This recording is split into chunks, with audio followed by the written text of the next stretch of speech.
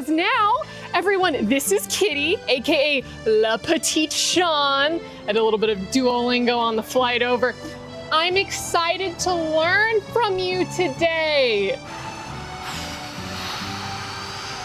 Where's your beret?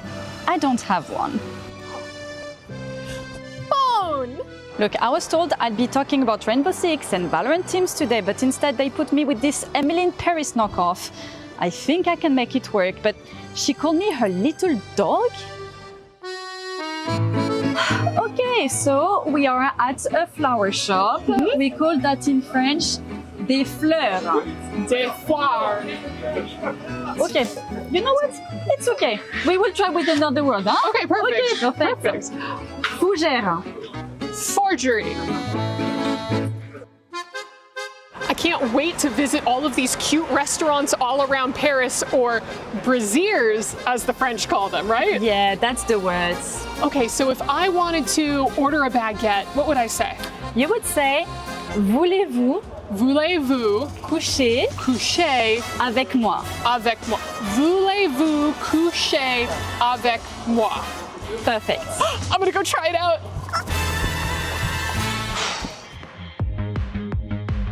Ooh, this is really cute. How would I ask to try this on? Oh, actually, you can say, je mange des gens. Je mange des gens. Okay. Je mange des gens. Non, on mange pas les gens. Des gens mange? Je mange des gens? Non, on mange pas les gens, c'est une robe. Where am I messing Vous up? voulez essayer la robe? No. Je mange des gens, s'il vous plaît. Non, on mange pas les gens chez moi. Kitty has been the best teacher so far. I feel like I'm picking up the language really quickly. I mean, whenever I speak with real French people, they seem so surprised by how good my accent is. I'm doing très bon. Oh là là, et puis ça y est, je suis américaine. On a compris que t'es américaine. On a compris.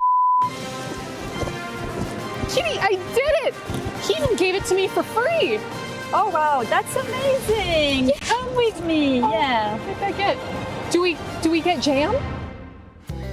Okay, so as I get it, the French don't really like the American tourists, right? Not really. So what can I say to have them truly embrace me as a local? Just tell them. Mbappé et Plumer!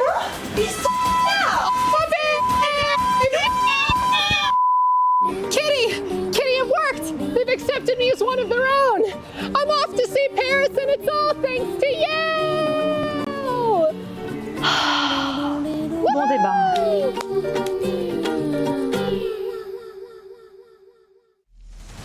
What would you do with $75 million? I would travel the world, I would invest, I know a bit of a boring answer, and I would help people when I can. I'll buy things for my family. A house for my mom. Yeah. Invest so I keep some money for the future. Everyone's just out here saying, oh, I'd spend it on my family, I would invest it smartly in smart enterprises. We need Americans, because Americans will come out here and be like, I buy 10 Ferraris, bruh. what if I say that I think you're lying? I don't know. Do you think I'm lying? Yes. The first thing that you're gonna do is buy all of the jerseys from your favorite players. I think you're gonna buy 10 fancy cars and go crazy. Okay, I'm lying. I would invest it into probably a retirement account. Why are you such a liar? I'm a finance major. I just graduated with a finance degree, so. So don't lie, you're gonna pay off your student loans first. No, actually I wouldn't, because I have an interest-free loan from my parents. Oh, so he came from money. Let's go to someone who doesn't have a silver spoon in their mouth. That's right. What would you do with $75 million? I'd buy an esports team. Hell yeah, this is what we're talking about. Why are you wearing a Teemo hat watching Dota? Do you think that maybe this is, you're a traitor? Yeah, this is my trader, yeah. A big PC. Like a nerd, like a real nerd. Lakeside mansion, you know, a good little Lamborghini here and there. Ooh, what color? Ooh, has to be red. Super Asian looking Teemo, what would you do with $75 million? 2, 3, 4. Sick. Buy my first PlayStation and Forza 6. That's it. Yeah, PlayStations are expensive right now, so a lot of that 75 mil is going towards that. Okay, rejection. It's just like high school all over again. I'm all alone. I'd buy this arena, honestly. I would name it after myself, and everybody would have to play at my arena. This would just be mine now. You think that this is 75 mil? A little delulu. Okay. You could buy the parking lot. Parking lot, I'll name it after myself. Perfect. Yes! Okay, now shoot. Ooh, maybe he can use the 75 mil to buy some skills.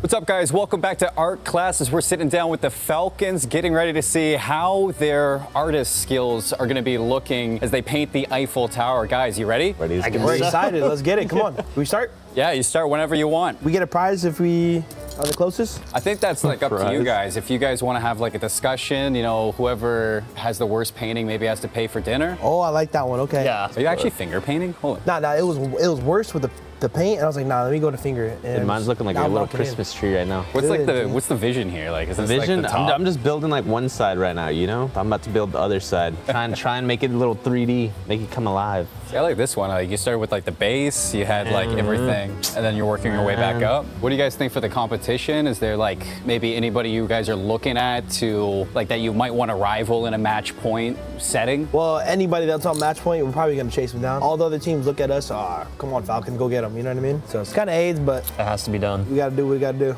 Yo, mine might be chalked, boys. Mine's looking. There might be fries, bro. This really on my Let's see what you're working with. No.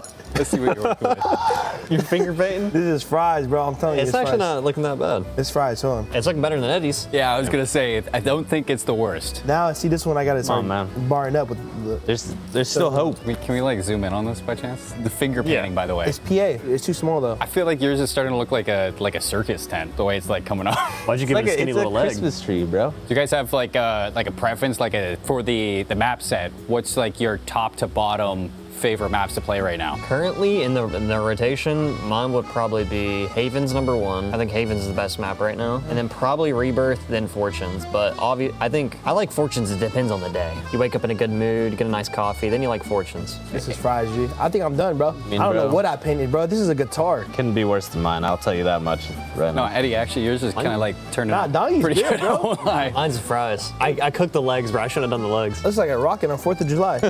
I see what you mean, like a guitar. Damn, bro. Let me go look at Eddie's. Let me go look at his. You don't want to see it. You don't want to see it, bro. Just I promise trust you me. don't want to see it. Stay away. Damn, now that's actually better than mine. It's coming together. You want to see mine? Yeah. Hold up. Let me go take a look. Go take a look, G. Hold up. Let's see this. Little bit of water. What's up? Look like a guitar with Paris on the side. I think that this might be the best one we've had yet. Better than Trick. What's up? I don't know. Trick was actually his was pretty good. He goes to Disneyland, But it's bro. close. Like That is true. He's a diamond member at Disneyland. So between you guys, who's got second place? You can put me in last, bro. It's between you guys, not me. I'll go last place, y'all. He's easily first for I swear, like if you didn't finger paint, you'd be second. I swear, Nah, as soon as your man. fingers got on it, fries. I got some big fingers. But I'm just happy that I don't have to paint, guys. I'm happy that I don't. That's been art class with the Falcons. Obviously, chat and desk, rip them apart if you want to, rate them, which one's your favorite. But we just know that I think you guys paint better than the casters. I think you paint better than the analysts. There's no competition from myself. Everyone is playing, you're not yet. EWC Play is your all-in-one platform to compete in fantasy, pick'em, and quests for a grand total of $300,000 in prize pool. Build your dream fantasy team in 5 different games and track your score with live results tables. Predict the winner of every game, every group stage, and every tournament. Complete daily and weekly challenges to earn boosters that help you climb the global leaderboard. Got what it takes? Join EWC Play now.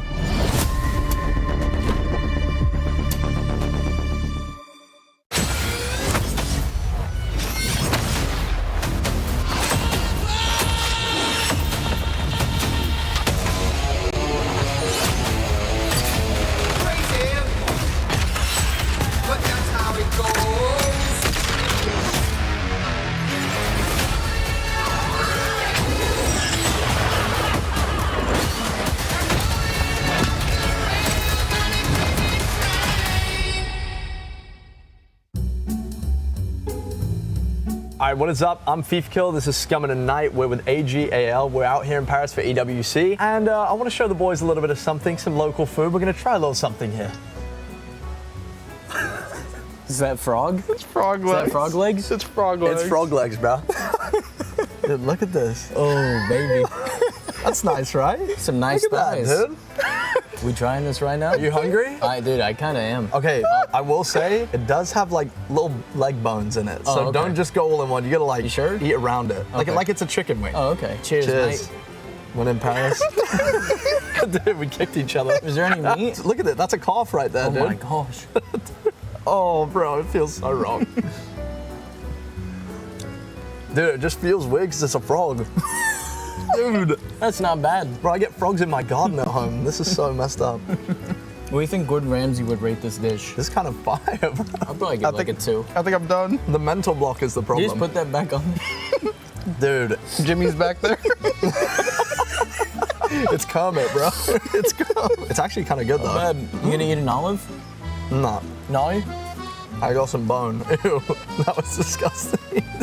Dude, the olive was the best part. You like the olives? I do. I'm not scared of the olives. Get another leg, bro. What do you boys rate out of 10? I give the olive probably a 10. What about the frog's legs? The frog leg, I'll probably give it like a nice 2 or 3. A 2? Yeah. So you're not messing with Paris food? I mean, I had some croissants. Those were pretty good. The frog legs, though, I'm gonna have to lay off those while I'm here. Callum? I'll give it a 2. That ain't for me. 2? It walking around before. No, it threw me off. I'm eating another olive. I'll give it like an 8. I mean, the chicken flavor was good. Like, it tastes like chicken. But the fact it was a frog leg, I kept getting this image of it like running around at me. It was freaking me out. No more frog legs for me. We gotta go track down some snails. That is gonna be the end of that. My teammates didn't really like the frog's legs. Paris, you gotta step up your food game. I didn't mind it. Not bad, not bad. I probably would never eat that again though. But yo, thank you guys for watching. I hope you enjoyed. It's got like a full-on calf. Oh, look at this. Yo, imagine this thing just leaping, bro, like boom. I can't believe they just made us eat this. I might go vegan. I'm vegetarian now, dude. This is terrible. I think like my favorite POI on Rebirth Island must be Stronghold because like we used to land there or we land close to this, so we always fight there. My favorite POI on Rebirth Island is Turbine because there is literally a million teams on us and we're going to be fighting for our lives like it's a zombie apocalypse. My favorite POI on Rebirth Island is probably have to be Chemical. That's where we land for finals and all these land events. It's because it has the most money flow, has an anchor. I can look at more dangers from a high point of interest, and yeah, that's why it's the best. My favorite POI on Rebirth Island is bioweapons, and that's because both my fraggers can get as many kills as they want at Turbine. My favorite location on Rebirth Island is just Harbor, because we are between the 2 best teams in the world, Twisted Mind and Falcons, so it's like a good practice for playing good on the map. I'd probably say my favorite POI on Rebirth would be Turbine. I feel like it's because it's more of a close combat and like close quarter gunfights. I find it quite a better POI for my game style. My favorite location in Rebirth Island is Control because that's where we fight together better as a team. My favorite location in Rebirth Island is Nova. It has like very good versatility to the right harbor and to the left living, and it gives us great rotational space across the map. My favorite location is Turbine because obviously we're landing there, so any teams landing there, be careful, we are there. My favorite location on Rebirth Island is Prison, and why? Because I'm landing there. Every game I'm landing in Prison. I love Prison. Hi, I'm Sukex, I'm from GK Esports, and I'm here to set up my PC at EWC. So obviously first I'm gonna plug in the keyboard, because that's the most important thing. Usually I'm gonna plug that into the mainboard directly for the least latency. Then obviously same thing for the mouse. I'm gonna plug that in the back as well, just to make sure it's straight in the mainboard. Best performance. Then same thing for the headset as well. And obviously I gotta plug in my monitor so I can play. It's already plugged in. That's a display card cable, so it's already set up. I'm gonna put that down here. Tilt it the right way. Also gonna make this desk a little higher. Short.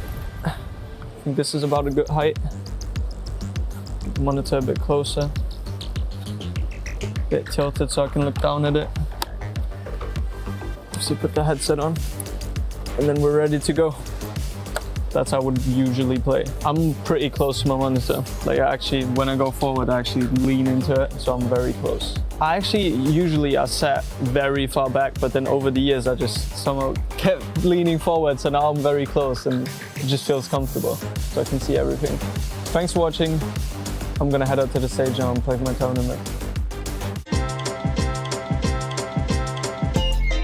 What's up, guys, and welcome back to Art Class as we're sitting with NIP here for the Esports World Cup in Paris.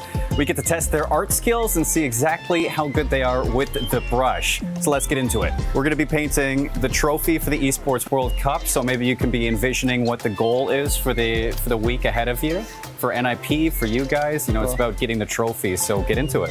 This is going to be easy, bro. Watch. What do we do black then? Do you guys think that there's going to be like a best painter out of the three of you? 100%.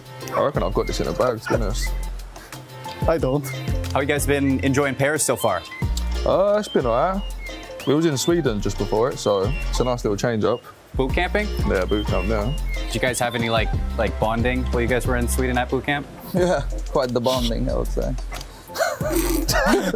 What was the focus for you guys for getting ready? I think mainly trying to win games, trying to have better communication in the game and see how the vibes are while we're all together on LAN compared to at home. Obviously, like Fortune's Keep is like, this is the first time you guys are playing it on LAN. Was that like a surprise to be playing it? Is it like, do you guys struggle with Fortune's Keep at all? I think that's one of our strongest maps, to be fair. We've got most of our points, most of our winning games on there. Is it like something about your team, like maybe like just favors that map? Like, I just think our landing spot's pretty good, to be fair. Lately, Rebirth is also working out really well for us. So I think all maps should be fine. Oh, you got it pretty good so far. Yeah, he is pretty good. Look at mine. Yeah. It doesn't even look like it. What's it? This I used to be an artist. You used to be an artist? Yeah. I mean, look, it speaks for itself, doesn't it? It does, actually. I used to be a painter decorator.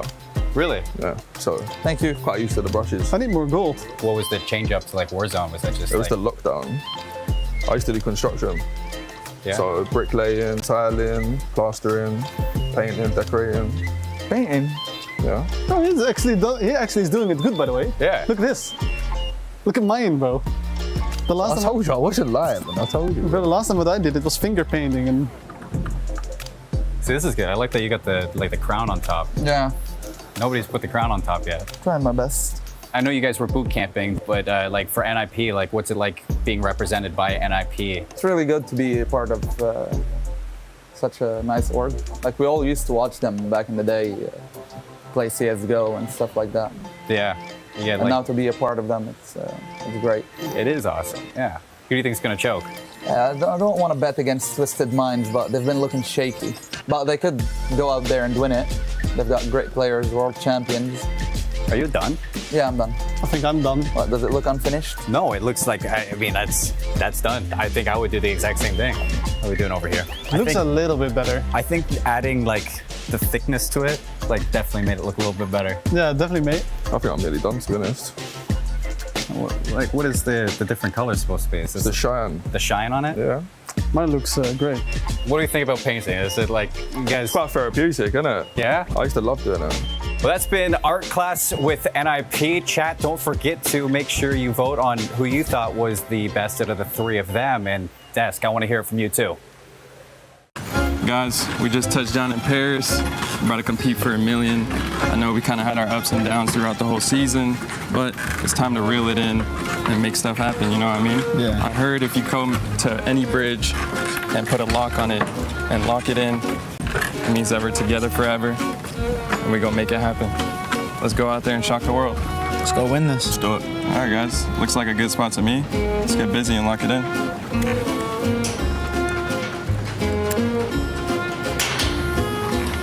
All right, boys. Seems we're locked in. Let's go win this thing. Let's do it. Let's go.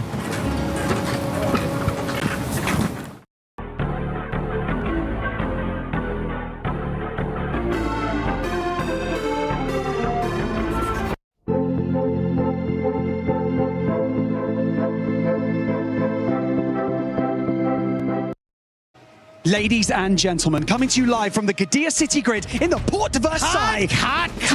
Dandro, this is like the 5th time we've done this. What's wrong? I need more energy, but I need more pizzazz. pizzazz. Doesn't get much more pizzazz than match point finals, man. We have 16 of the best teams in the world Yeah?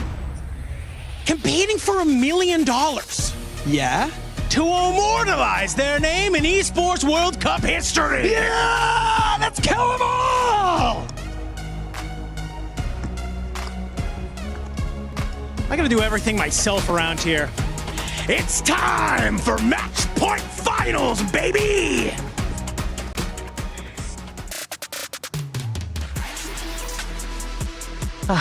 Another beautiful day here in sunny Paris. Welcome to COD Warzone Resurgence Championship at EWC 26. We have had 3 grueling days. Group stages where we had some teams absolutely dominate. And yesterday at Survival, we finally saw the favorites rise up with Falcons. But today, ladies and gentlemen, we will have one team that's gonna triumph. And at the end of the day, they'll be putting their key on the totem.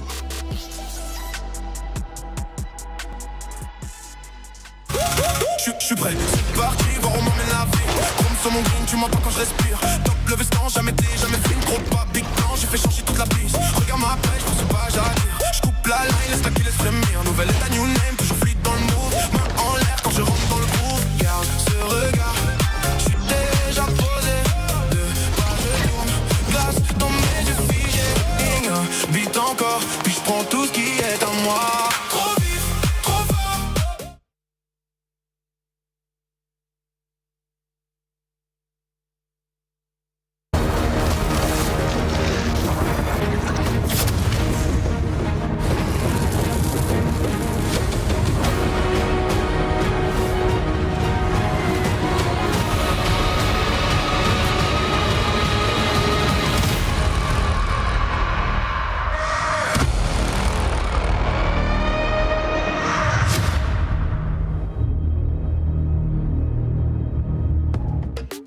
Welcome back, ladies and gentlemen, to the match point finals here for COD Warzone Resurgence Championship at EWC 26.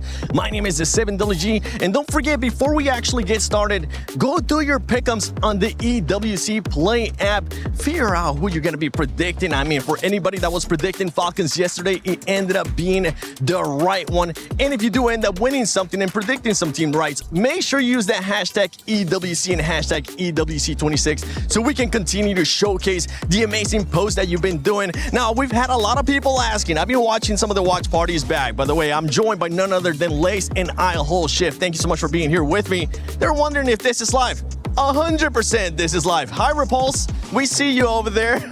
But today, I mean, we have 16 of the best COD Warzone teams, and one of them at the end of the day shift, they're gonna be able to just put that key on the totem and get that money. The stories are limitless right now. You've got Falcons who are looking to do what they essentially missed on last year, trying to find a way to get back in with a new squad. You've got all 3 of the players from Twisted Minds who won last year on different squads, including one that's still retaining their spot on Twisted Minds, and all 3 of them are in this grand final. Should be exciting. Yeah, I mean, you've even got G2 as well as Vitality and, of course, VP. Oh, VP, I mentioned it earlier too. We had some teams absolutely end up dominating when it came to the group stages. The sponging of the points happened, and today it doesn't matter sponging of the points because at the end of the day, you want to be the only one up there and winning via match point as well. But for anybody that missed the first 3 days, here is the STC Rewind. Welcome into the STC Rewind. Gojin Seymour, it is Warzone Resurgence Championship here at EWC. So excited to get into the action today, Seymour.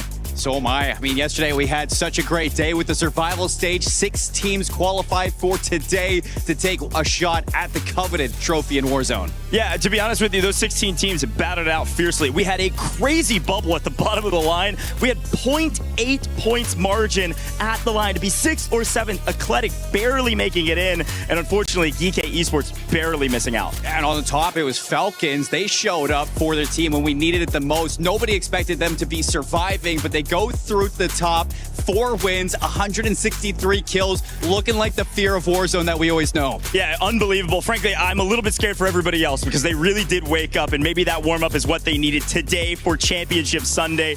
Ridiculous stuff. PBJ make it in, Vitality make it in, and we got a ton of rookies as well making it into tomorrow. The race for Rookie of the Year could never be closer than it is right now. 4 rookies in the grand finals, 3 of them yesterday leading their team in kills. PBJ, Lev, they look great. I'm excited to see them play today. Tomorrow is today. This is it. Championship Sunday. The last chance for the teams to step up and make a name for themselves, make a name for their org, showcase to the world their organization could potentially lift this coveted championship trophy. Unbelievable stuff here for all of our clubs, and we are so excited to get into the action. As a quick reminder, it's time for you to get your predictions in as well. EWC Play App, that's where you can go get your predictions on who you think can win. It's match point finals. You got to get to 150 points and then win a game. It is anybody's day today, Seymour. Do you have a prediction for us? Look, I started predicting T1. I'm going to stick with my team. I'm looking for Rookie to spam to take the win. Okay, the Rookie spam, T1. I'm going Falcons. I've been talking about them all day, and I think the other teams made a mistake kicking them down to Survivor Stage. They got warmed up. I'm going to put my predictions in. $300,000 in total prizing on the EWC Play App. Go download for free. Log in each day and log in all your predictions. Folks, Championship Sunday. Let's get it. Guys, it's Championship Sunday. The fans are in the building. We got Gentleman's fans in the building. We got Falcons fans in the building. We got the Tainted Mind fans in the building. Yo, Championship Sunday. You guys ready to go? Yeah. Novo's here to play as well, everybody. It's going to be an exciting day. You better stay tuned in.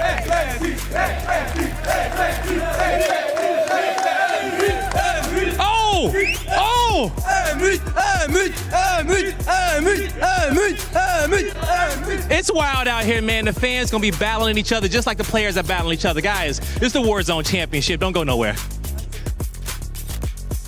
You guys don't go anywhere because we are firmly placed here in the arena. The crowd is starting to get electric. The fans are feeling it, and our players are almost ready to go. Before we can get into the action, though, we have a little bit of a club championship update. Yeah. Miles Ross here with Mighty Dandro and Glitter Explosion. Welcome, friend. What have you got to tell us? We've got a lot to talk about. Okay, we did a little bit of a touch on this yesterday because 2 of our games completed for Week 4, MLBB being the first one. And I got to be there live when Team Spirit was walking up to the totem to celebrate that win, which was massive for this club because they needed the win not only to be trophy eligible, but those 1,000 points on the board rocketed them up the standings from 14th at the time into 7th place. Massive jump. Now, they did drop down to 8th after that because then Street Fighter also ended. Zeta Division just barely ousted them, but the big story, the biggest story, literally, because it has set a record, is the fact that our Falcons player, Crimey, youngest EWC champion in the history of the event at just 15 years old,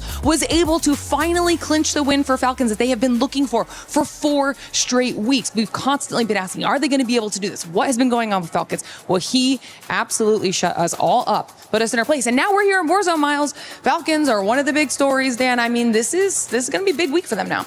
It's going to be a really big week for the Falcons. I mean, I think we came into this, everybody had high expectations about them. We go through those group stages, and all of a sudden, the Falcons are not looking like the Falcons that everybody expected. We get through yesterday in the survival stage. They look back in form. I think Coach said it best. It's almost like you're kicking a wasp's nest, and that's what it feels like. You woke up Soka, you woke up Noobs, you woke up Dongi, and I'm very excited about how they're going to be able to fry out today. Touch of turbulence for the Falcons, but right now, is it going to be smooth sailings? We've checked the forecast, and, well, frankly, we don't know. We're going to find out over today's play. But not the only team that have a stake in the club championships as well. Vitality looking spicy. Yep. T1. There's a ton of squads here. And Dandra, after the first day, after playthrough, we were worried for some, but, in the grand scheme of things, especially here at EWC, a lot still to be played for. A lot to be on the line, and I think when I'm thinking about teams that have a good run that could really make a lot of matter in the club championship, Twisted Minds is the biggest one. Mm-hmm. We talked to Fancy, who's the owner, and he literally said, we have to win this. We have to win Warzone if we want to have a chance to be competitive in the club championship. And there's no better team, I think, to have to rely on than these 3 players. They looked lights out in the group stages. They've had a day to hang out,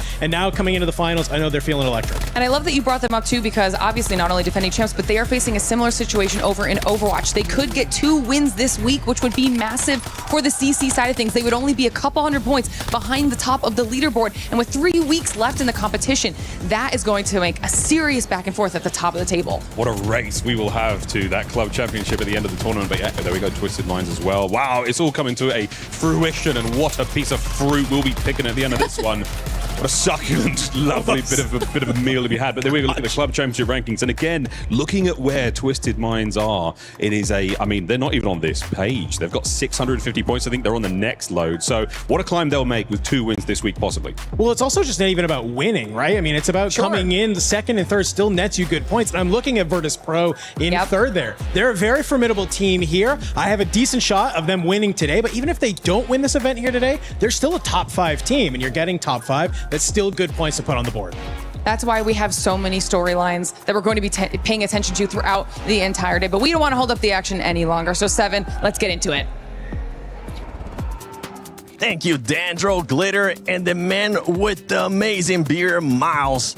But we gotta talk about the Sony story of the day, which is we could have the defending champions, as they were just saying, Twisted Minds, even though it's just one player from last time, Lace. Twisted Minds, with the way that they played in groups, they were dominating. Absolutely. This is definitely one of, if not the team to take home the trophy today. I mean, if they can bring their performance from the group stages into match point, they could do it in about 9 or 10 games. I know that's saying a little bit crazy, but it is possible. Their average points across matches is about 26, 14 being their kills, and they have never been in the bottom 10, and they only once have been out of the top 5. So forget about the bottom 10, but they have been sitting in that top 5. They had 5 wins over 12 matches, so their conversion rate to be able to get the wins is just above the rest. And I mean, yeah, it's got to be a heavy hitters. Of course, you know, they didn't get the chance to compete against, you know, the likes of the Falcons or anything like that, but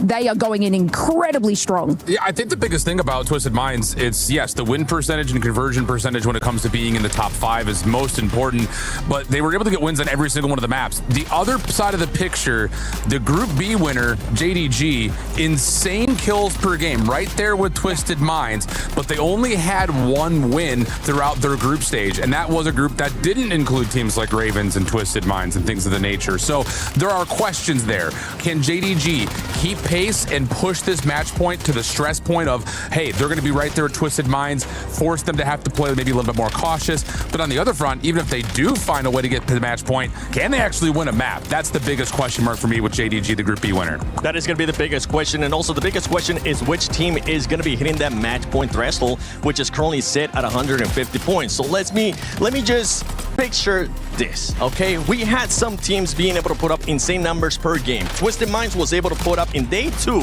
one of their best performing days, 28.7. JDG ended up posting 24.3, which was in day 1. And yesterday during Survival, we got a chance to see Falcons put up 23.7. So right now you're getting a picture of how many games possibly, if those teams perform like that again, which for Twisted Minds, it seems like they're not going to be stopping, who's going to be hitting that match point? I would say our first wave of 150 pointers was going to happen between Game 6 and Game 8. 6 would be a stretch. Yes, the numbers would supply Twisted Minds with the math to do that, but we're dealing with the 16 best teams in the world. We're not dealing with the bottom feeders anymore. So I would say by 7 or 8, we're probably going to get that first wave. The second wave will happen between 9 and 10. That's where you're going to start to see teams like VP, like Ravens, like possibly Vitality, T1, teams like that are getting good points, but are not necessarily finding the same dominance that our top 3 so much are. So that's where I'm kind of looking. I would say your first wave is likely to be some combination of Twisted Minds with JDG and probably Falcons. I just think that yesterday was needed for them. They needed to come out, reset, and they got that in 4 of their last 6 games. They found wins. Yeah, and look, we didn't really see too much from the Falcons, but coming from that survival stage is exactly what we needed to see from them, and hopefully they can bring that energy to the match point. Hopefully that's going to be the case. Later on, we'll get a chance to talk about the map and the schedule for today as well, because that's going to be playing a big part for some of these teams in the way that they're performing certain maps. But right now, for everybody back at the venue, this is going to be one of my favorite segments, and it's been one of my favorite segments so far this week. And it's none other than Blaze getting us some interviews. Ladies and gentlemen, it is Championship Sunday, and we got the best 16 Warzone teams in the entire world ready to throw it down on the stage. And as you can see, everyone is locked in and ready to go. But I got to talk to some champions over here, especially the defending EWC champion. I mean, come on. Oh, come on, man. You okay? You ready for the day? You ready to get this thing going? Absolutely. As prepared as we'll ever be. As prepared as you can be, all right? And so I love to hear that one. Now, as we get going for the day, you and the boys, man, y'all had a fantastic start to y'all tournament. You guys gonna pick up where y'all left off? Absolutely, we're going for first today. Heard it, man, going for first, all right? Best of luck to you, man. Good luck out there today. All right, who I got in the back? Yo, Blatz. I know you ready to go, right? Yes, sir, always been. Okay. Hey, how would it feel to be a champion today? That'd be my first World Championship, so obviously, you know, it would be super exciting. It's the most confident I've ever been in the team, especially in Warzone. Probably even in CDL too, you know. I think we have a very solid roster, and I mean, we did the work. Now it's time to show it. It's time to show it, man. Hey, man, you've been in the league for a while. Best of luck to you today, brother. All right, let me come on over here. Yo, Heeds, I ain't talked to you all weekend, man. You can't avoid the camera. You ready to go? I'm ready to go, bro. I know you're ready to go, man. You're here. You on home turf, man. The fans are behind you. How does it feel to play today? I'm feeling really, really good. The fans are here, and it's really good. It is very good, okay? Lock in with your team, all right? Do what y'all got to do. Get him in check, okay? Get him ready to go. Vision. What's up, man? We saw you slaying out in your group, man. All right, you had a day break. Did you make the most of it? Of course, we just had time to relax, time to rethink our strategies, and yeah, we'll see how it goes today. How many kills we getting out of you today?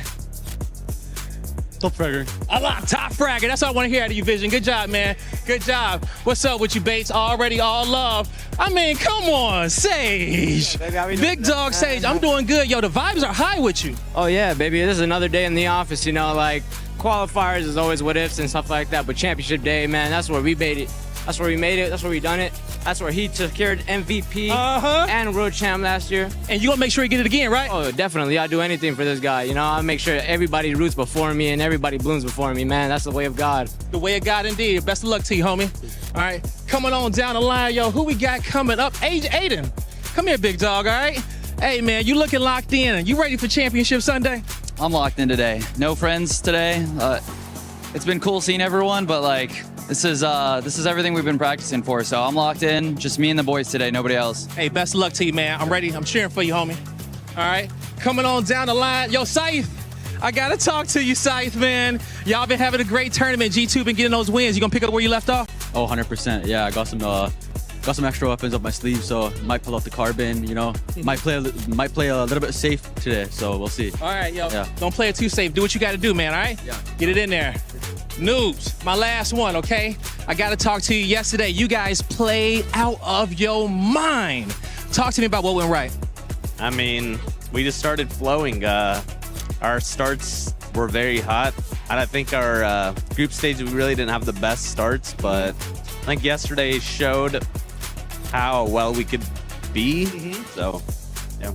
And you guys look good, okay? Fans behind you, everybody cheering for you. Falcons, they're looking for you guys to do big things. What you want to say to the Falcons fans real quick? I mean, shout out to them, dude. They've been supporting this whole week. They've been so loud. I think this is like the loudest crowd I've had personally for myself, so it's been insane. I mean, I think I can hear the Falcons fans in the crowd right now cheering their butts off. Hey, it's Championship Sunday, everybody. The crowd's ready to go. The players about to lock it in. Now, you guys lock it in. Thank you, Blaze, for all those amazing interviews that you've been doing throughout the week. But now, for some of these squads, we talked about the top dogs, Twisted Minds, JDG, Falcons yesterday, but we got to talk about some of the other surprises as well, because Novo, Fede, I mean, he was absolutely stunning yesterday, being able to put up 67 kills. Yeah, I mean, they've been undeniable in terms of their kill participation, but they haven't won a map yet. So that includes also playing through the survival stage, which is not great news overall.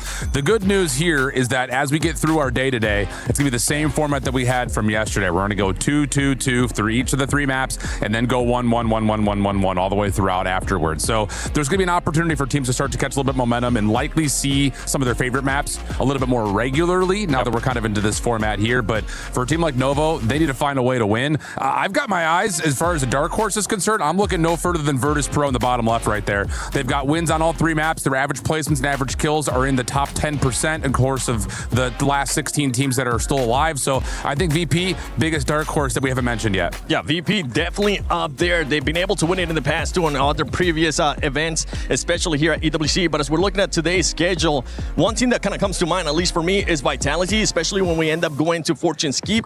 Yesterday, they were able to average between a 2nd to 3rd place finish. That was outstanding. And another team, if we even go back to group slates, none other than G2. G2 was able to perform really well. Yeah, I mean, they're definitely one of those teams amongst to reach that match point threshold incredibly fast. I mean, they had the average kills at like 14, which is just shy of someone like Twisted Minds, so it can definitely be there. But, you know, if we look at groups, they only got 2 wins out of the 12, which, look, don't get me wrong, that's fantastic. And it's above some of the other teams we have in there, but the conversion is probably their weakest point because they can only move through that at a steady pace and maybe a little bit too late.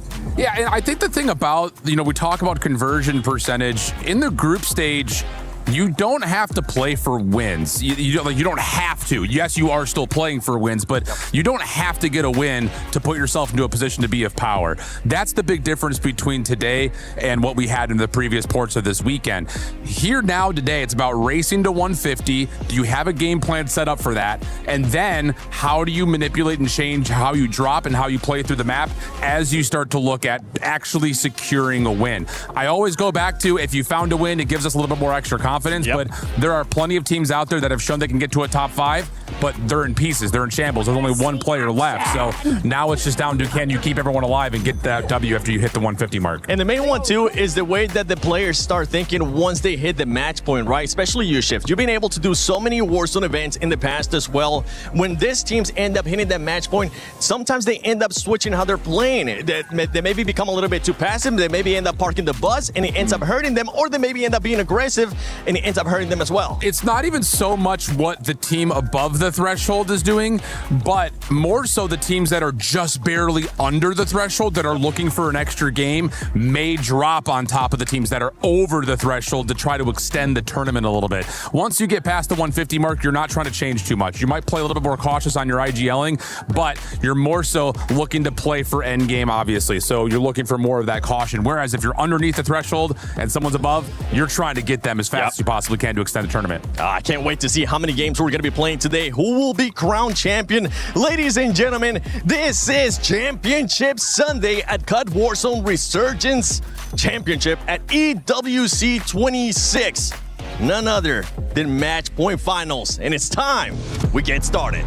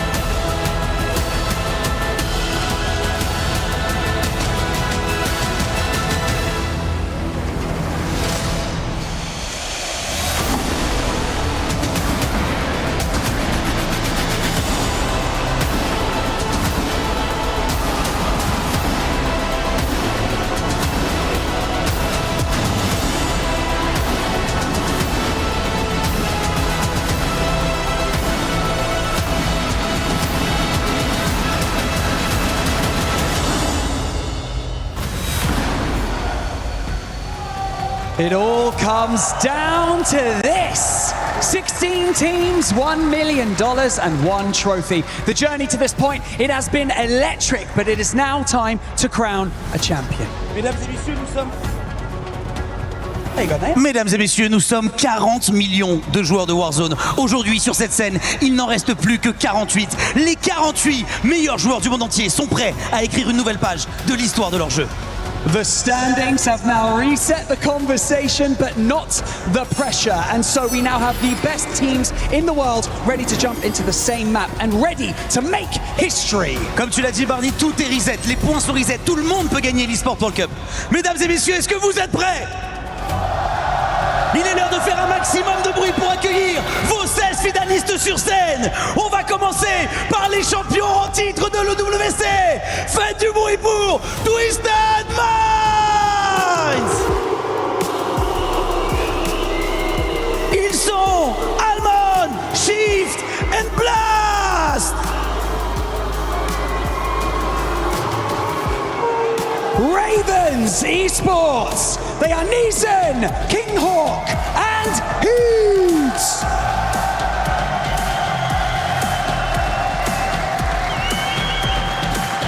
Virtus Pro. They are Remy, Destroy, and Adrian. T1. They are Echo, Spamgola, and Disrupt.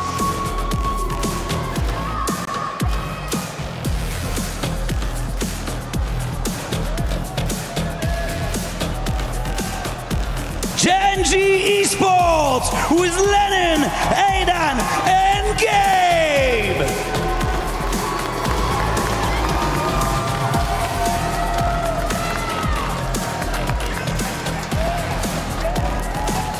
G2 Esports. They are Scythe, Big Man, and Anxiety.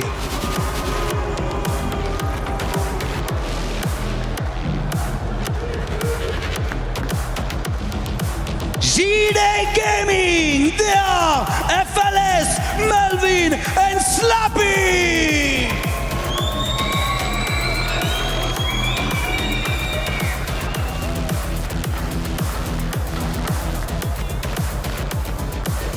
Ninjas in Pajamas E-Star. They are King AJ, Vision, and Showstopper.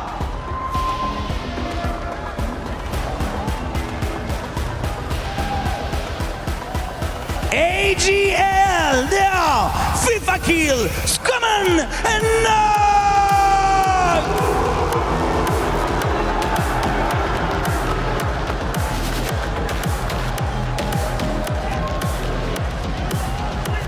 Novo Esports. They are Blade, Fedi, and Vortex.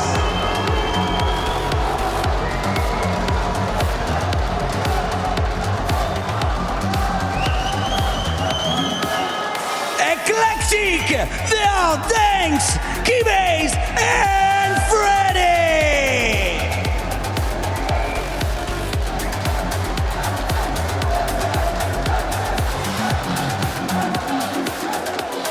Team PBJ. They are Praise, I Believe, and Jay Vela.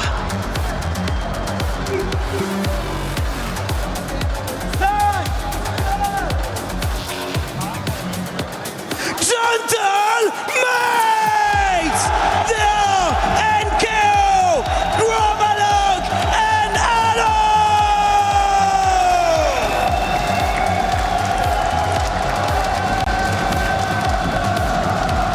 Team Vitality. They are Sage, Z-Smith, and Skullface.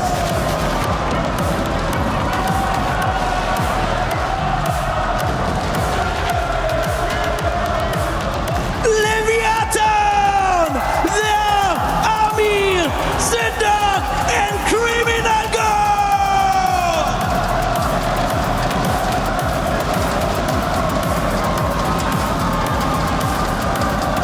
And finally, your reigning club champions, Team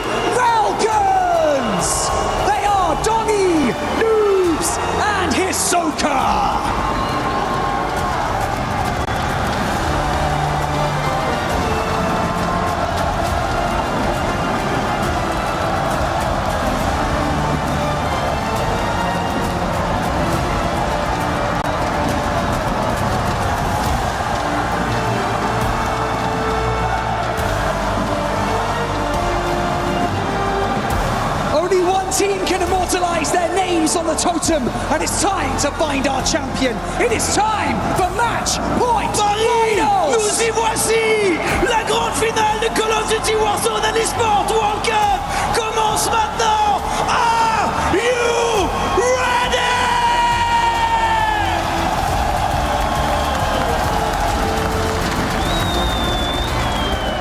We're here to play for $1 million. We're here to give it our all.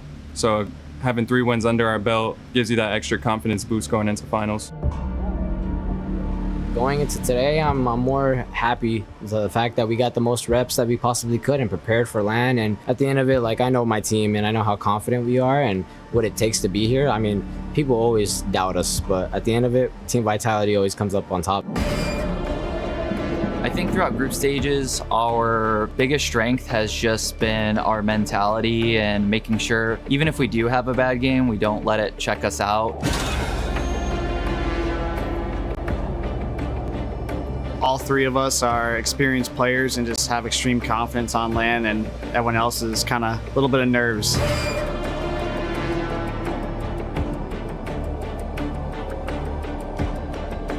Kind of had our ups and downs, you know, prior coming into EWC. You know, we set that aside, kind of just gave it our all, and it showed. I think I've got 2 absolute animals as teammates, and I think we just have so much experience on LAN. I think one thing we're going to prove is probably in the slaying format. You know what I mean? We're going to prove on more kills. More kills equals more points. Cody's on 15 bloody kills. Also, that zone's not going to drag. What? Nobody but shit. Oh my God! Goes huge in the back line from a different angle, and Noob maybe a little bit lucky there. Oh my God! Personally, I would love to lift the trophy again. Did it last year, but I feel like our entire team split. Now it feels like I have something to prove to the community, my ex-teammates. My biggest motivation is I want to do it for my teammates. Being the first Warzone player to lift that trophy twice will just be a legacy statement. You know, something I've been saying the whole year, you know, completing the 3-peat, showing everybody I am who I say I am. I think Soka's the best player in the world, so no hard feelings, but I think the ego's got in the way. I was talking to him before we all played. I was like, are you going to go mansion or boat? He said, I'll go wherever I want. And then we fly in. It turns out he couldn't go wherever he wanted. There was a few players that had something to say about that. Other teams should be worried to face the Falcons in finals just because what we did the last 2 lands, you know, we went back to back. So we're chasing legacy. But a lot of players, a lot of fans don't want to see us win. But that only drives us. Ladies and gentlemen, the greatest Warzone event in history. It has the most stories, it has the best players, it's the most competitive, and I cannot wait to see what happens. The energy in this arena is electric, namely because of the Gentlemates, but many other super fans as well. Today is going to be a great day. I'm Goach, this is Seymour. We're kicking things off with the first cast, with the first couple maps, and I am so pumped to get into it, Seymour. Hey, Did you guys see that? Falcons were on stage, Leviathan was on stage. You had so many super fans showing up for their teams. They couldn't have been a better introduction to such a coveted trophy in Warzone, with one team looking to take it all, a couple teams looking to hoist it for the second time. Yeah, there's a lot on the line, yes, with the club championships, but also in the minds of the Warzone community. There's still a lot to prove for a lot of these teams here, and to get into a bit of the minutia, before we talk about the stats, before we talk about the stories of the players, I do want to remind everybody that there's $1 million on the line, okay? It's EWC.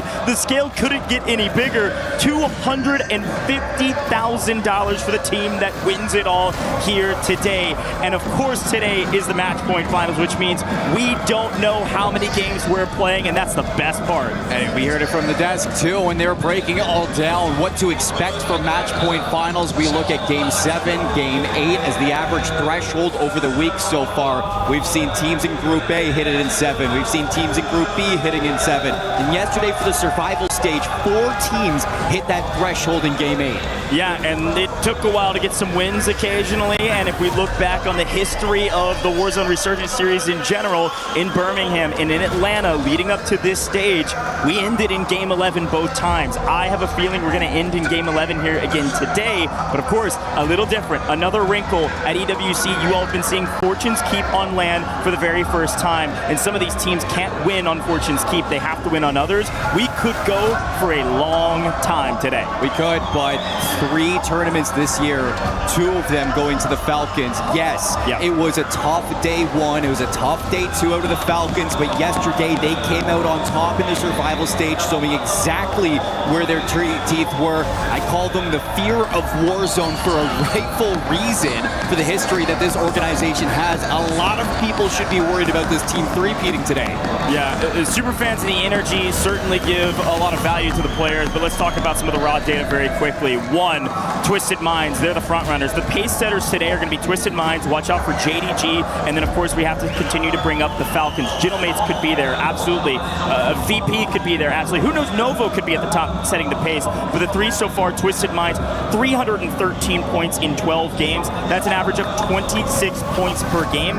And the big key factor for Twisted Minds is that they won 5 out of 12 of their drops. That is a gigantic win percentage, just under 50%. That is going to be tough to beat. Somebody's got to slow this team down. Somebody does, and I think that it's going to be a different pace just in general. Group A, B being mixed together, the top teams, there's nobody that is going to be lacking in terms of firepower, strategy, and preparation for a day like today's. So you think Twisted Minds, they got away with it in Group A. It's not going to be the same today. I totally agree. And the Falcons, a different story because it had to go through the Survivor stages. But Survivor stage, we talked about it yesterday, is one of those where there weren't too many weak teams. There just also weren't those point sponges at the top. They averaged 23.7 points in 10 games at 237 at the end of it, and they won 4 out of 10. A very similar win percentage as Twisted Minds. Let's talk about the team that's the hometown heroes right now, Gentlemates, because we haven't seen them since the group stage, Goj, and of course with the fans behind them, they were the ones to lead both day 1 and 2 for their group, kicking off on Havens Hollow. It's really important that the Gentlemates start hot. Sometimes we've seen the Gentlemates falter early and it takes them a while to get started.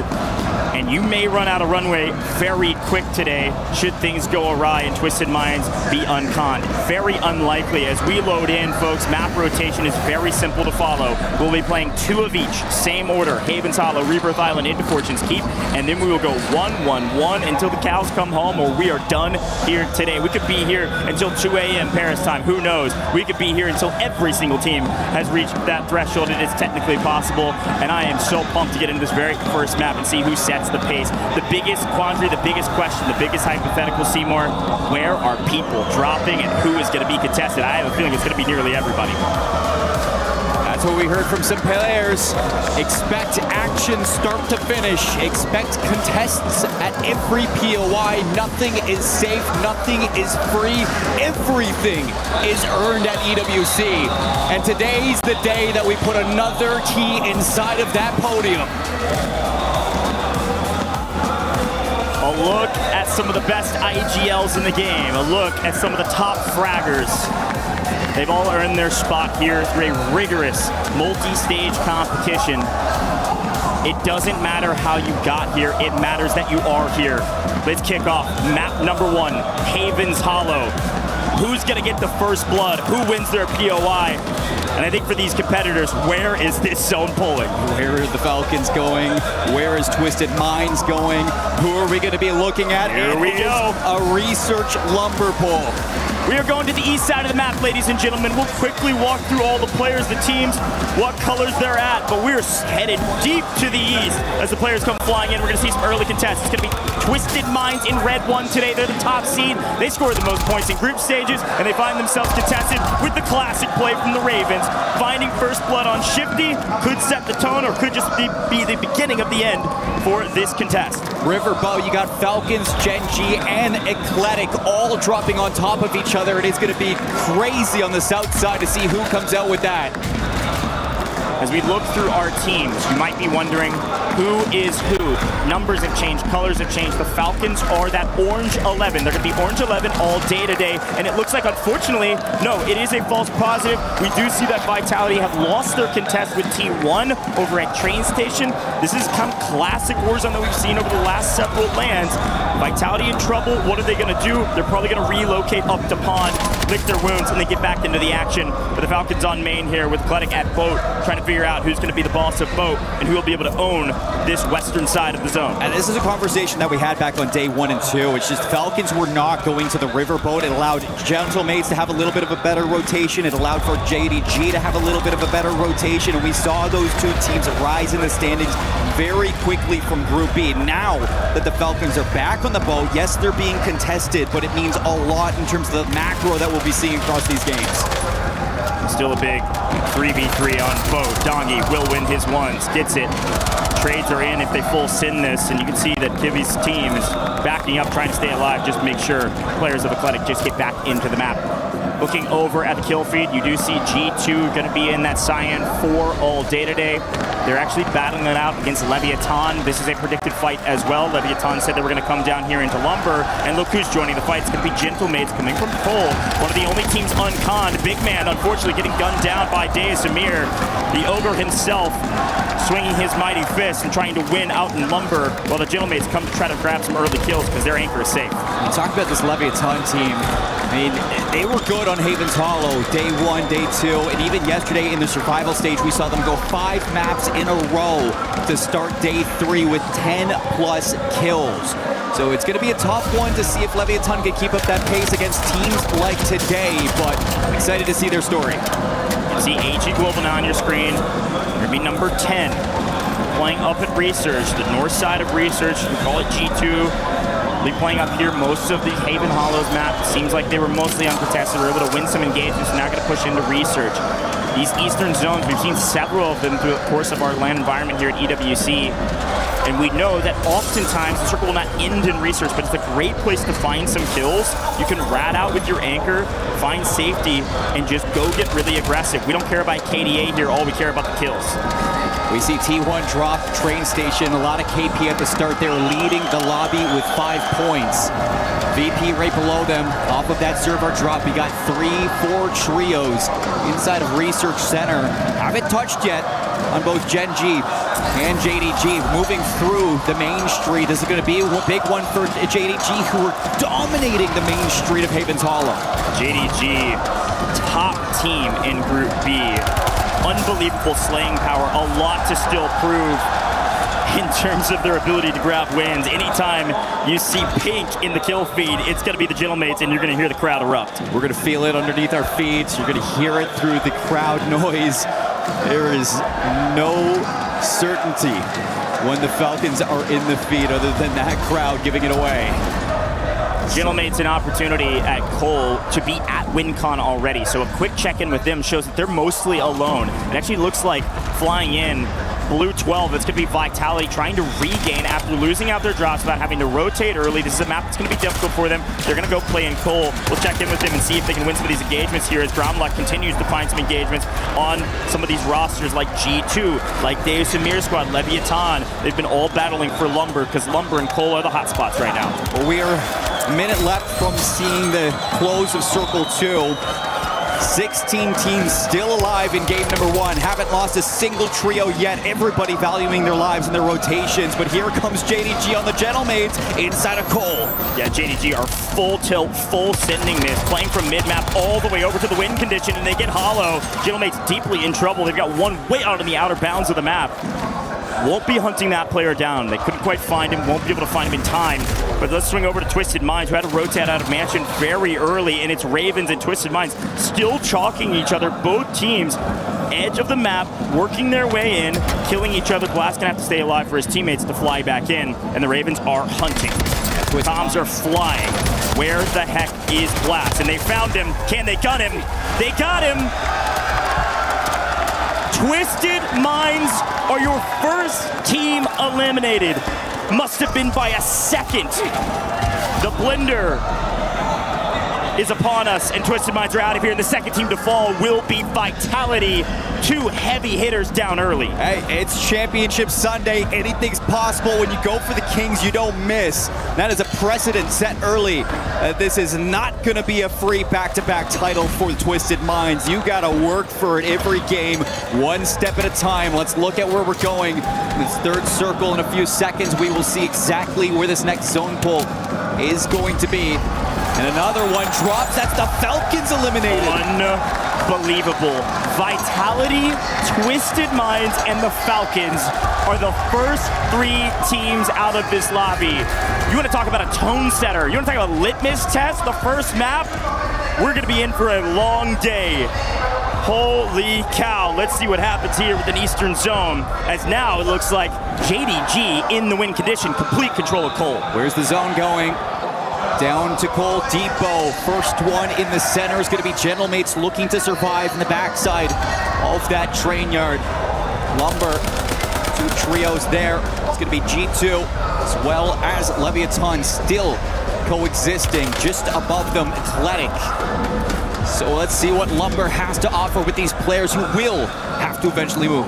Yeah, Cole the win con. Unfortunately, his Gentlemates lost it, so they're going to be outside. In the zone, yes, but outside of the main POI. Z-Dark gets gunned down. G2 still shooting. The good news for G2 is that they've hardly had to move a muscle. The kills are coming to them. The Italians strike into the kill feed and do find another team being eliminated. See you later in IP. Not a free day for you either. Still going to have to see a couple teams rotating in. From the east, it's T1. Cross the river, trying to get into Cole Depot Research. You still have 2 trios on the outside looking in, and as a solo, Ravens need to regain. First look at Virtus Pro here on main. They've been able to find some kills. They've been fighting through servers. They've been in zone this entire time. Things going well for them, and Destroy able to stay alive. Right for a moment, goes wrong, but they are still up. 1 player in the air just in the nick of time. Virtus Pro not out of this lobby, not yet, but it does look like, unfortunately, Leviathan has been eliminated. Leviathan will not start with a banger map like they did in the past, and the Italians continue to fire their guns. There goes Athletic. Top 10 finish in game 1 as we're into the multiplier now. Fire sale just about to run out. Teams trying to find some space into the new zone. Still on the outside looking in. If you're Ravens, finally you have all 3 players resetting. And another one goes down. It's going to be Adrian and Destroy finally getting knocked out. VP are gone. We need to look at the gatekeep that is going on through Cole, because the team that is trying to keep everybody away is JDG. T1 on screen in a great spot, but unfortunately I don't know if they know they're about to get gunned in the back. Watch out for the rotation from Ravens Esports, and no, they had absolutely no idea. Spam goes down, the rookie down early. Bad news for T1 fans. Disrupt gonna fall, maybe gets a trade, but that's about it. They don't even get the full. Down goes T1, a missed opportunity, unable to hear through the cluster that unfortunately for them, they get flanked in the back. Big opportunity for Ravens to make a difficult rotation and make a play for a win. Wide open zone pull, and AGAL still alive. Prey's gonna be gunned down by Knight. He's got the stim shot, trying to pop up, trying to finesse. New zone pull, very wide open. You got a couple of walls from Cole Depot still in the safe zone. Same thing with servers. If you win your fight server, you don't have to early rotate. You're gonna have a lot of positioning and safety. PBJ, the only team without an organization representation. They represent themselves, and they find their way to a top 5 position. We're into the highest multiplier. It's time to win. At some point, we gotta see some movement from G2. Yes, they take down Leviathan, but now it's gotta go against Gentlemates just outside of that circle, trying to hold some positioning underneath that bridge, and it's Gentlemates going for the full send. PBJ on the outside of zone, but a full send with the Gentlemates on main. G2 strike first. It's going to have to be the Young Prince. Can he find him? Inkyo last alive for his team.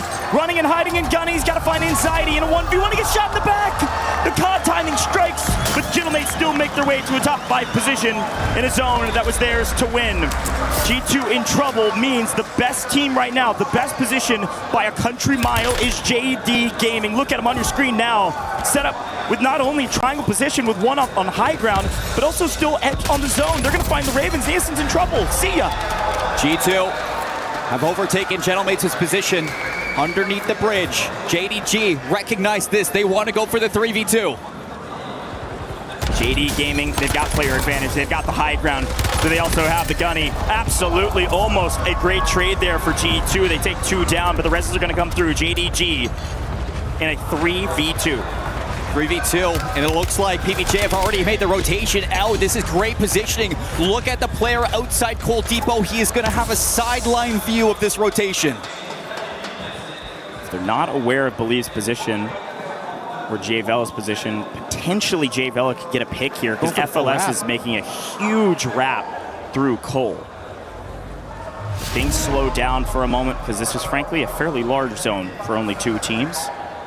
Unbelievable job from a team barely making it to this stage, barely making it to the survival stages, and then barely making it to the finals, and yet they find themselves in a 2v3 against the top dogs, PBJ. Let's see the moves that they make. FLS alone. Slappy and Melvin trying to chow as a duo, and FLS is actually going to join them. They're kind of trying to death ball one. They maybe think they have one isolated. The shots coming through and the smokes are in. Melvin, unfortunately, gets surprised. Guns are up. Believe. Find one. No. Goes down. It's going to be a JDG win. This is a freebie. They've only lost FLS. It's a 2v1. Heroics have to be made right now. Not going to happen. JDG, the top dogs in map 1 after winning their group. These guys have gunned down their opponents but have yet to find their wins. JDG are finding them now. No better time to turn up and a walk down Main Street to get it done on Havens Hollow. Opening up Championship Sunday, JDG looking good, feeling good. And that is one that I'm sure is going to kickstart this conquest to a trophy. Like you said, Group B, they were on top. We didn't get to see them in the survival stage. They got to sit, they got to study exactly how they wanted to take down these top teams, and it looks like all that studying has paid off. Crazy to think that Vitality, Twisted Minds, and Falcons fall first in this map, but at the same time, as we look back on this replay, look at where we ended. Look at this final zone. JDG were able to set up with patience a win that frankly had to be inevitable. There was no way they were going to sell this one. Let's listen into the comms.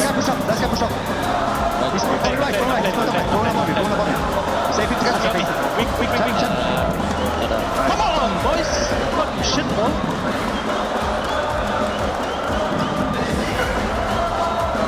Great celebration, well earned, but it sounded like maybe expected. I mean, this is just finding form at all the right times in the year. 14th place in Birmingham, 7th place in Atlanta, and now you're coming into the championships for WRS with a map win on the final day to open it up. Peaking at the right time. I love it. 3 of the top dogs go down early, but again, looking at that zone, we could not have gone further east. So for a team like Vitality, this is going to be a tough one to find a ton of points on, especially when you lose your POI. Even for a team like Twisted Minds coming out of Mansion, that is an incredibly difficult rotation. You know you're going to go through more than half the lobby, especially rotating up to the north and through research. And even for the Falcons, not the hardest rotation, and I think just unfortunate timing with when they chose to rotate, getting caught in that transition and going down as well. Didn't get to see the whole read of what played spoiler to their move, but I think there was just too many cooks in the kitchen down there. And here's a quick look at the leaderboard. A big moment for JD Gaming to start at the top, but look at Novo. Top fraggers in the lobby, man, that's wild. That's what you expect from them. And it's what Schiff said, too, at the opening of the day, just outside the arc. This Novo team, they can shoot. They just haven't been able to find map wins. So if they can start putting that together, Novo are putting themselves in prime position. But we got to talk about the bottom of this leaderboard. Vitality, Gen.G, Team Falcons, Twisted Minds, and T1. Leviathan's down there, too. As we look back on the highlights of this map, I think it's important to note that all of those teams are teams that have put up meteoric numbers, frankly, on Havens Hollow. Those are really difficult losses in the first map of Havens Hollow. When we're rotating every 2, they really need to pop off in the next one. Seeing Leviathan drop a stinker early, bad news if you're Leviathan fans. This is where they get most of their points. Yeah, I was going to say, I mean, like, this is a complete change and a complete shift in their narrative. So hopefully their Rebirth Island can look like it did yesterday, because fortunately enough for Leviathan, they did rewrite that narrative a bit in their survival stage. But as we close into the final moments, JDG just checking off all the right boxes, recognizing all the right moments. They keep all 3 players alive. You do justice against G2, and then even against a PBJ team that were just sitting and waiting in the wings, it wasn't enough. You step up, and a huge game coming out from our Main Street droppers. Yeah, big credit to PBJ for making their way to the top 5 as well. It'll be really fun to watch out for those guys. Pop off today, no expectations, just go for the win. Let's head down to Miles and Blaze and see what's going on in the video. Thank you very much, boys. Miles and Blaze on stage, not beating the allegations. What a great first game. Never are. You my man's for life, man. And when we came in today, when I tell you the atmosphere in the venue was absolutely insane. I'm talking about we got some of the best fans in the world here watching Warzone. We got the Gentlemates fans, the Novo fans, Gen G super crowd up there, the Falcons fans going wild, and it all delivered for this game number 1, Miles, where, as you heard the casters say, our 3 top teams went out first, and now you got players like PBJ out here about to win the game, yo. Somebody said, wow, those guys came out in button downs. No sponsor. They came here at their own accord. They're representing themselves. So if you're a big org, eyes on. Those boys are very impressive. All about their business. Main Street Heroes, JD Gaming, winning groups coming in, taking the first map. Very, very impressive work out of them as well. Nothing too crazy so far. But I will say this, the French squads, okay, coming in 5th, coming in 4th. We got Ravens, we got Mates. They are feeling that home crowd advantage. And I got to give some love to G2, because everybody be counting out G2, but you got some of the best slayers on that team. I'm proud of them boys. Lace gave him a shout on day 1. Hey, she's new here, but she's got the brain of a vet. That was incredibly great shout. I mean, they do. We've had some good stuff so far. We're going to see one more coming in at Havens Hollow before we go on to our next match within this great big grand finals. Match point still far, far away. Far, far away. But we've got a little taste. We've got a taste of the top dog so far. How you feeling? How was the flavor like? I mean, if this is the taste in which we're going to get just in map number 1, imagine once we added map 2, 3, 4, 5, and we're combining the layers of the dish to create that meal, create that plate that is the Warzone Championship. I'm ready for a slice, ready for a fight. Oh, the degustation has just begun. The first course is down. Second, casters, take it away. Thank you so much, Miles and Blaze. Great job on the stage, gentlemen. Both looking fresh. But listen, ladies and gentlemen, Havens Hollow map 1 could not have pulled further to the east. Can I just see it all the way to the west this time and just flip the script and see who can make their way across the entirety of the map? I mean, my goodness. Vitality, T1, I think, is another good example that kind of went silent after winning their first engagement. This is so tough on a Havens Hollow map of this caliber to rotate the entirety of the map. So a big tip of the cap to JDG, who were able to win in a position that they didn't drop. But if you know JDG lore, you know that they used to land coal and they used to slap people around there as well. So feels like they're pretty comfortable in that area. Slappy about to get Mixie himself. JDG's currently on top, but it's still pretty close. Correct me if I'm mistaken, did you just ask for a water polo? No, okay, let me be very clear. Maybe not as far west as we could go, just like on land as far west. Okay, let's go to train station. Let's go, I mean, anywhere. Gazebos, I don't care.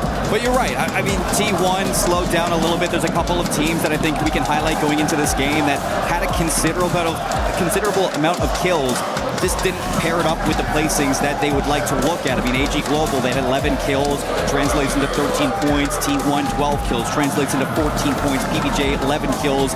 Virtus Pro, 13 kills. It's just, you know, you see the teams, they're making rotations, they're slaying well in the opening KP, but in that translation of rotation that we look at for a map like Havens Hollow, you just have to see these teams making the final circle a bit better. Here we go, ladies and gentlemen. It's time for some more Havens Hollow, and let's see, it does look like it's pulling to the west. I promise I'm not a script writer, but I'm loving the script so far.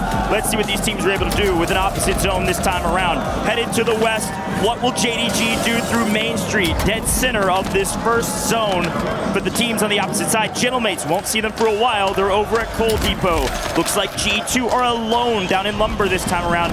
A couple changes. Biggest one, Virtus Pro, a classic. They have moved up to Pond rather than playing at servers. Watch out for VP on the northwestern side of the map. And Leviathan as well, switching up from Lumber back to train station. They're going to be contesting T1, and it looks like they've actually forced Vitality away from the train station. They move up to the church. So they're going to be looking for a little bit of space to regain, get some early guns to start fighting. Over at the barn, we got a lot of pressure onto NIP, who also dropped pretty early in our game 1. Whoa, did I just see Blade go down? Team wipe, Rick 15 out of 16. I think Novo is out of this lobby already. Right. Novo's wiped. Holy moly, we got a fight on our hands though. Vitality trying to make a move, trying to find some real estate on the map to play through. Z-Smith getting really aggressive at Chapel. Actually gonna force VP out. Grimy, the fragger, coming down from Pond to try to get a piece of the pie, and unfortunately, That pie's gonna be thrown in the trash. See you later. We see that confirmation. Novo are gone from game number 2 after a second place finish in game 1. And I think that just further emphasizes the point that nobody is safe in these match point finals. This is the best of the best in Warzone, vying for a trophy. If you slip up even a millisecond in the map, you could be looking at that lobby yet again. Same contest here, Twisted Minds, Ravens. No sense of urgency. This mansion's gonna be in the zone probably for the next couple, depending if we pull south. So they're gonna hang out and play their game. This is what Twisted Minds always do. They're gonna play the backside buy station, they're gonna get loadouts, get all their cash up, and then rock and roll. King Shock knows this as well, so he's gonna peek the backside and see if he can maybe pick up a free kill just to add to the repertoire and put Twisted Minds on their heels. It was Ravens that actually won this contest back in game number 1, so Twisted Minds looking for the bounce back. I did want to highlight that the Falcons have moved away from the Riverboat into the gazebo, so Riverboat is going to be free for Gen G to hold. That's a good shout. Falcons, bottom left-hand side of the map, as Athletic do find a kill on Scummin. AGAL trying to figure out where they can go after losing out in mid-map. Main Street got several teams inside of it. Here's a look at that boat without the Falcons. Gen G.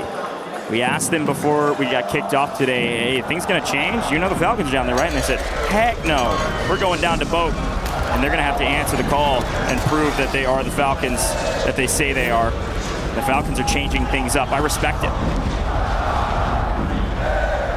Since the drop of Novo early, just like game 1, it has been all quiet in the elimination front. 15 out of 16 teams, 30 seconds until we're going to be looking to where this rotation will focus on. And everybody who has started on the eastern side towards Coal Depot and Lumber have now started to move their position. Even PBJ have left research, so they are going to be moving into the rotation between Barn and Mansion. And the Mansion fight will continue. This is one that'll continue probably deep inside the third circle. Here is a look at what the new second will be. And it is going to pull further to the south. So actually, players gonna have to rotate out of Mansion a little bit sooner than you'd realize. You can see on the far right-hand side of the map, you're gonna see Jailmates in the pink. They're gonna be rotating across fairly free through train cars, working their way probably to Main Street or up through Barn into Chapel. Likely the first engagement here from Ankyo to clear their backside. It's gonna be PBJ from servers working their way in as well, and Ankyo getting extremely aggressive. Nice find, Ankyo goes one, Ankyo snaps to the second, gets him weak and is able to trade it out as well with the help of Hollow. Gentlemates doing a fantastic job to hunt down second place in the last map. And while Gentlemates take them down and move closer to the Mansion, Riverboat gets jumped on by G2 and Gen G are eliminated in 15th. Gen G down and G2 in control of the south. Bad news. Anxiety is shooting nukes on land and Big Man has now joined him. G2 is a scary team. Here's a look at them on the mini-map. Covering boat, they're going to send Fragger out into Main Street to see if they can get a piece of some of these third and fourth parties. Main Street is busy. First look at the Falcons, though. They have been hanging out at gazebos, waiting for everybody to catch up to them, and Nude's going to get caught in the crossfire between Amir, Leviathan, Criminal God. Able to trade one out, but not going to get the full. Nude's going to get cut down, and I don't think the Falcons are helping at all. No, Ahsoka's down as well. Dongi's up on height on gazebos, just trying to stay alive. Leviathan probably gonna send this. And this is one of the issues that we had back in the group stages for the Falcons. It was an identity issue. Nobody knew who was gonna be the anchor. They kept on switching up roles, and Leviathan are putting them on the back foot yet again with a chase. He just caught by surprise, whether the stadium's too loud, or the comms weren't flying and flowing freely enough. News gets cut down, and Ahsoka thought he was safe, prone down on the ground, and he wasn't. Look back at Mansion, though. It's going to be real mixy here. PBJ have regained, and they pushed up into Mansion to fight through the north side of the map rather than fight for Gentlemates. Gentlemates have rotated the bar, and they're safe. So PBJ looking for a fight, and they're going to get it. Grimy, unfortunately, on the other side, is nearly unstoppable throughout the course of the group stages, finding their way to third overall in score. Virtus Pro maybe in a bit of trouble. They've been playing out of Pawn. Remember, they changed their drop spot as the Ravens find the rest of PBJ and going to send them back to the lobby.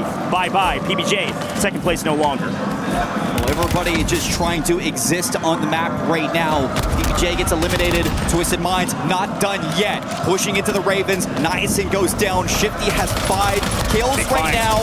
Looking for Grimy. Blastides with the assist, and Twisted Minds a lot better in game 2 than we saw in game number 1. They're going to be now moving away from the mansion as the circle closes in. Coach, where is this going? Look on the minimap right now. Here comes the Gentlemates. They won out in mid-map. They got all the way to barn from their coal rotation. This is a big moment between Twisted Minds and the Gentlemates because they're being held and there's nowhere to run. It's either VP or it's Gentlemates. Let's listen in. Okay, to the middle. To the right. I got ripped.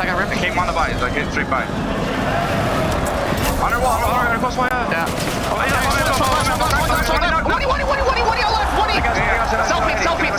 Selfie as well. You can trade res. He died.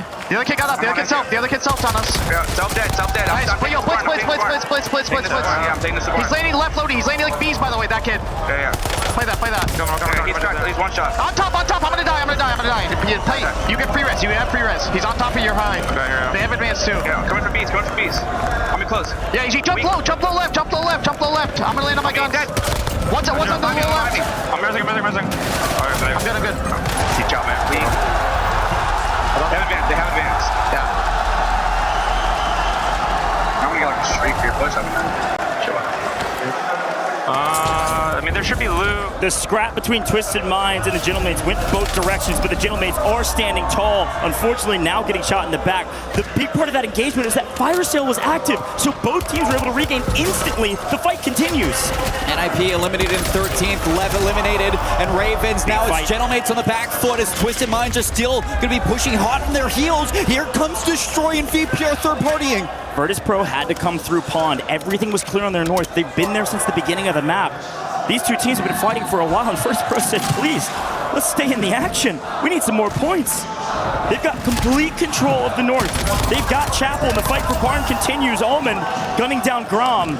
Twisted Minds and Gentlemates chalking each other while Virtus Pro just lie in wait to clean up the scraps. Good news for both teams, there's a buy station here. Bad news, we're running out of cash. The fire sale's gone, and Resurgence is about to be disabled. Yeah, but he get his teammates back. If Allman can just stay alive here, get rid of the Gentlemates, that is going to be some sweat off the back of their neck. However, now Gentlemates gaining some ground. Hollow's going to have Enkyo, the Dark Prince is coming back. Hollow unsure of how to address this fight, and unfortunately, in that uncertainty, they will be wiped. Great resilience from both teams, but Twisted Minds win the engagement, and Virtus Pro too slow to move over to this engagement. We have to swing our eyes to the other side of the zone. We continue to pull to Main Street. We pull to JDG, who've been holding here off drop, off spawn, and now G2 have rotated up, still controlling the south side of this zone. That's that Cyan 4 on the south. Watch out for G2 to play spoiler to people like AGAL in main and JDG. Wherever G2 decide to rotate to on new zone could be, unfortunately, a bit of a bang out. Yeah, honestly, really good positioning right now from AG Global inside of the bowling alley. If everybody just starts kind of cutting each other down on this rotation, like, this bowling alley is so central into the zone pool that they could still be in it, whether it's south or north. Everybody else having to get to Main Street. T1 won out in train station are just now joining the party. My biggest question right now is who has kills? I don't know if T1 has found a ton of kills or not, but we'll look at Eclatic and see that Zanx is getting his first. This is Falcons on the other side, and Dongi eventually last alive, able to make a play for himself. He's able to get one, and actually on the backside, wow. G2 find the right angle and clean up the rest. So down go Kibbies and Freddy, G2 finding 2. Falcons finding a moment to breathe, but it's just Dongi alive. Yeah, it's just Dongi, but that is an absolute layup given from G2. That could have been Falcons eliminated. Looking around though, 8 trios left, circle closing in 15 seconds. That means that teams are going to start to condense into the zone. JDG's got positioning, Virtus Pro hitting the rotation from the north side over towards where T1 are set up. Here it is. Let's see where it goes. This new zone will dictate everything. Small fights, oh my goodness. Vitality. Last in the zone, sorry, first in the zone, maybe last standing, depending on how this works for them. Falcons technically, Dongi in zone as well inside of train, but JDG in trouble. Twisted Minds desperately want this building, and because of that, Slappy gonna get cut down. Most of JDG gone. One trying to run for the hills. try to get to safety and potentially get to a buy station. But the hunt continues. Shifty's on double digits on 10. It's been a brutal day for them thus far. Even a brutal start to this map, but they found their will to live, and with that, they found a ton of kills. If this is a Twisted Minds map win, they are going to shoot up the leaderboard. There goes T1. Yeah, T1 has been quite silent in the kill feed. Virtus Pro has been very aggressive to own the north, and they will continue to do just that. Virtus Pro on the north side of the map, Vitality in a very safe position, and JDG scrambling for a position on the map. And unfortunately, I don't know that they're going to get it. That JDG getting held right out from Twisted Minds. Inside of the bowling alley we go. 3 teams already going to be in there, and Virtus Pro are struggling to get through those front doors, being held by none other than Vitality, who are going to be the first ones in. So this is going to be a tough nut to crack. Everybody staying still. We still have 7 teams in this tiny zone. Z-Smith makes a play, a nice chow over the top of AGAL. Down goes Scummin. Knight and FIFA on height, get gunned down as well. No, naded out.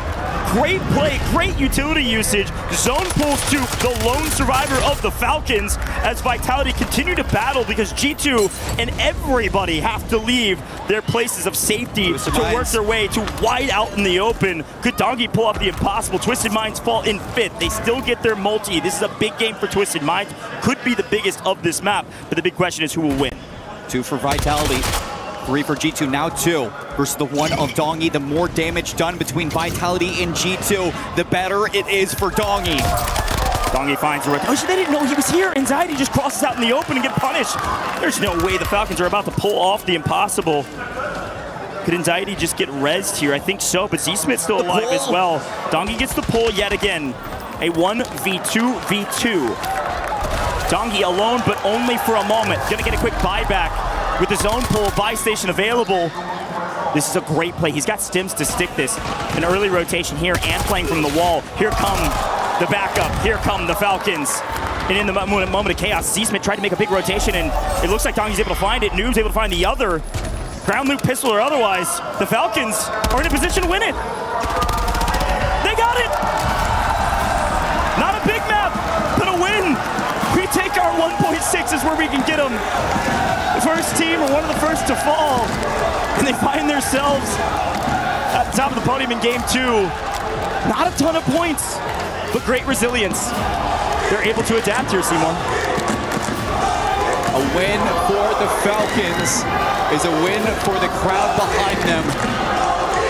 Soka, Noobs, and Dongi, rough start to the group. Survival stage, they flew through. And it might not be off the back of a precision airstrike, but it is on the back of Dongi making some veteran play calls. He was the anchor on this map. He stays alive inside of the train. He gets a layup from G2, and he turns around to stab them in the back.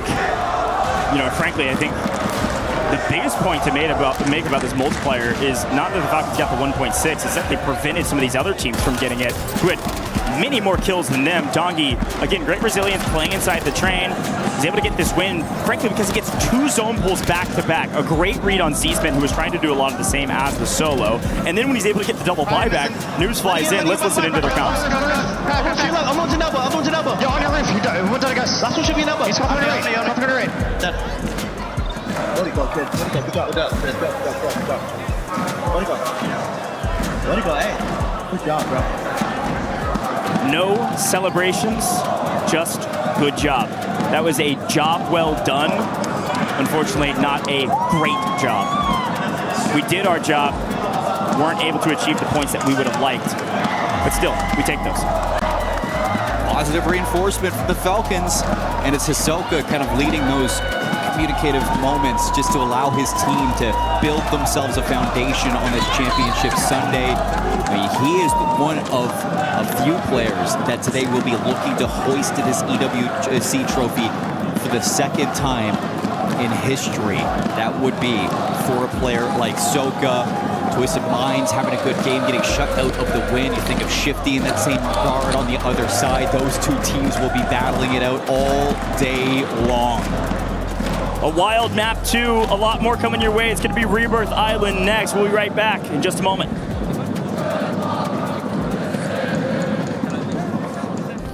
Play is in our DNA. Whenever we let it out, it becomes our superpower.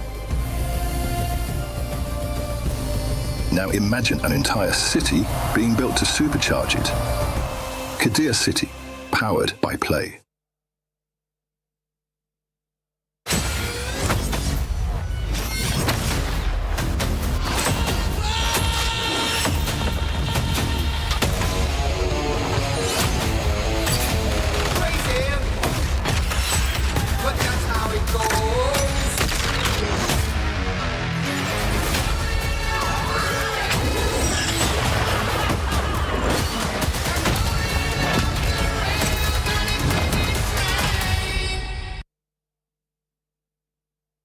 I think those nerves are going to be really kicking in for a lot of people. I'd say good luck. Just know Genji will be coming for you guys. It could be anybody. Twisted, Ravens, Genji. We'll get the job done. It's Skullface, still alive. Can he find any of these low HP players? I don't know if he can, but if they line up, he might be able to knock him down. But they surge forward. They find him. It's Big Juju to take the map. People always doubt us, but at the end of it, team vitality always comes up on top. So, I mean, today we're just going to take over. We went back-to-back, and we're trying to complete the three-peat, so we're chasing legacy. Praise and Jay Della doing a great job as a duo here to just carve a path forward. Can't believe up here from Stronghold, you'll meet up together if you are Geekgate. Nemesis hears all this battling going on. They roll up. It's Brave from behind as a Nemesis will swing. Finally find their way where they desperately needed to be. The Falcons double chow. They're not losing that one. Ahsoka, a deep sigh of relief, not a celebration. I think the biggest threat would probably be Twisted Minds or Falcons. They've been pretty dominant, both of those teams, the whole year. I keep an eye out on my top op, which is Twisted Minds, you know, obviously the reigning champions. I think we're just a very well-experienced team. We have experience when teams land on us and try to fight us. You know, it kind of doesn't ever go their way, so I think that strikes fear into them.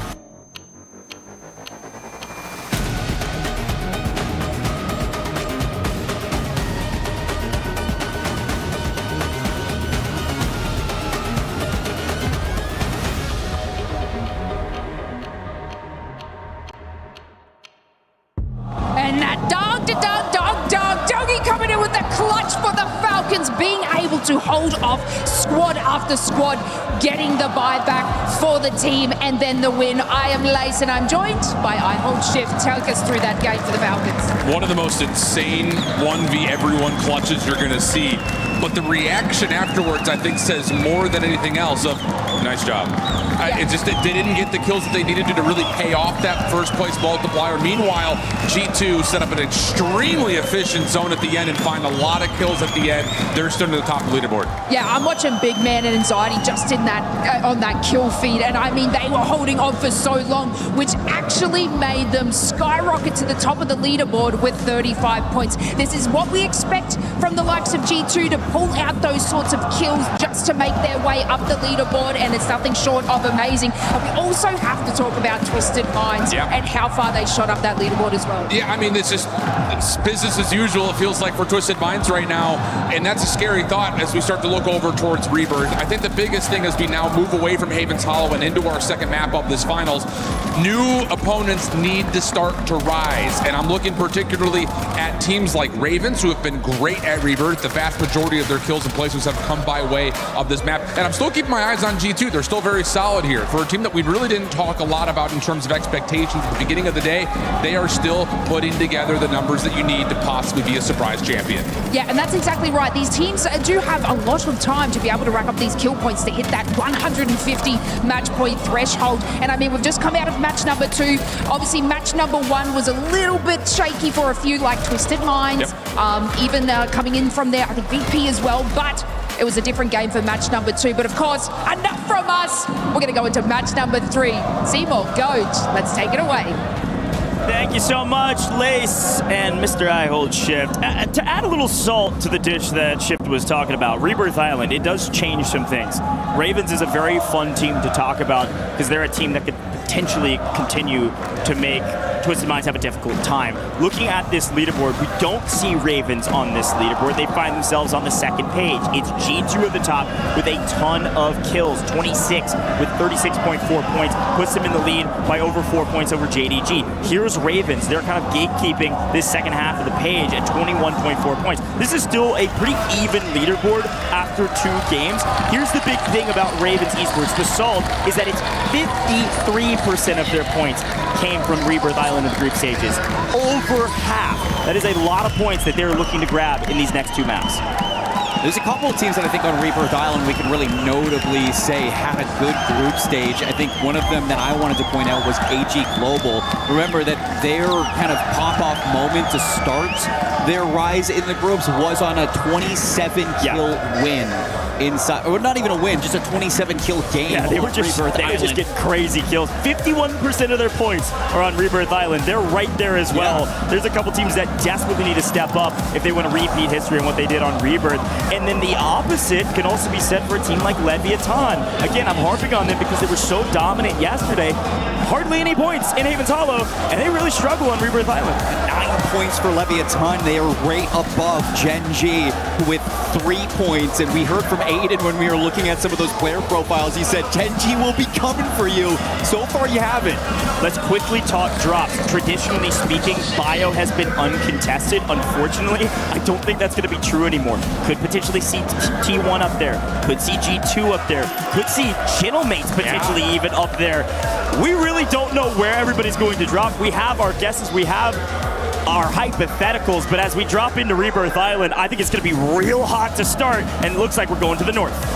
And we heard that, Vitality were putting some inklings of ideas of where they wanted to drop, and that puts some doubt towards Channelmates for going to living quarters. We look across the board. It looks like early KP for the Falcons on their drop is going to be taking on at Factory a couple of squads. I mean, first and foremost, the Falcons on screen. 1, they're winning their engagement, but 2, it's against JDG, but 3, it's down to the boat on Factory side. Yeah. No chemical for them. Who's landing on the Falcons again, taking away their spot? It's Gen G. Gen G are up in chemical by themselves. Also, that bio point I was talking about, no one wants to chow G2. They're way too strong right now. G2 are alone at bio, which means their fragger's going to go get some kills here shortly. And instead of T1 being inside of bio, they're taking on AG Global at Turbine, and with being left alone, it is going to be AG Global gone. T1 eliminate them, and G2 have already sent a Slayer to go check in. I told you some surprises, and I think AG Global were a bit surprised by the T1 push. Immediately, T1 finds some early kills. We swing over and we do see Vitality playing Factory. They're going to be playing against JDG, and the Falcons are in the area on the boat on the Factory side. Over at Control Center, it's Novo taking control of Control Center with Virtus Pro in the boat. This is standard for that side of the map. I was wondering what headquarters is going to look like in my own mind, because NIP were fantastic from headquarters in their group. They're going to be dropped on by Ravens. That contest has led its way into prison. The only other team there is going to be Eclectic. Channelmates alone down at living quarters. Maybe because of the map and the zone, or maybe just because they're scary. JDG win a nice engagement here, knocking most of this Vitality roster. And the one weird thing is that Leviathan, it's not a stronghold push.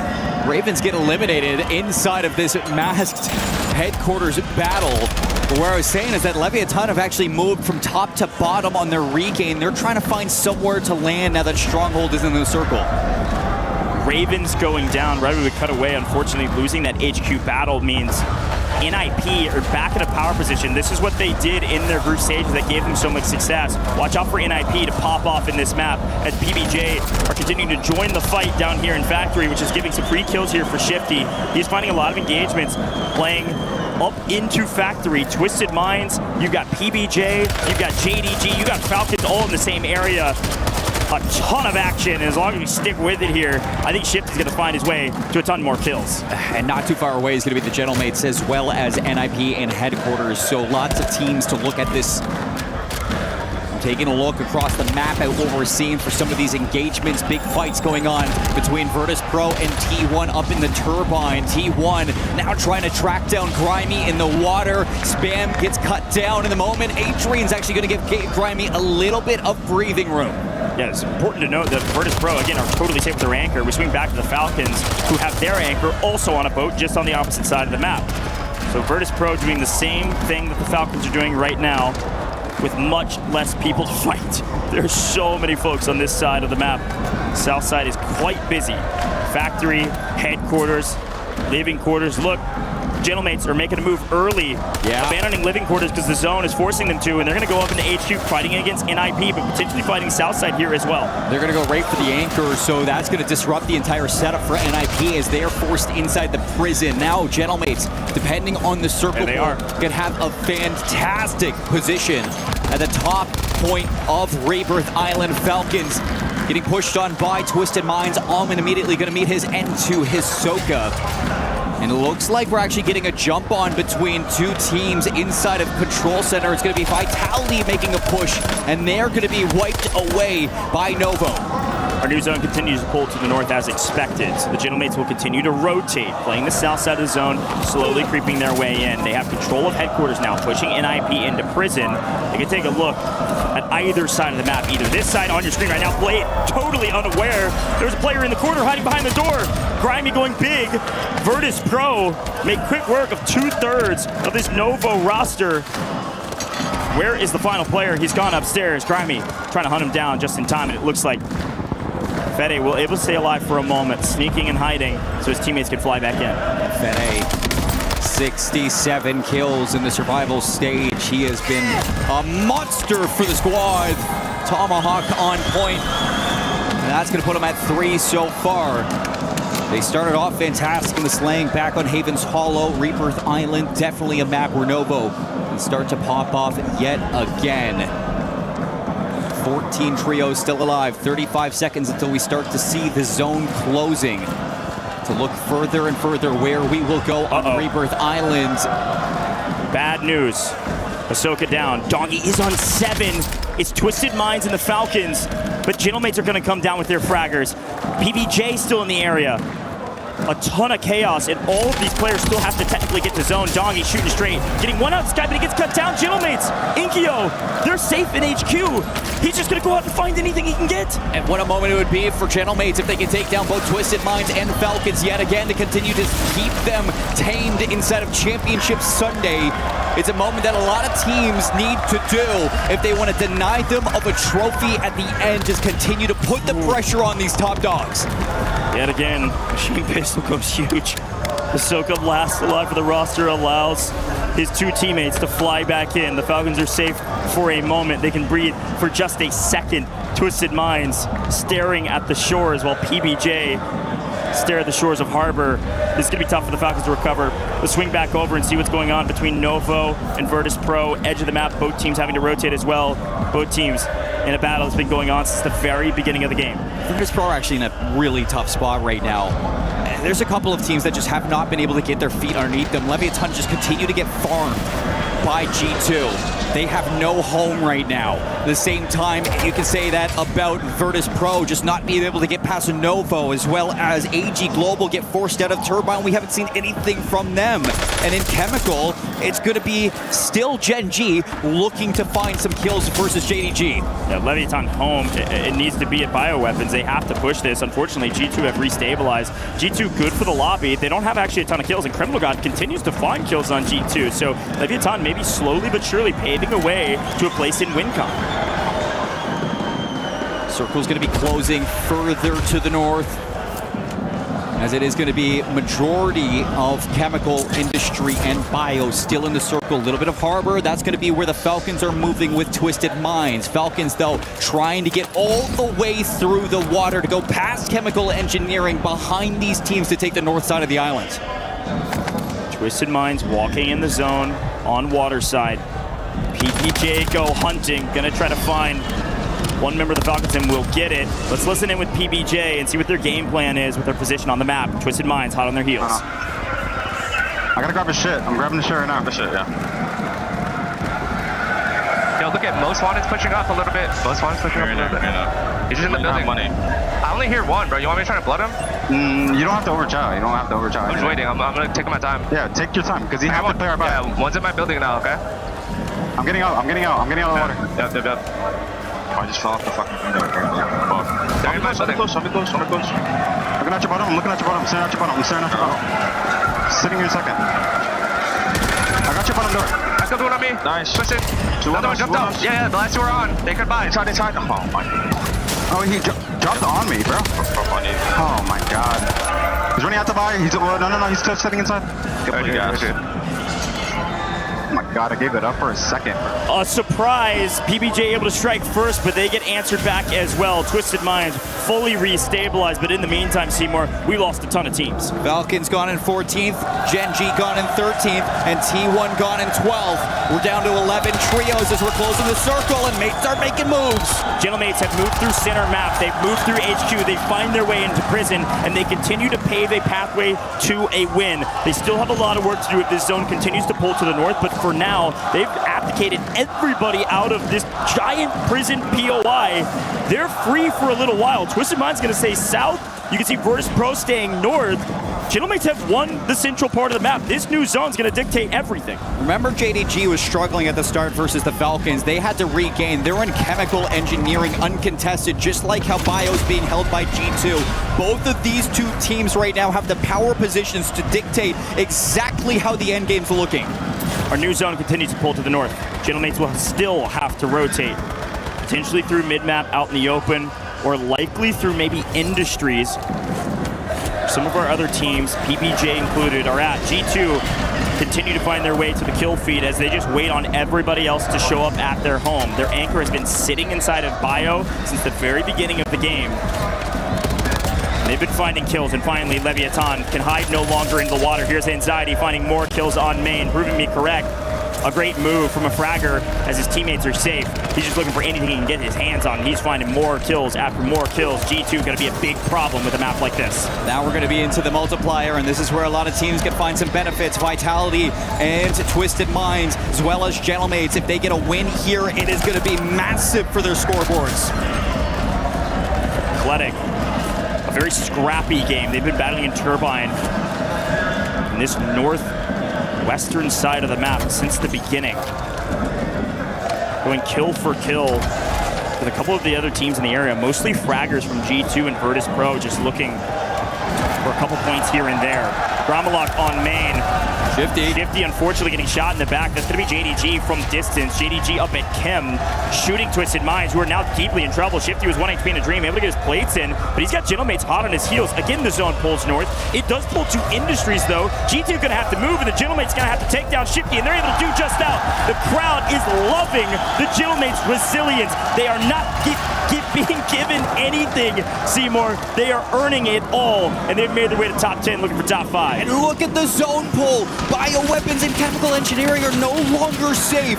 Turbine and people are going to have to move up the dam to get into this Industries. The only two teams in the safe zone at the moment are going to be 14 and 15. That's Novo and PBJ. Watch out, VP. Athletic's coming in with a vengeance. Swinging into the water, finding a couple. Adrian finally able to answer back, and he's last alive. Having to stand him up, try to stay alive, not going to happen. Virtus Pro, I believe, are out of this map. And with them gone, we near the top 5 position. The Gentlemates continue to pave their way into new. They did rotate into Industries. They are in WinCon. They're on the south side of it. Let's see if they can win this map. Now top 5 as Athletic finally fall, missing out on a big multiplier. G2 in a very dangerous position. And JDG is going to be in the best spot right now because everybody's going to be feasting over at the Industries, and they get the rotation towards bioweapons first. G2 are going to recognize that they're going to be the first ones to actually beat JDG on this row. JDG quietly hiding into the bottom of chemical engineering. They don't want to make any noise right now.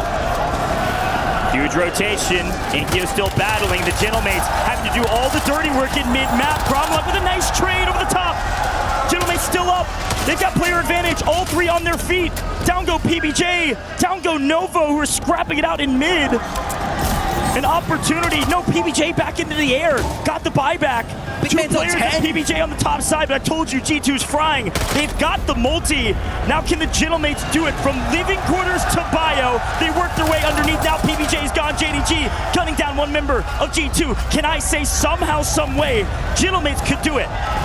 Gentlemate's gonna move in.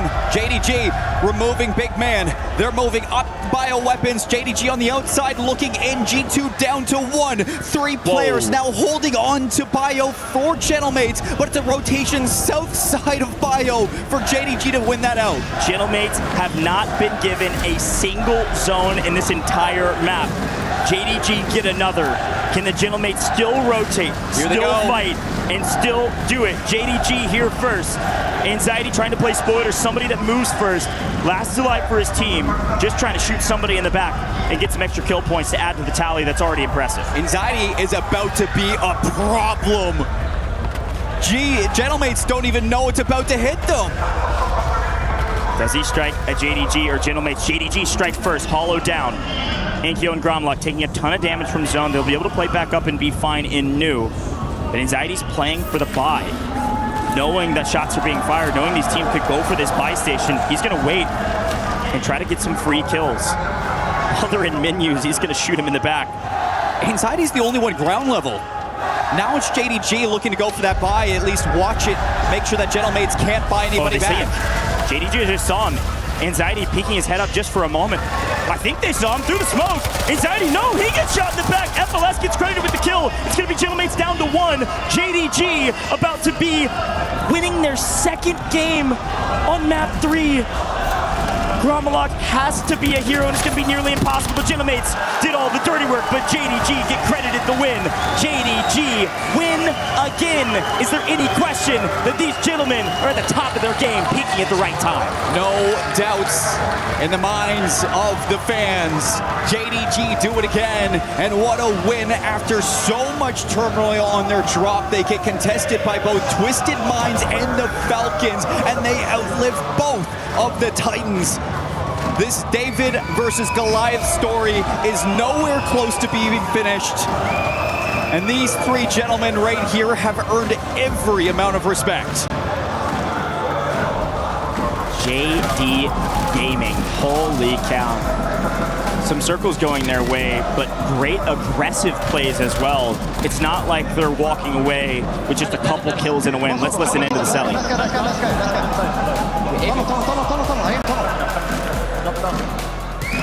Right behind. He's back. He's in tunnel. Come on, boys. Looking fucking fantastic on the map, boys. Wow. Fantastic indeed. No celebration when it's expected. JD Gaming are stomping the opponent. Should jump them up to the top of the leaderboard most likely. I would still watch out for G2. Gentlemates made great moves there on the leaderboard. They'll jump up as well, but G2 still got the top multi besides the win, and they had a crazy amount of kills. If anybody's questioning big man, take a look at LAN. These guys are shooting. And this is the only team in match point finals where all 3 members are from 3 different countries. Melvin from Germany, FLS Sweden, Slappy from the UK. That is quite the roster, the international roster to come together. And with these 3, I mean, you are peaking at the perfect time in your year. 3 games in, 2 map wins, and most likely first place ahead when we look at our leaderboard. Great job from these guys, man. JD Gaming, I can't say it enough, have been unstoppable on LAN. Top fragging, now getting wins. I don't know who's going to stop this team. They did a great rotation up to Chem, and they just simply sit in Chem. They basically used the Falcon strategy against them. They're able to win out in Chem, hold an anchor there, and then go frag out. The zone pulling that direction, being gifted a victory. Gentlemate's the exact opposite story, having to fight all the way from living corners, through HQ, through prison, through industries. Ridiculous. Let's head down to Blaze on the stage. I'm here with one of the Reapers of the G2 team, Scythe himself, as G2 has gotten top 3 in all 3 of these games so far. Scythe, you guys have been real consistent, but I know you ain't happy about that performance, man. Talk to me about how you're feeling in this moment. Yeah, so I can't lie, I'm not happy.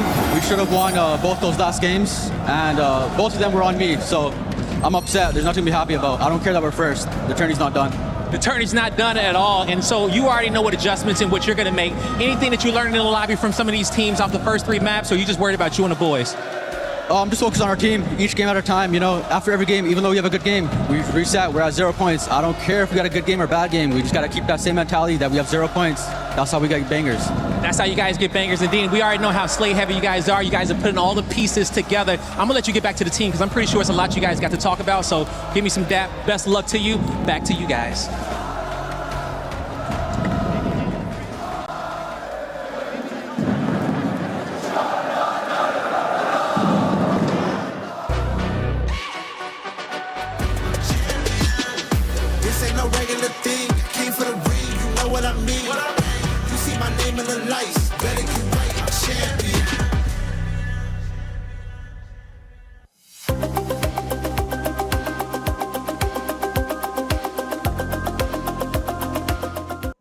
Do you consider me your biggest rival? Falcons, close it out! Do you think you'd be a world champion without me? Do you believe you would have won EWC 2024 without me?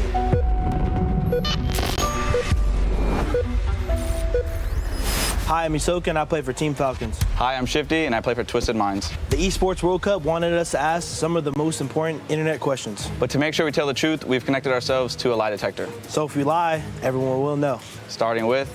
Oh, fuck. All right, let's go. Do you believe... Yeah, you can't look at me like that. Do you believe you are better prepared to win this year's EWC more than me, and why? Yes, I do believe I am better prepared this year, for sure. Telling the truth, we're off to a really good start. Let's go. Let's fucking go. Come on. Do you believe you are better prepared this year to win at EWC? If so, how so? No, and I'll say that because we are a short-term roster right now where we just picked up our new teammate not too long ago. Who do you believe are the favorites to win EWC? I believe, without a doubt, Falcons statistically are the favorite to win EWC. Seeing a little bit of a reaction there. Is there someone else that you believe may potentially? Nah, just more so if we beat ourselves, that's our biggest opponent. I'll give you that one. Did you ever think of coming back? No. You've considered it. I mean, I couldn't. but you've considered it because you'd be the dream team. You've considered it. No, I'm pretty stern on never teaming again. Okay. I'll say unless some mature conversations happen. Do you think... I actually can't look at you. Do you think Twisted Minds are the biggest threat to Falcons? No, I thought you guys were a bigger threat with Z Smith. Oh, that's the first time I've seen a bit of a deceptive reaction. He knows Smith is ass. Yeah. Why? I don't know. I think they had a better closing ability with Smith, but I think with Rasim, he has a better trading factor. Okay. You were testing me there, weren't you? I just want to see if he was telling the truth or not. Okay. Do you consider me your biggest rival? Yes. 100%. Do you think you'd be a world champion without me? Yes. And definitely, I would have found a way to win a chip without you. If Falcons and Twisted Minds meet at EWC, do you genuinely believe your team wins? Yes. Ooh, you're not sure on that one at all, are you? Is there a reason? Okay. Is there may be a weak player in your team? There may be someone that... Oh, hey, chill out. Okay. No, it depends, right? They got an advance, we don't. Depends on situation. Do you think you're... Come on. Hey, staring in my eyes. Do you think your career would have been the same if Biffle and I didn't pick you up? Yes, I think it would have. What? No, seeing a bit of a deception there. Maybe it was because your career would have come on later. I think I would have found greatness, but I think that 2024 Dynasty team is very hard to replicate. Do you regret how our friendship ended? Yeah. 100%. Do you believe our split made us both better players? Yes, for me at least.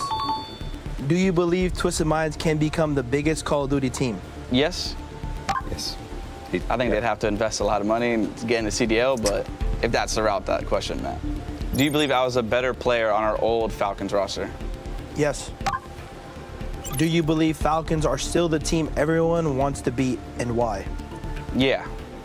Yes. I mean, at the end of the day, they've won both the lands this year, so, you know, they are the ones that everyone's chasing right now.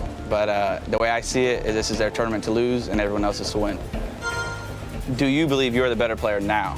Yes, without a doubt.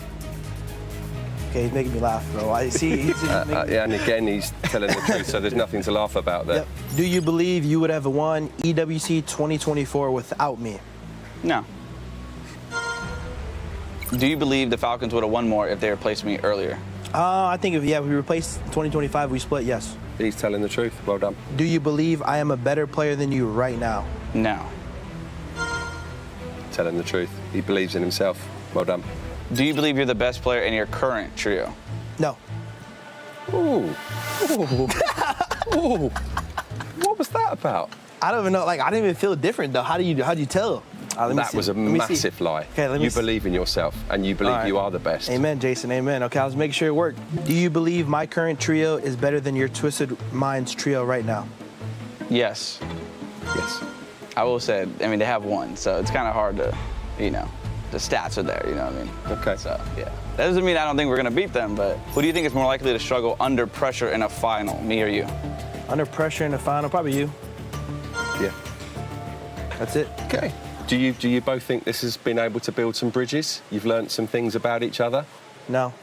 Never say never. Good. Whew. Those questions were not easy. I'm glad it's over. That was tough.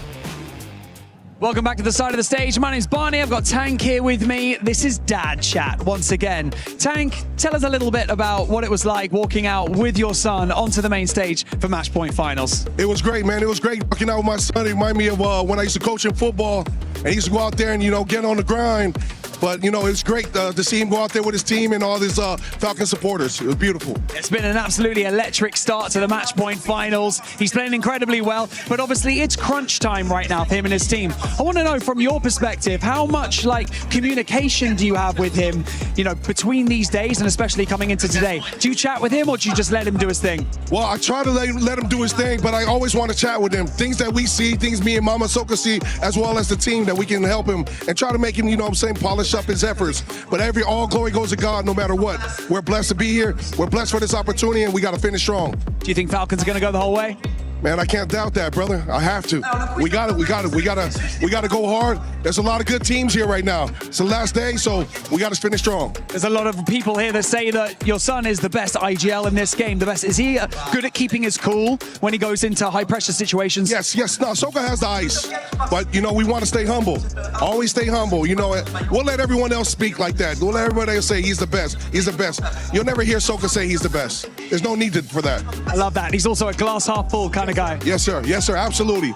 We're all good. All glory to the faith of our Lord and Savior Jesus Christ. That's it. I love it, man. Thank you so much, Tank, for joining me, and best of luck to the Falcons. Always. Go Falcons. And it will be hard for Soka to keep staying humble if they are able to pull off this win here in Match Point Finals for COD Warzone Resurgence Championship at EWC 26. But earlier, even in Game 2, we got to see the real Dong because he was the performer for that squad. But so far today, honestly, JDG looking so impressive. Yeah, I mean, you let Dongy out. He's been in the wind all day, letting it happen. But JD Gaming have been a force to be reckoned with. 2 maps now under their belt, a sizable amount of points, and they've already shown they can close out. That's a winning caliber. And it's closing out on 2 different maps, by the way, which is super, super important. And it kind of just immediately counterpoints what I was saying in the opener was JDG has a chance to push the tempo as far as when match point gets hit.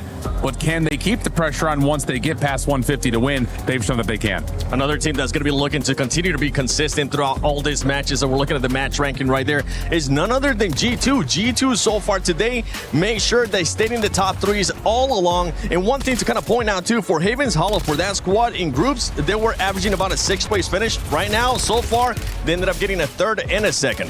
All that helps in the long run. I mean, this is definitely a marathon, not a sprint. We'll get to the sprint part of the race, but for now, those kind of results, you are happy to see them come through. You're happy to see those fly through the net. Not too many more to go before things get a little bit serious, but that is exactly what you want to be seeing as a middle-of-the-pack team. Happy to be there for now, but you have to find that new gear soon. I don't even know if we can call them mid-pack of this finals right now because they've been consistent across groups, and I feel like they just kind of keep floating under the conversation radar. We just really haven't talked about them all that much because of the storylines that are really pushing us through this entire event. But G2 have made unbelievable adjustments when it comes to seeing how circles move in the late game, and they're capitalizing on great moments. Even that last game, just camped out by Bio, picking the players apart just as they walk in. It's just been really smooth for them. Yeah, the defending champions, Twisted Minds, as well, they've been a bit of a hit and miss, and something that we have noticed so far for 2 matches straight is that they keep encountering Gentlemates. They got a chance to beat them, but now in this one, Gentlemates got their revenge by making sure they went back to the lobby. Gentlemen, a hot-handed team. They've got the wonderful crowd support behind them. There's conversations about the energy, about those drums. Everything is there for that squad. They are a dangerous team in every situation. Yeah, I mean, G-Mates, they just continue to just show up when it matters most at EWC. All the way throughout the land so far this year, they've been a little underwhelming, but now they're all of a sudden dominating in a couple of really key gunfights and a couple of the key moments in rotation, and they're finding really smooth moves across the map as well to put them in contention to win maps. Earlier, you were talking about VP, and as we're looking at the overall ranking here, VP currently sitting in 4th place with 44 points, about 23 points away from 1st place, still within striking distance as well, making sure that they're not fading away. Yeah, they've been in a couple of late game moments, just haven't quite been able to have the numbers to supply the support that they need to actually take down the squads that are set up in those final circles. But VP, consistent. That was the name of the game through groups. Just comes down to, can they find high kills and actually tally up a dub? I'm hoping that they're going to be able to find that dub. One team that has been, that we've been talking about the rookies this whole time, because rookies have been performing so well. For Noble, they're currently sitting in 7th place with 39 points. And when we were talking about that squad, it was always about Fede. Here in the finals, he's going to need some backup. He's going to need some backup, but also, I mean, he can keep doing what he's doing. That's what got them here this fun. This is an incredibly talented young player. Confidence in spades. Wonderful English. You name it. He's got it all. What a package. Ladies, is he single? Who knows? But this is a very, very capable player. He's shining under these high-pressure moments. Bright lights. Great players. He hasn't skipped a beat.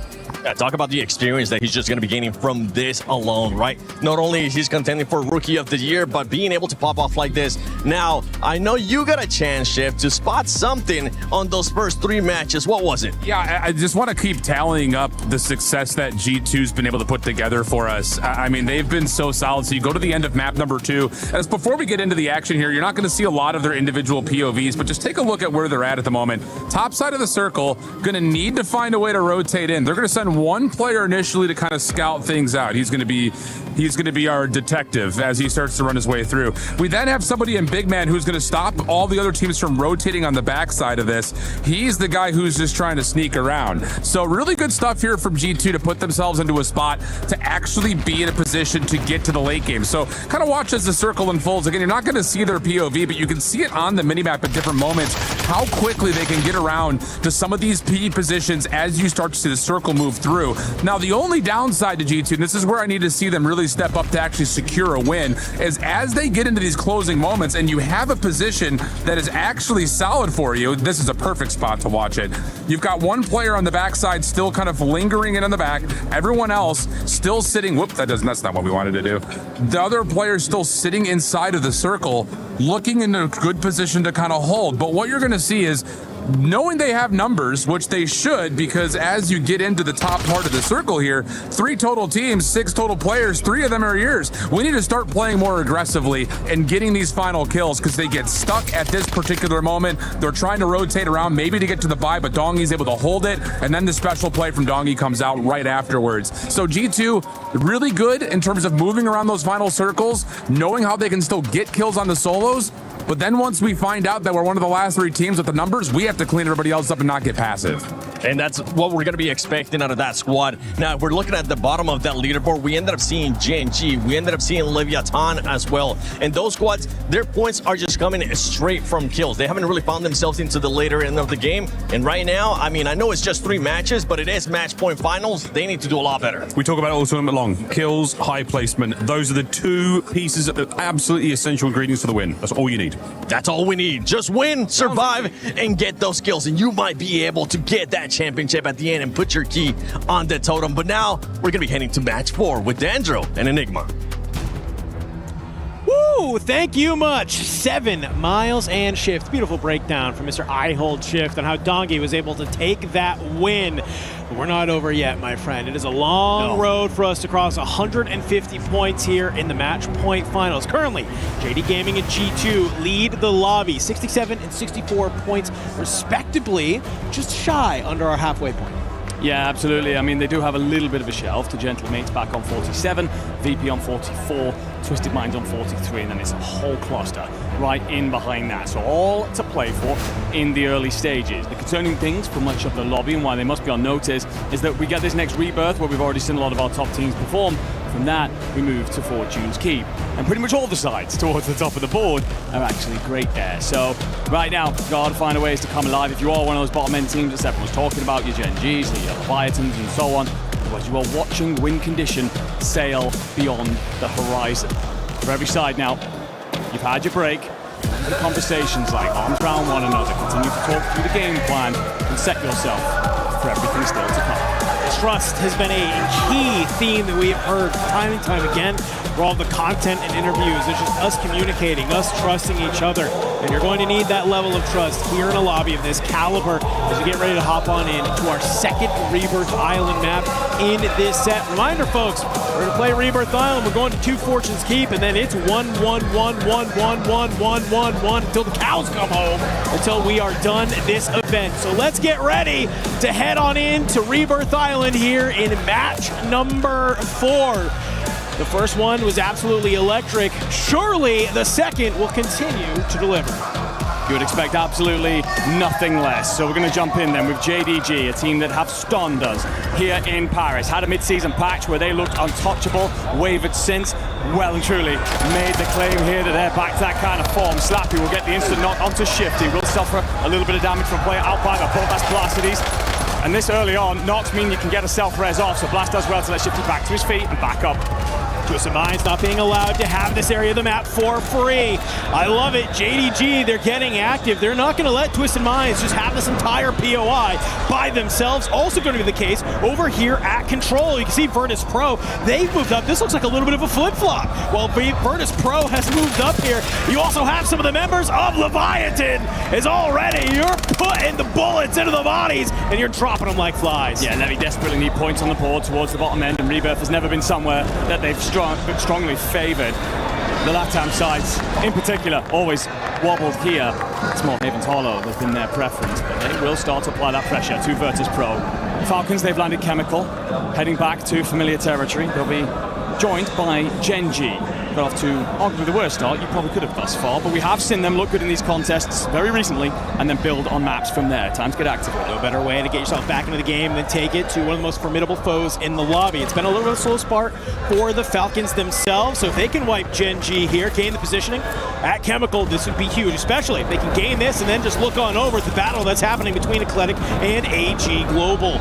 Soka starting to make his way on up, pairing alongside Doggy. They'll look to clear that out. Nice little sky cam lets us know what's happening over on that headquarters side, because the Ravens, they're finding themselves in a fight against NIP. Yeah, Ravens been slow. Typically pull a hell of a lot of their points on this map. But against Ninjas in Pajamas, trying to get inside of prison. Nice and waits for the gunfight to kick off. Dropped King AJ, instant cleanup. AG Global's going to float on over the top as well. Eyes in the sky, so everything being pinged out, called out. Showstopper's going to lay in wait. Hope that the French will push him through a bottleneck so he and Vision can set up a kill box. I like the patience from Ravens there. You get the one kill. You don't feel like you have to chase these red dots just yet. Go ahead. Start to back on up. Vision on the inside, though. Thinks that he has an angle. Freddy Keybase. They find the huge kills in that moment. And all of a sudden, King Chalk is going to start to aim on up down lane. And he's just going to back on up with the boys. Confirmation, not a wipe on Vitality. They will have bodies in the water, but they continue on a path of hell right now. They are endlessly in a blender, sitting 11th on the leaderboard. Got a ways to go. Let's get back into the chemical action. Gen G and the Falcons have spent the last month or two waging war over these multi-layered fights. Right now, just trying to set up, waiting for the timing, the correct moment to strike, take control of this building, and march on through the rest of this match. It's just about being able to sit here and hold the line. And this is something we've seen time and time again. G2 starts making their way on over. Here it guns, PBJ, they find themselves in a bit of a blender. Already, you're trying to move on up. You have Gromalog, who's trying to hold the line here, catch some of these rotations, these players pushing on forward. We know that the Gentlemates love to land living quarters, and they love holding all these teams that are pushing up from Stronghold. We are just bouncing everywhere on the map here because it is non-stop action in map number 4, second map of Rebirth Island. Everybody trying to get points on the board. Two teams go out in the process. Ninjas in Pajamas, they'll drop with just the one kill. Team PBJ with 2. They were being hunted out for a while there. Vitality still recovering on the south side of the map. Gentlemates currently trying to push them out, as well as hold Leviathan inside of Stronghold. Just create pockets of space is what all these teams are trying to do. The circle, once we get closer, we'll start to see people push towards those buy stations. So that's what everyone's moving for right now. Get your money up, Get your gunny up for all these sides, including Soka, who's got Gabe Kuhn for company. You gotta slide on out here. You gotta work as a duo if you can, but Gabe, he's gonna find Noobs. Can he find the second? No, he cannot. Falcons, they play two perfectly, but when you roll back on in, you have Lennon. He's been able to get on out, get the plays back on in, swings, finds the kills. Lennon continuing to go, finds Big Man. Unfortunately for him, you have anxiety. It's been a slow start for him, but a good kill there. Helps kickstart G2. This is textbook from G2 to just wait for the fight to kick off. Third party of the situation, move on forward. They don't need to bother with the straight up fights, and it will gain them chem control and all of that corner of the map eventually, as Falcons and Gen G continue to reinforce in bits and pieces, and G2 have been looking bloody unstoppable so far. We asked Big Man, can you finally step up on land and join your brethren on the slaying side? And my God, he's been doing that. One of the leaders in the lobby. The Italians will have Zanks up high. He'll drop Noobs over industry side, but gets landed on next. Lennon, has he been able to hit this loadout is the question. You can see Zanks wants to clear it on out, and I like it. Len, he's going to drop on down, thinks he can get the jump. Unfortunately for him, doesn't realize you have two members of Eclectic sitting up here on that water tower side. So for Gen G, they push on into Chemical Engineering. They take a pretty decent fight, but they're still just finding themselves in the rotation, in the blender. It's a little bit better of a start than they've had previously, but they need to keep the train rolling. Yeah, complete lack of stability for the side. It's also been that way for Eclectic for a moment. Typically get themselves set up pretty well, Water Tower, then look to third-party Chemical. They won't get the opportunity to do that because they're under pressure from AG Global inside of prison. Dealing with that fight first. Let's drop back in with G2, who have played up, pushed the Falcons all the way to Water's edge. The buy is in for Dongi, but he's still being sent. You made a good call. It was G2 wanting to come in third party. Looks like they've been successful. They have so much ground here, and they're continuing to find success in the kill feed. Gabe down below. He'll at least be able to line on up and find one more, but the rest of your team is going to kick apart around you. It's a three-way party here, but guns up to the sky.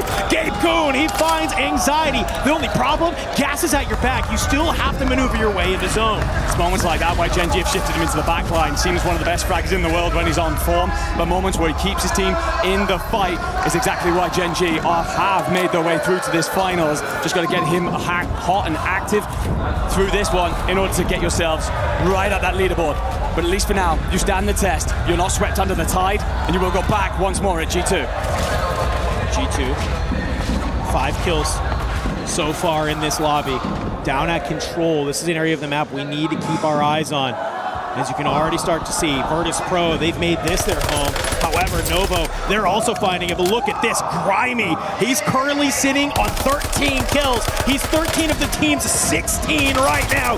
Put him on their back, get the backpack rolling, and you're starting to see why. Already, fantastic fight here. You get the armor crack, you hop off. Can the teammates wrap with you? No, they can't because Echo, he is there. He's found the shots onto Donkey. Vortex diving in and out. Can you play alongside the boys? Hold down the line here on the boat, get some of this positioning, wait for where the zone starts to move. Yeah, Grimey's just begging the boys with a control center to look over and provide some protection to the Gentlemates then inside of living quarters. They've been in a tug of war with Leviathan for some time and have finally sent them back and tucked inside of green though. Under pressure from JD Gaming, and Kyo sticks his shoulder out a little bit too long. Shot from the headquarters side. I'm just going to slow it. Take your time, pause. Almost let this map flip itself on out, and Leviathan, well, they'll see themselves on out to the next lobby. By the way, while all of that's happening, Team Falcons dropped. Only 4 kills for them. Not exactly how they want to start this Rebirth Island. JDG, they'll continue to hold out the gentlemen, but they got to be careful because you have fellow European team Ravens looking down at you from headquarters, making this wrap over to control. It's going to be a little bit sticky here because you also have Virtus Pro looking to hold the line. Shifty's dropped Aiden, so now feels blood to hunt here. Just trying to scoop up on Gabe at the end. Len's going to be out in the water, so it's essentially a 1v1, but you might be looked over by the players of G2 who've taken over Chemical. Go back to the control center battle.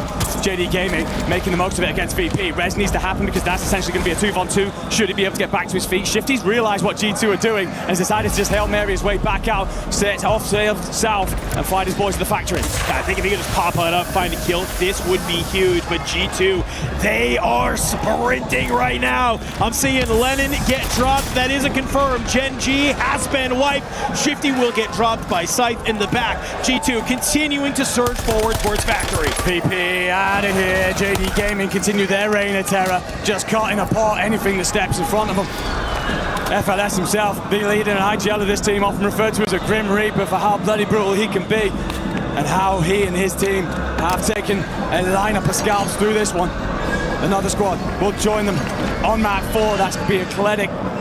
No.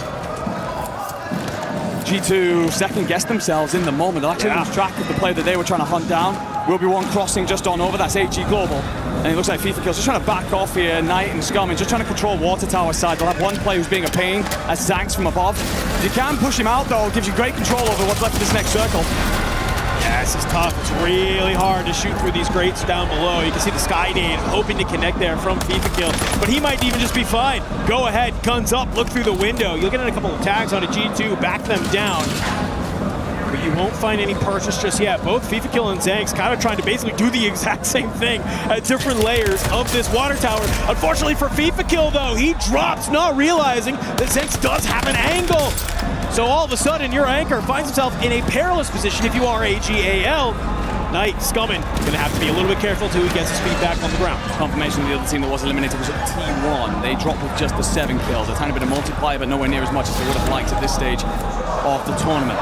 Twisted Mind's gonna rotate up through the banks between here and Prison. As they start to make this rotation, let's see, how are the boys feeling from Twisted Minds? Let's go for a listen in. They're gonna try to take showers from us. There's one hits our top right. Zip up, I'm right. 20. I'm trying to cross. I'm sending smokes. I cross under. I'm shouldering this. There's guns here. Roof is peeking. I'm crossing. He's looking at me. I'm dead from prison. That's kid beats up prison. Okay. Are you gonna be able to cross or you done? I'm trying to get out. You can live there. You don't have to die for it. Don't die for it if you can't receive. Don't die for it. I get the game. No, from top prison. I mean, I couldn't. I don't have top 5. Twisted Minds, it was looking good, but you hear in the comments saying, don't die for that, don't die for that. What happens? Blast dies for it. Now it's just going to be Almond here alive. Can you scoop some of the loot and maybe hold the line as you're just trying to get to that top 5? 2 members of the Gentlemates are tucked into the heart of the prison center. They will just slow things down here inside the cells, try and let the fights almost come to them. Not much in the way of cash or utility. Going to rely purely on their gun skill. Not many better than that, than the French Prince himself. Blades finding purchase over at the turbine on Sage.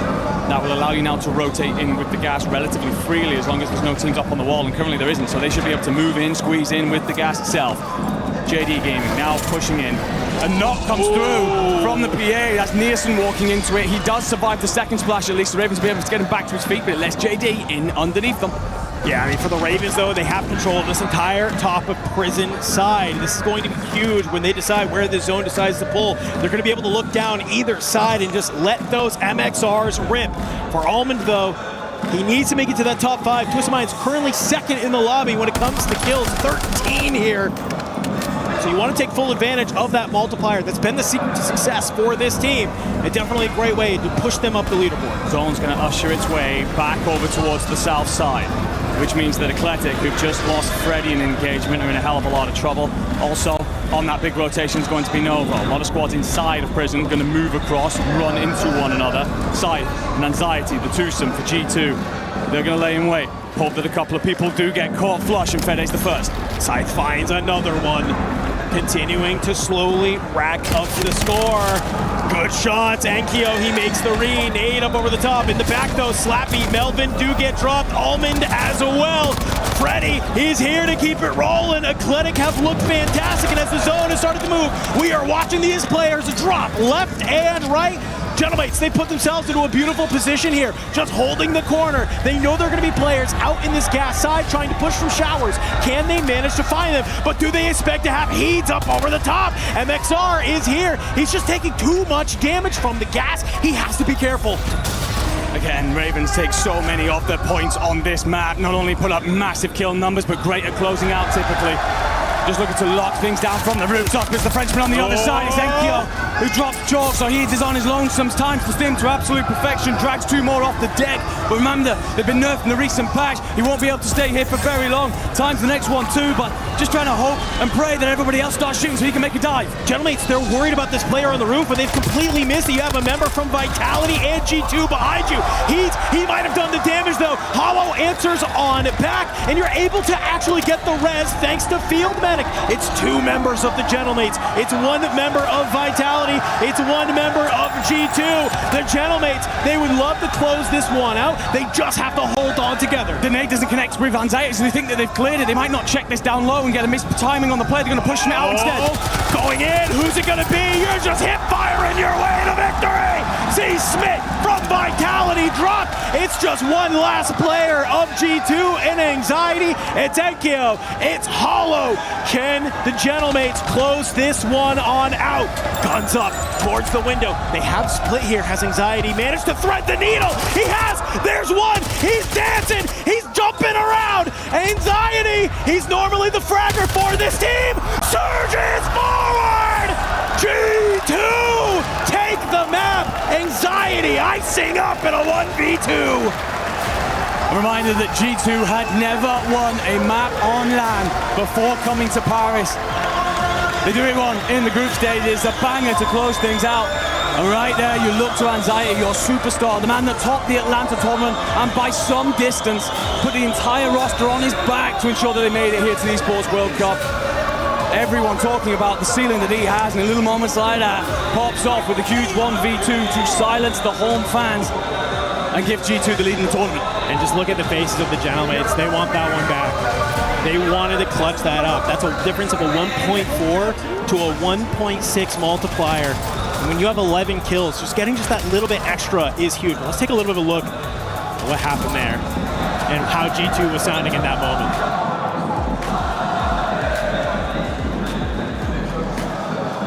Good discussions between the coach and the boys.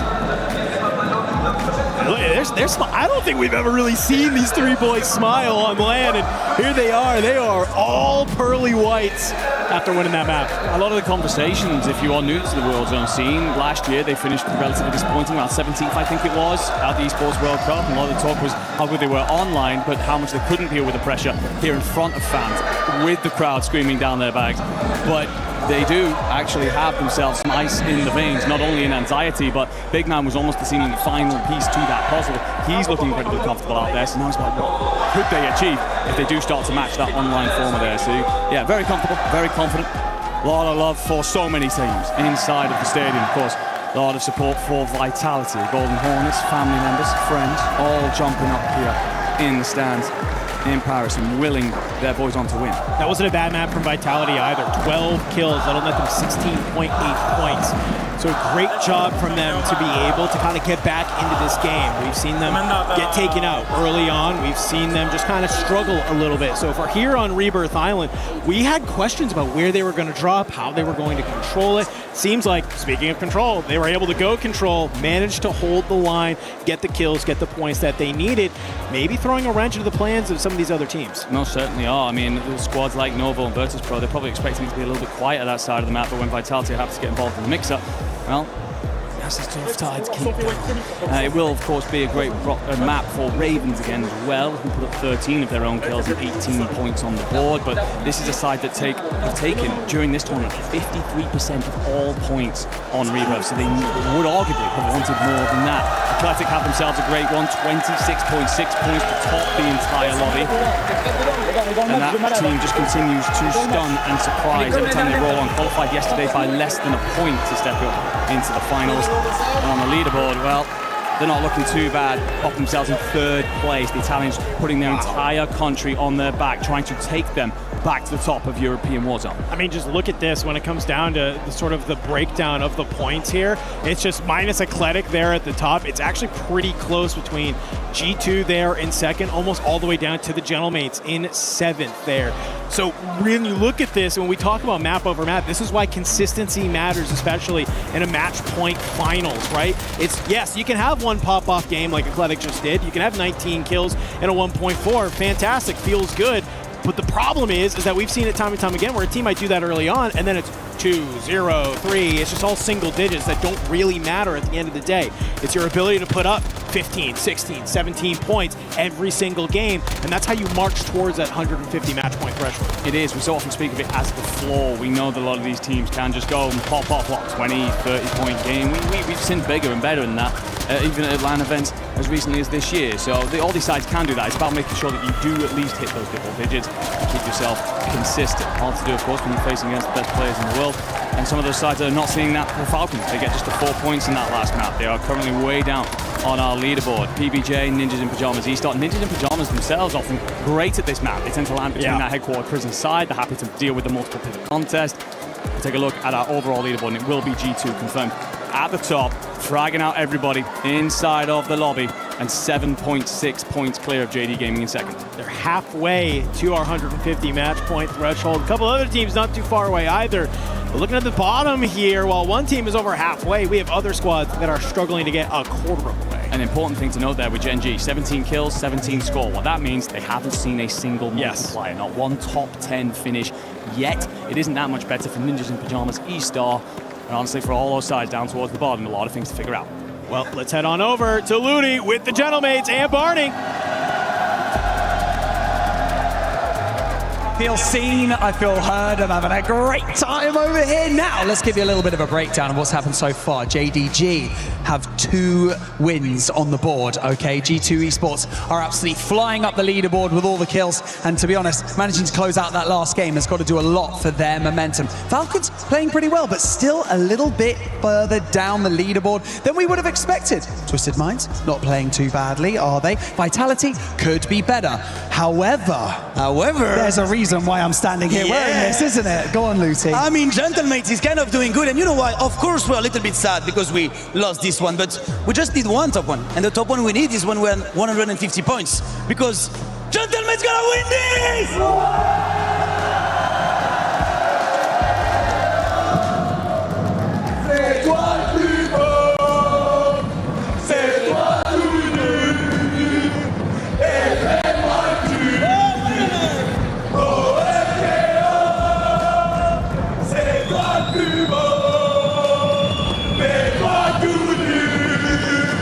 I wish I knew French.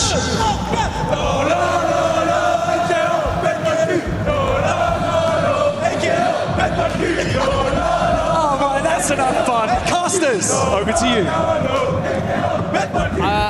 I actually know what that means. So we should definitely start us talking to one another. Okay. I'll have to ask you in the next break what that one is. Ladies and gentlemen, do not hit up Duolingo for that one. Either way, obviously they're having a fantastic time over there in the stands, the Gentle Suits, and everybody else, of course, trying to will Enkyo, Gromlock, and Hallow on towards victory. Disappointing towards the end of that last one, of course, you lose the 1v2, but a great map otherwise, and it'll keep them towards the top of the leaderboard. And they're not the only fans going absolutely nuts in here. If you think it sounds loud on the broadcast, I tell you now, it does not do it justice. We can barely hear each other here. I have a little knob, which is how much I can hear Andy. For the first time in my life, I've cranked it. I want to be very clear about that. That was rude. That's how I'm trying to convey to the viewers at home how absolutely loud it is, because it's also not just the Gentlemates, for the record. We have Gen G super fans in the building. We have Leviathan super fans in the building. The Falcons are getting loud. So many of our top teams, Vitality as well, have brought their super fans, have brought the community here, and they are letting it be known who they are rooting for. It's a really, really great time at the Esports World Cup in Paris, and just seeing all the camaraderie and community amongst all these teams. It certainly is. But, of course, we have a hell of a lot more drops to go. Many of you saying that they're expecting 12 to 14 drops today. Well, we're in for a long all afternoon. We're going to move, though, for the first time to Fortune's Keep, and sides that look particularly good here during this tournament. Number one, the Gentlemates. 44% of all their points have been coming on that map. We're averaging 18 kills on that. A map that we have spoken about since its inception as a very slow, defense-heavy map. Them and Twisted Minds have figured out how to play around this. Twisted Minds are coupling up that average 18 kills of their own with an average of second place as well. So look for them to be very, very dangerous. A lot of other sides, they're kind of middling here. There are some sides that need to be concerned. AG Global, Ravens, they've not enjoyed their stay so far on this map. What I will say, though, it's a very circle dependent. It's incredibly hard to rotate through. There's a lot of bottlenecks, a lot of chokeholds. So a lot of sides often have to change up their drop spot away from their typical in order to avoid being put in a spot where they're rotating late and being held out. I mean, this has been the conversation since Fortune's Keep has come into the map pool. It's just how absolutely defensive this map really is. It's hard to move. It's hard to go from one POI to the next, and that is what we've just seen time and time again when we get ready to hop on in here. It's our first map of Fortune's Keep, ladies and gentlemen, but it certainly won't be our last. An opportunity to make a statement, an opportunity for some of these teams to jettison their way up the leaderboard, because they definitely need it. We have a couple of squads running away with it, and this is the worst part of Call of Duty Warzone Match Point, when you're on the bottom of the leaderboard and you're watching G2, JD Gaming, Eclectic just rack points over points, game over game, and you can't buy a kill. No, you can't. And for those of you who might be wondering how the Falcons look on Fortune's Keep, currently averaging 14 kills in 6th place, which doesn't sound bad, but it's considerably worse in groups. So they've got to make sure that when they step up to this high quality lobby, they return with some sort of form, because right now they're down in that second half of the leaderboard and have got a mountain to climb. So is any team that will be rotating in from the east side. A typical winery landing, we're looking at maybe 3 or 4 teams to play here. That might change in this next couple of seconds, because you've got to go to the other side of the map, where the likes of Falcons and Co will be setting themselves up for the typical drops. Well, let's hop on into it. We're here with G2, and it's guns up, guns top against Eclectic already. And you can see Anchor Scythe. He sees both of his fragger and support get dropped in the front line. What does he do? Just go ahead, trap on back to Bay, boot on up, grab some of those crates, get that respawn timer down early. Yeah, an example of an alternating drop spot attempt there. Usually G2 play over towards Bay. That's on the northeast corner. What they're doing by sending 2 bodies into the middle is trying to clear Eclectic out, so then they have a gap to just push through and rotate through nice and early. They won't get it, so now they'll understand the task at hand. It's a hellish rotation. Might instead playing through the keep. We'll come back to all of that, because the terraces, we've got a lot of company. You got Ravens. You've also got Twisted Minds doing battle, and Ravens, King Troll's got to be careful here. He does about stay alive for the timing to get his boy back in. But another contest going the wrong way if you are that French lineup. Yeah, I mean, at least for the Ravens, you have your anchor sitting back into keep, and you have all 3 members of Twisted Minds sitting together on that terrace side, like we've come to know and love. So maybe just an opportunity from the Ravens there to try and send out your fraggers, see if you can start to put Twisted Minds in a bit of a blender. However, you are just not successful. Has me worried. Does that disrupt your economy and your opportunity to get your cash, get your loadout, get set up for this fire sale, and get that advanced UAV? Tell. Jay Valley's going to set himself up here for PBJ in the far western turret, my apologies. Directionally challenged once again. Back to Winery. Genji, they've cleared all of this out. 3 teams landed here. Genji have laid waste to all of them. I don't know if they've done it single-handedly, if they simply third-parted the initial fight. Either way, they'll be happy with all of that space. You want to get that as early as possible on that side of the map, because again, you've got to move all the way over towards the west. Ooh! Not easy to do. Genomates, they're going to be an overlook. We'll actually have JD Gaming here. So both of these sides towards the top of the leaderboard, and how this very fight might shake things up. They got to be careful though, because all of Vitality just rolled up in vehicles at the house on top of Grotto. So at any moment they can surge forward if they wanted to. But you can see a couple of trades going back and forth between JDG and the Gentlemates. A huge force of a battle here, but Hollow, he's looking over with the Hawk. Oh, the noise has also pulled Eclectic in this direction. The Falcons have got 2 players pushed on over towards the south side of town. Everybody's seeing red dots and thinking this is where I could scoop a couple of free points. And those are hard to come by in lobbies of this quality. The cluster strike is basically going to draw a line in the sand.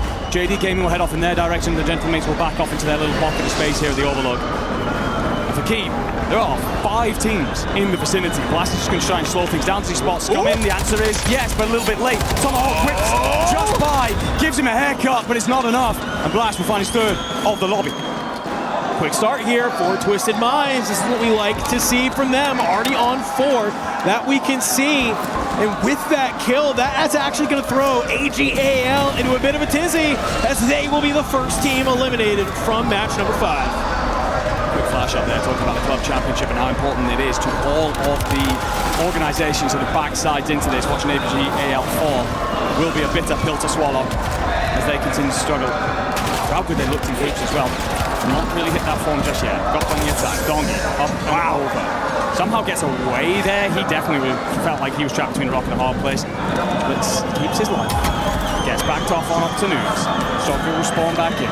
But you have lost Books here, and you're also potentially being squeezed up on by Vitality. That's that number 12 on the mini-map. Either way, an uncomfortable position in town. And this is a circle that the Falcons would really want to control early, where they can mop up a hell of a lot of points. Oh, King Chalk! It's good damage. He snaps on a disrupt. You're going to get 1 drop onto a member of T1. That's just going to leave Echo. That's just going to leave Spam Gola. And you can see already they are hot on the retreat. Get back to their spiral, get back to that high ground, continue to look over. If they're careful, they might be able to sort of sneak on out, and they could potentially find this fight between J2 and JDG and potentially third party. One of the G2 players has slipped by, so you got to be careful about getting shot in the back, and yet that's what's happened. Scythe catches Heeds sprinting through. That should now give a little bit of a timing for the boys to get past. And Scythe will actually clamber on up, see if you can rip keep from the hands of this French side. Kingshore, though, he looks on over, and he's actually been sent for a hot dog entirely, and Zaiti drops him. Should turn it now into a 2v1, close proximity. There will be one Kingshore player, I think that's Nielsen back into the sky. He's going to try and be a little bit of a UAV up there, almost that bird up there towards the top, just pinging things out, but realistically a recovery situation for the side. Novo, looks like they've been relegated to the boat. They'll hold on until the zone forces them not to. Falcons have gained control back of Books, but you can see already Vision and AJ, they've worked together to take down Soka.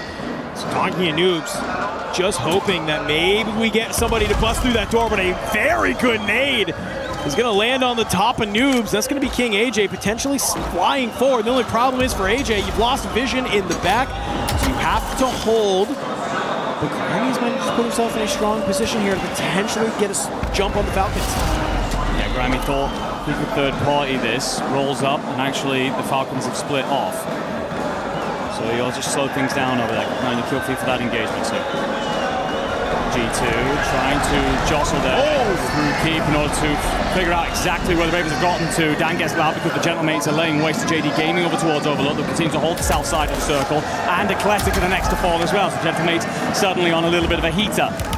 Virtus Pro, there at the terraces against Twisted Minds, but T1, they're going to start to clamber the walls from the gatehouse, apply pressure and try and pinch this all in. Got a great map for Virtus Pro so far, 6 kills to their name, but you can't go down early! Adrian says, hey, how about a little snack there, Spam Gola? Feeds him a Semtex for dinner, and he says, I'm hungry. The awful thing is, I think it popcorns as well, it blows up the nade in his hand, so bad situation goes incredibly worse, and it's just bad luck if you are T1. But Virtus Pro set themselves up here at Church. Next circle pull, relatively central, no hard drags. Looking like there's going to be somewhere between Graveyard and Gatehouse. West Spiral control would be huge right now, and that's actually where Virtus Pro made the call to go. It's been a home of theirs for most of the year, so could mop up a lot of points in the later stages. But now the fire sale's active. You see that at the top of your screens. Look at all these teams to head on over to buy stations, drop their money on the deck, stack it into advanced UAVs, and that'll give them intel on what everybody else is in this lobby so they can go on the hunt. St. Melvin, he's been able to find Skullface. Gentlemen, they've just been over here at the house just for so long. JDG, though, they have an inkling. Obviously, the Gentlemen are here. They've been battling back and forth. They look to hold. The problem is, and you can see FLS, he's made sort of the same exact read that Leviathan is not too far away ahead of them. Have you been able to find an angle? Set a couple of shots onto Amir. You have to back up, but you're not ready for Seedark to be from down below as well, and Criminal God is there as well. Zanks hearing all these shots. He peeks his head on over, sends the shots down lane, and all of a sudden JDG has pushed some of those Leviathan members into the tunnel exactly where Eclectic wants them. Incredible play by FLS. He tucks himself into the steps and drops a smoke screen in front of the caves, which means that Eclectic actually can't watch him cross out. They also get blessed a little bit with the timing coming in from Leviathan. That then turns the attention of the Italians and lets you back out. More resilience coming through from one of the best teams in the tournament this weekend. Now the Italians are going to turn and face, just hoping to hunt out Amir here. You will have seen him on the X-ray. There was a shoulder just peeking up over a rock there, but Resurgence not done just yet. So it's the right decision from Amir to slow things down, let Crimean Dog back in. And as the zone continues to move, we know that Twisted Minds love this spiral, but they have to take it from the hands of Virtus Pro if they want to gain this positioning. You've already lost Allman in this battle. Adrian, he's able to drop down on that outside. Allman shifty drop, but Zedark is here to enter into the third party. Adrian gets dropped, and that's going to immediately send Destroy into the basement to meet up with Grimy. But while all of this is happening, look who's surging on forward. Novo, they've made it to land off the boat. They squish on up to Placides. They take Twisted Minds out of this lobby, and they're going to continue to try and find these kills, get those points. It's painful for Twisted Minds. You were leading the lobby on kills with 10. You get dropped in that moment just before the Resurgence is even closed. So if you just figured out the right timings in terms of disappearing from the fight, you'd have been able to turn those 10 kills into some sort of multiplier. As this, though, you will watch the action rage on, and everybody else group up points. Thank you. Draw sprays, sits him straight down. Looking to control the south side of this circle. You've got to push out PBJ on one side. Falcons are going to be set on up at Bugs. That's that orange 11 on the minimap. On the other side, you've got JD Gaming rotating in from the east as well as Vitality, so a lot of work to do here for the French. Oh, good shots from Hollow. On to Jay Vela. Enkyo's going to be the one, though, to get the damage that you need to get the knock. Over the Gentlemates, it's hold this outer side, hold this street area, do not let anybody hit that zip line and find an angle onto you. Clear out your backside, hold the high ground, and start ripping anybody that tries to push in on you. Eclectic staying alive here on the tin side. Let's go ahead with listen in with Eclectic to see how they're doing.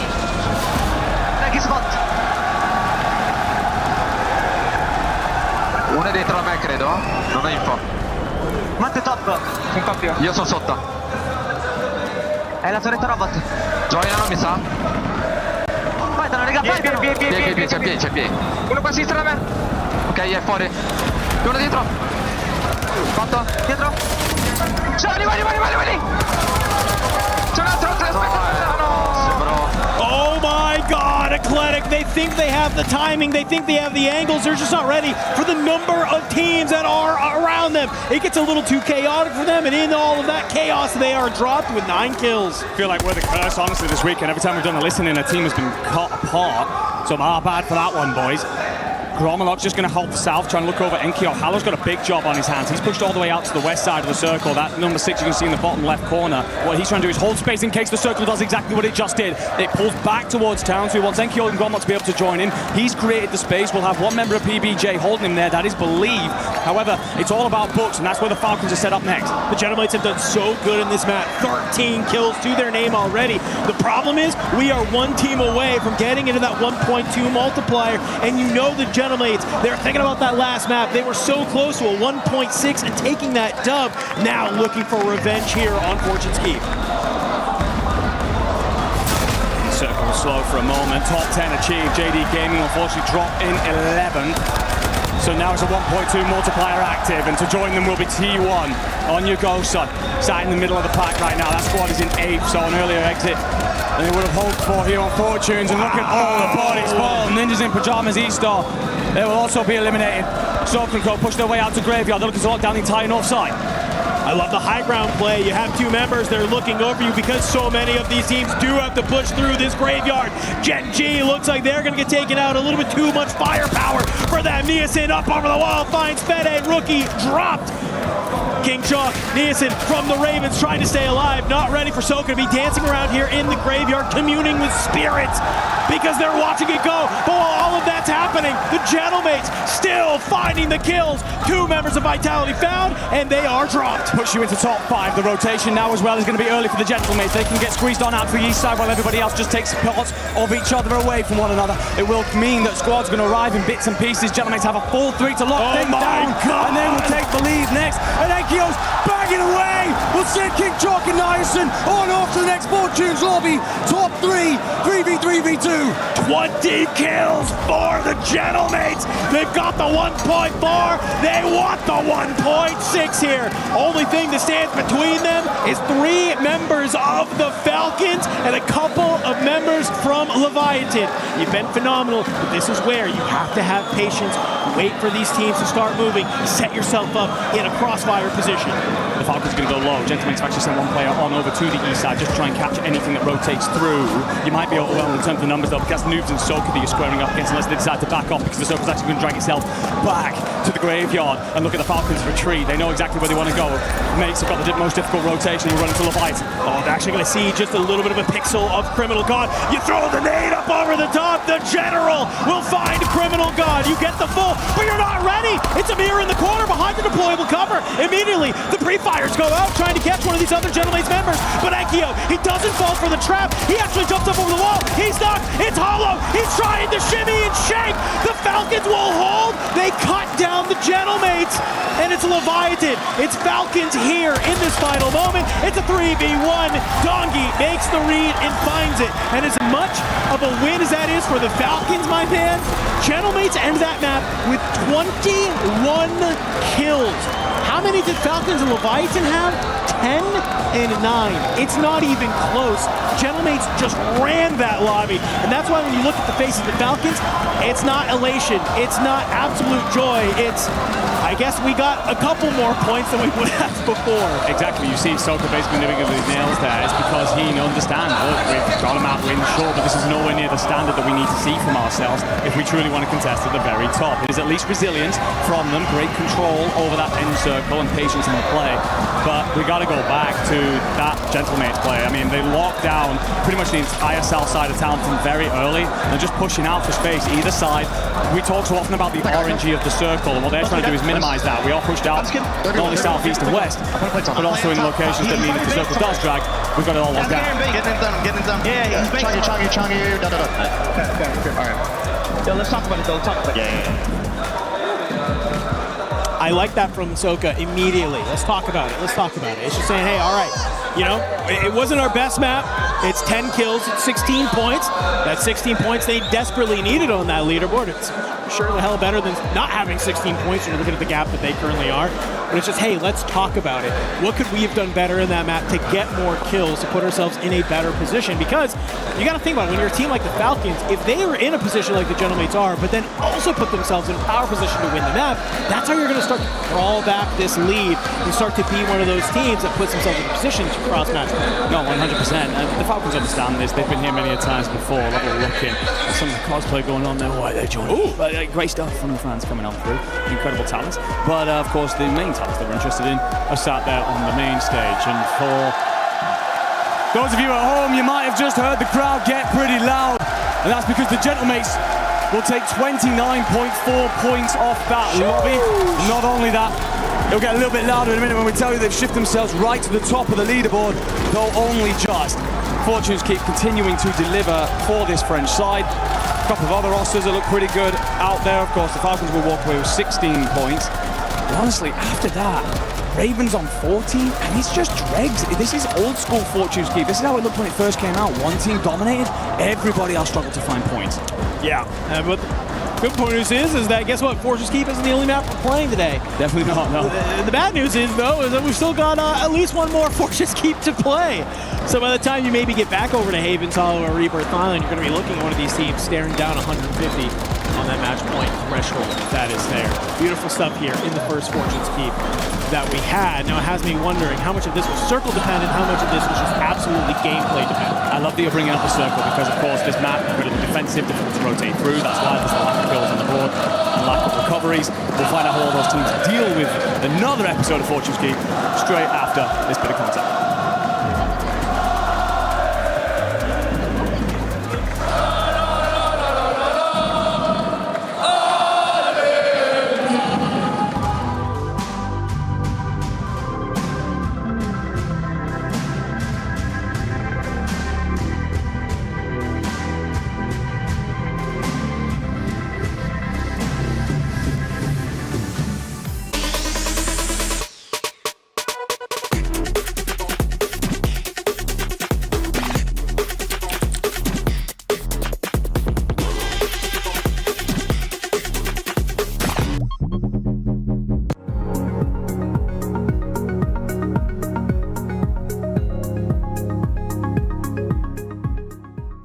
He can come in here and play my game. He knows nothing but go! Tyler 1, you're done.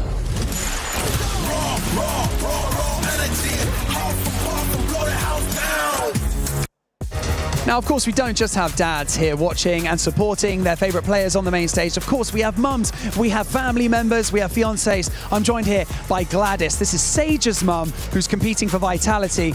Gladys, how does it feel to be a parent seeing your son competing here at the Esports World Cup? Very proud, very happy, very nervous, everything. Proud, happy, nervous, all of the emotions you can feel. I've also got Haley here, who is Sage's fiancée. Haley, how's the nerves for you watching him compete on the main stage? I think I'm a bit like him in the sense that come game day, I'm not really nervous. He gets in the zone, I get in the zone. I'm just really passionate, so I just love to watch him. I love it. You're both locked in. How was it actually walking onto the stage for match point finals, being in and amongst the players and the crowd? It felt electric, didn't it? It was. So I had to learn a chant in about 3 minutes. Did pretty well, I think. but very hot in the B costume. It was great to be out there with everyone from Vitality. I love that. In the B costume as well. You're committing to the cause. Yep, very committed. I love it. Right, Hayley, thank you so much for joining me in this interview. Gladys, thank you so much. Oh, I want to shake your hand. Yes, let's shake hands. Thank you so much. We've got friends, family, loved ones here in the crowd at EWC. It's match point finals, baby. Let's keep going. Welcome back to the match. It's Miles and Shift, and we got some mates to help us out. No, not the gentle mates. I'm talking about the ghosts. What a time we are having here. Esports World Cup 26 continues. Warzone rocking and rolling. We've got mums and dads in the crowds, but here we're mission ready for another man. I'm not even going to try to do that voice. It's just not going to go well for any of us. Wow, what an unbelievable start, though, to our first handful of games. This could not be any tighter, any closer. Some underdog stories, some favorites looking a little bit soft. It's going to be an interesting finish to this 14 ski. What do we say when you play Call of Duty? You've got to win your ones, and that is what the Genomates have struggled to do for a few maps now. Back-to-back bangers. A moment, though, to catch your breath, get yourselves back into the game. Maybe not lose another incredible 1v1 for the round win, but that is how it's been going so far. Alan, we've been treated, man. I mean, survival stage was something. Every single map has had an incredible moment so far. What's in store for the rest of the tournament? This is what you get when you get the 16 best teams to play Warzone in one lobby, and you get to do it over and over and over again. It's been legitimately, it feels like anyone's tournament to this point. But now as we start to get closer and closer to that point threshold, this is where things start to potentially change a touch. We've got quite a while to go before we reach that 150-point mark. But again, it does feel like we're getting strong wins. Yes. Outside of the Falcons' victory, which was a low game for them, everyone else is looking strong. 29 garnets. Unreal. The Genomates from that kills alone, it felt like. So, for myself, Alan, and the ghosts here on stage, let's play another game. Okay, I can't match that at all. Miles is just too good at all of that. You're looking at me with a bewildered face currently right now, and I'm trying to wonder why. So, Gentlemates, confirmation, they are top of the leaderboard by 0.2 points over G2 Esports. I want to tell you about a certain French prince, my friend, who's put up 34 kills already. He is frying pretty much anyone else in this lobby. There's something there towards the high 20s, but no one else crossing anywhere close to where he currently sits, dragging this squad towards that match point line. Because once this team do get there, they've got a couple of closing questions to answer.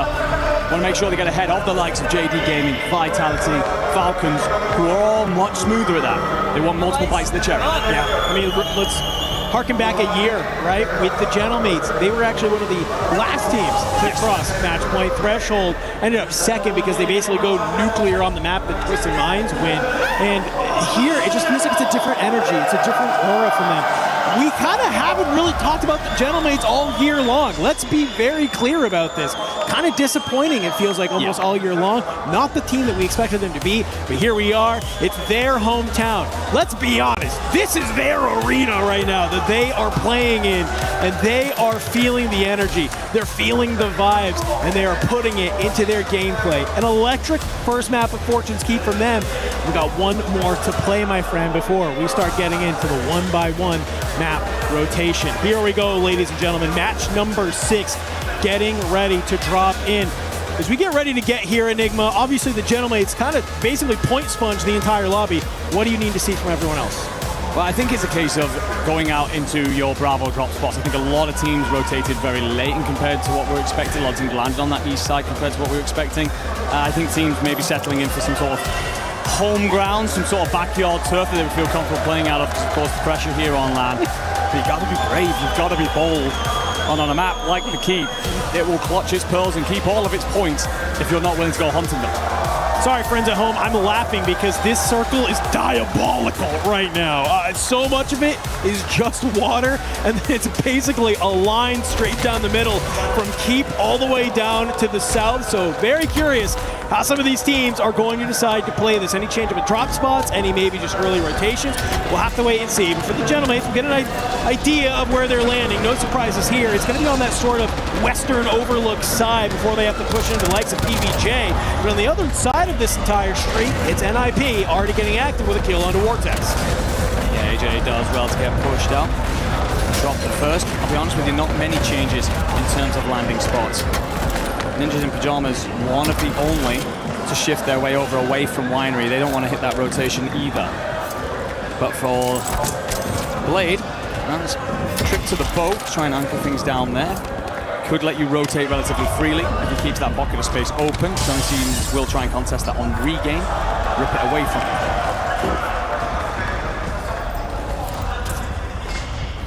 Just waiting to see how some of these fights go ahead and happen. Scummin, he's going to be the one to slide on up, get the full on to Shifty, but Grimy already has eyes like a hawk. He's looking over, and he's actually going to be able to find the kill. Virtus Pro.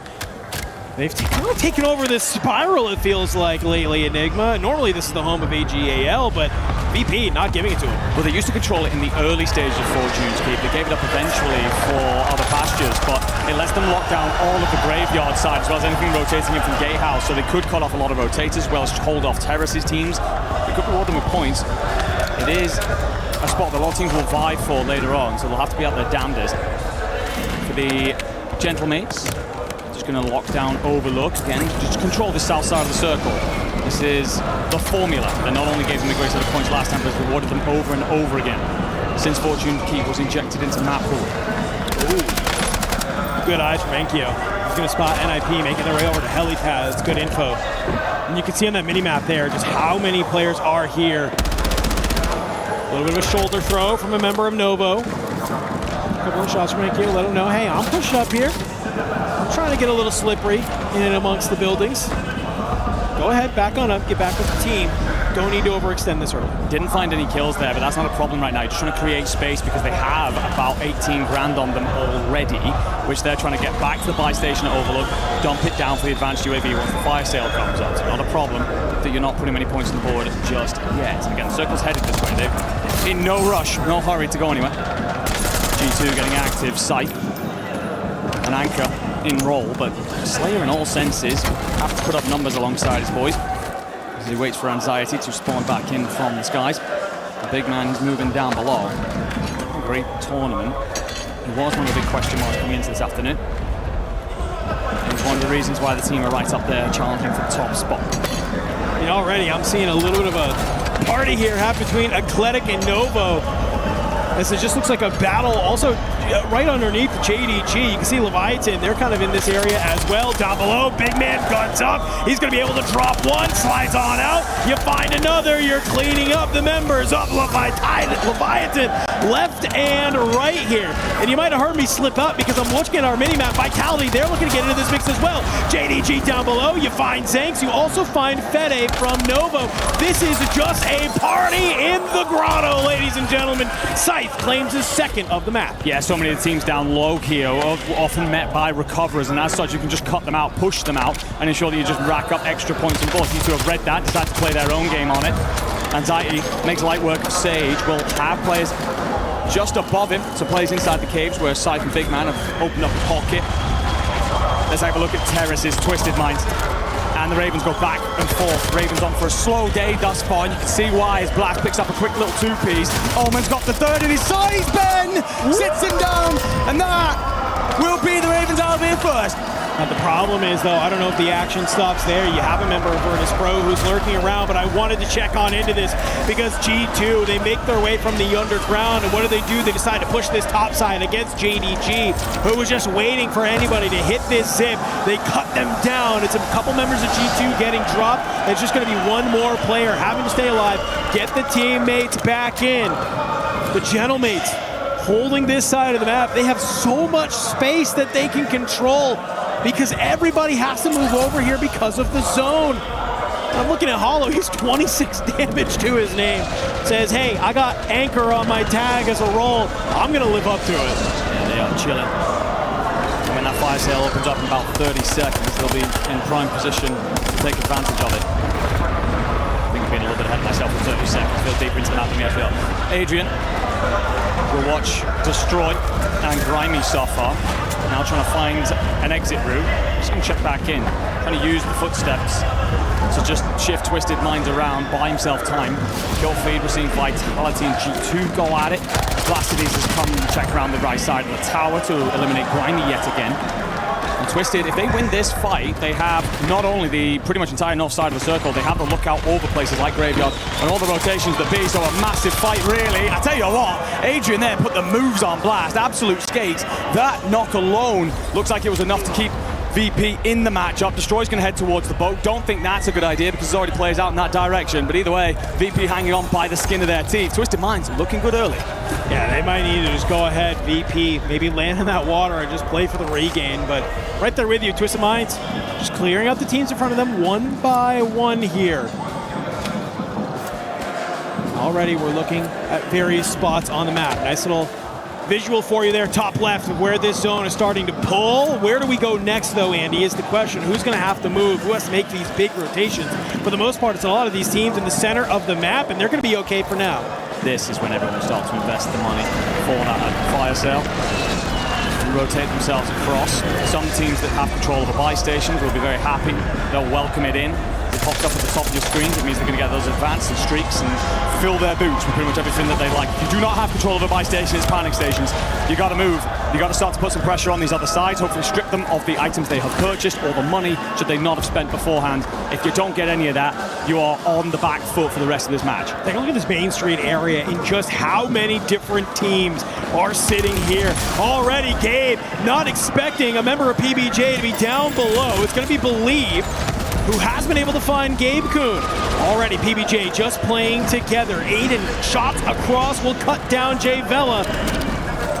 But he was actually able to find Lennon before, so just moving in and out of these buildings, in these tight confined spaces, you can lose teammates just like that in the blink of an eye. But as all these teams are forced to move, we saw them in a little bit of a regain down there on that bottom side. Leviathan have already made an exit. The struggles continue here at the keep. Spam bangs away from the top side, and the problem with the tunnels down in Grotto is that you are often overlooked. And right now, Resurgence still being active will mean that Big Man just staying up here, being elusive, allows his boys back in, hit their guns, but he's finding a route out of here. Everyone will be watching the exits for some free kills. Actually, Big Man might get himself out underneath Genomates in that moment, but either way, we'll move over. PBJ.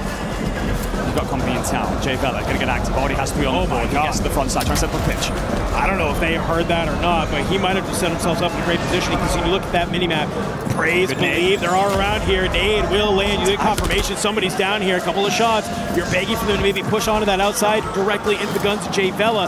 But if the reposition comes on in, and all three members of Gen G are set up here on this bottom side. The nade somehow didn't tag, so PBJ don't know what they're looking for. No. That positions them elsewhere. All three players of Gen G are just waiting here. Might catch someone by surprise. He'll feed a light up. Squad 4's out of here. You also see Eclectic gone. So big teams falling by the wayside. Squads have been brilliant all day long. Eclectic's sat in fourth, bear in mind. They're done with early. Everything starts to shift its way towards town. Resurgence will be disabled. 2 more teams until we're into the top 10. This lobby is about to look like molasses real quick here. As the circle will start to pull us continued north here. Finally, the Genomates will have to make some type of movement, but it's a straight cut across. They don't mind it. The only problem is, have they read that JDG is going to be on this outside?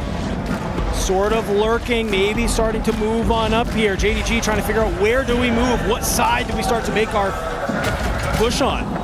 So many teams still alive here. 12 squads rotating over quickly or playing in much earlier. And as such, just holding out, desperately trying to set this up into a situation where they can third-party all the fights. Well, let's go ahead, as they are going to hold the line right on this edge of gas. How is Virtus Pro feeling in this moment? He's like trying to jump up on the roof. Flew over or fell down? We're just gonna walk up on the green, okay? Yep. Right here. Wait. I'm down for it. On me. Close up. So you ready? 3, 2, 1, come. Step. Nice kill. I'm plating. One. Wait, I'm here. I got my pull. Don't tweak on it. He died. All right, guys. You ready? Let's go. No, don't go. One shot. They're on the roof. He gave it up. They're fighting. Where are you, Grim? I'm with you. They're on our forward. Come. I need to play. Here. I might be safe, okay, guys? EMP'd them. They're on my right close. Yeah. Got naded. Just gotta go low left. Yeah. Novo's on the left. You're safe right here on the bottom stairs, eh? You're safe. I'm just going to mirror. I love what I'm hearing. It's a plan. It's the immediate call out that you got Gen G pushing up from behind. Adrian slides out. It's a quick kill. The problem is on that rotation, you're not ready for Novo to just be rooftop shooting at anything that's going to move between that alleyway. And the other problem is from behind you. NIP has made the wrap. AJ and Vision, they line up together. They eliminate Virtus Pro, put us into the top 10. Yeah, fight will kick off pretty much immediately off the back of that. PBJ getting involved.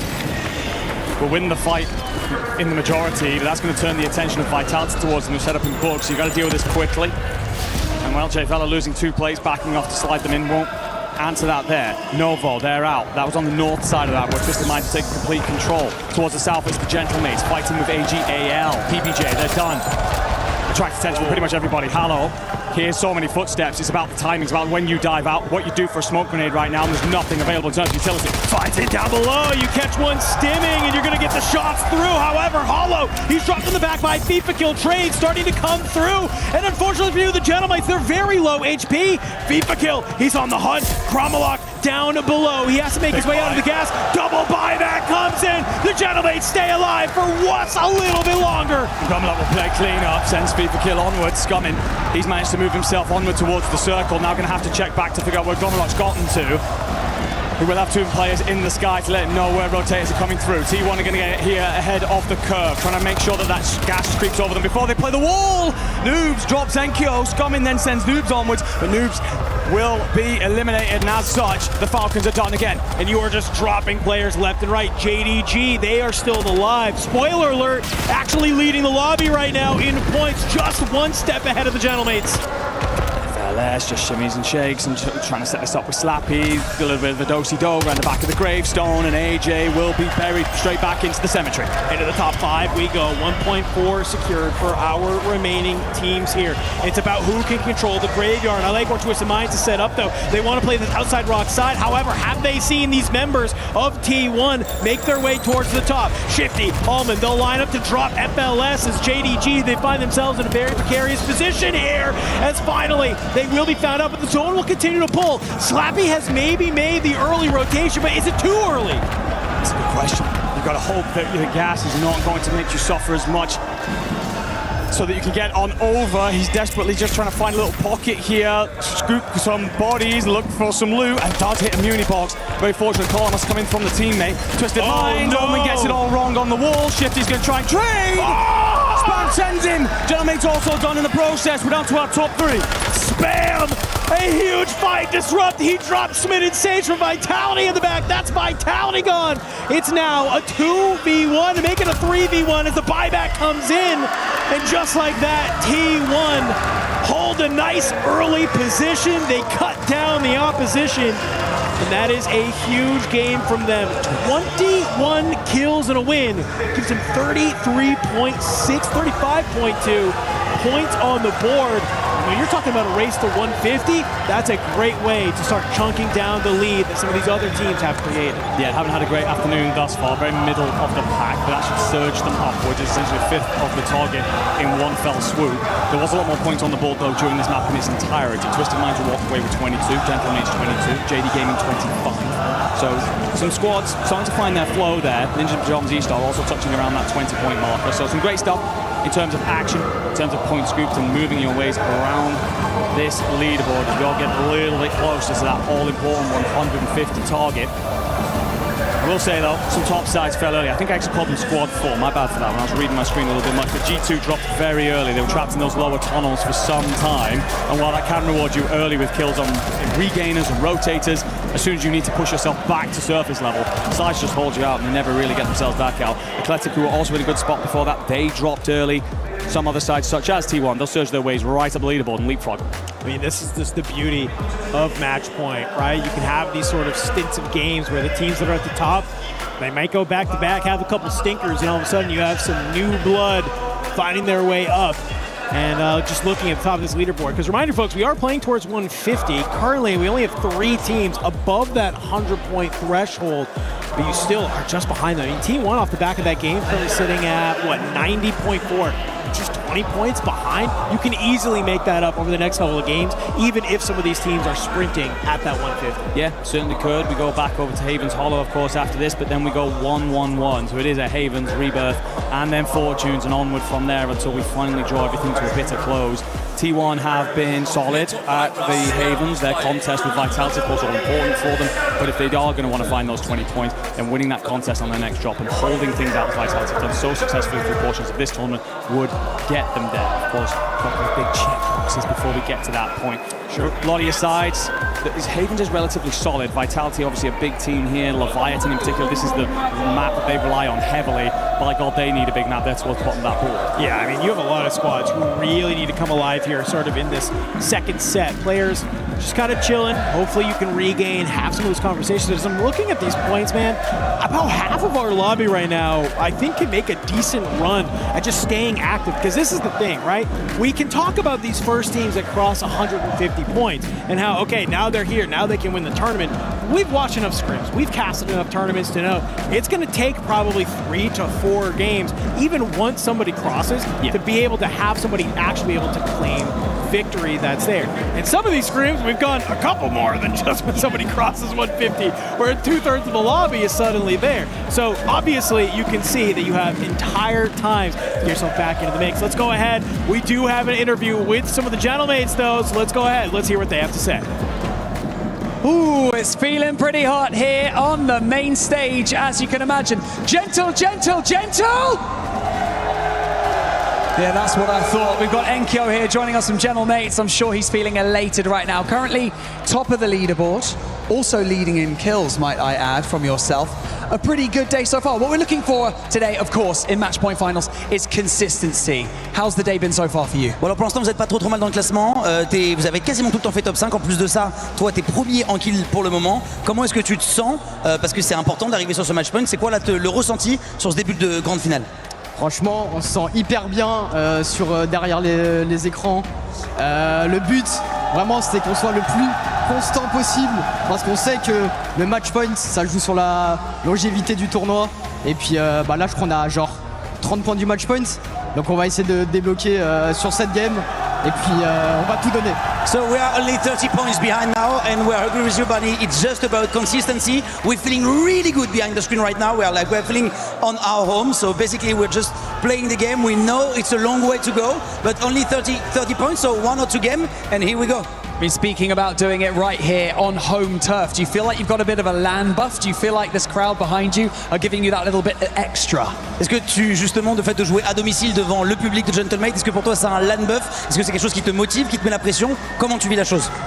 Non, moi franchement les gars, le public ça me transcende encore plus. Et puis ouais, on va essayer de gagner ça pour vous les gars. Yeah, for sure. For me, it's not like pressure. It's buffed me so much, and I want to win for me, but I want to win for them.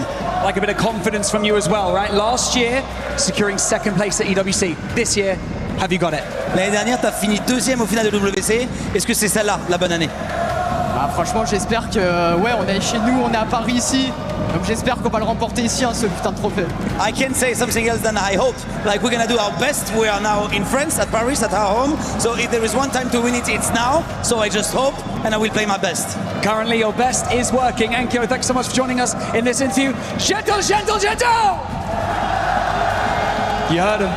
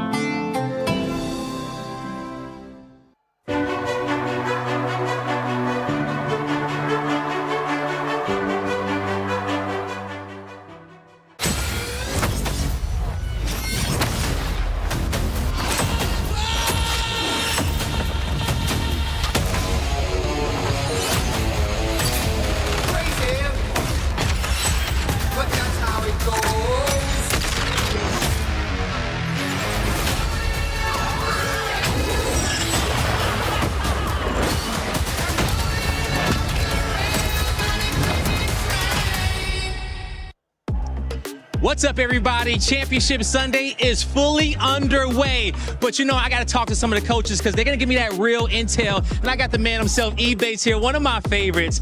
E-Bates, man, Vitality.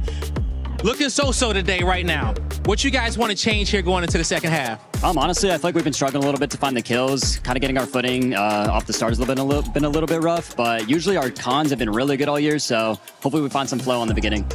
Definitely need to find some flow in the beginning. How has the zones been working out for you guys? Have they been pulling the way that you guys need them to? I mean, zones been kind of pretty stationary, I feel like. Overall, I feel like we're finding good spots and like regaining really well right now, which is super important, especially in big lobbies like this. I think a lot of teams struggle for that.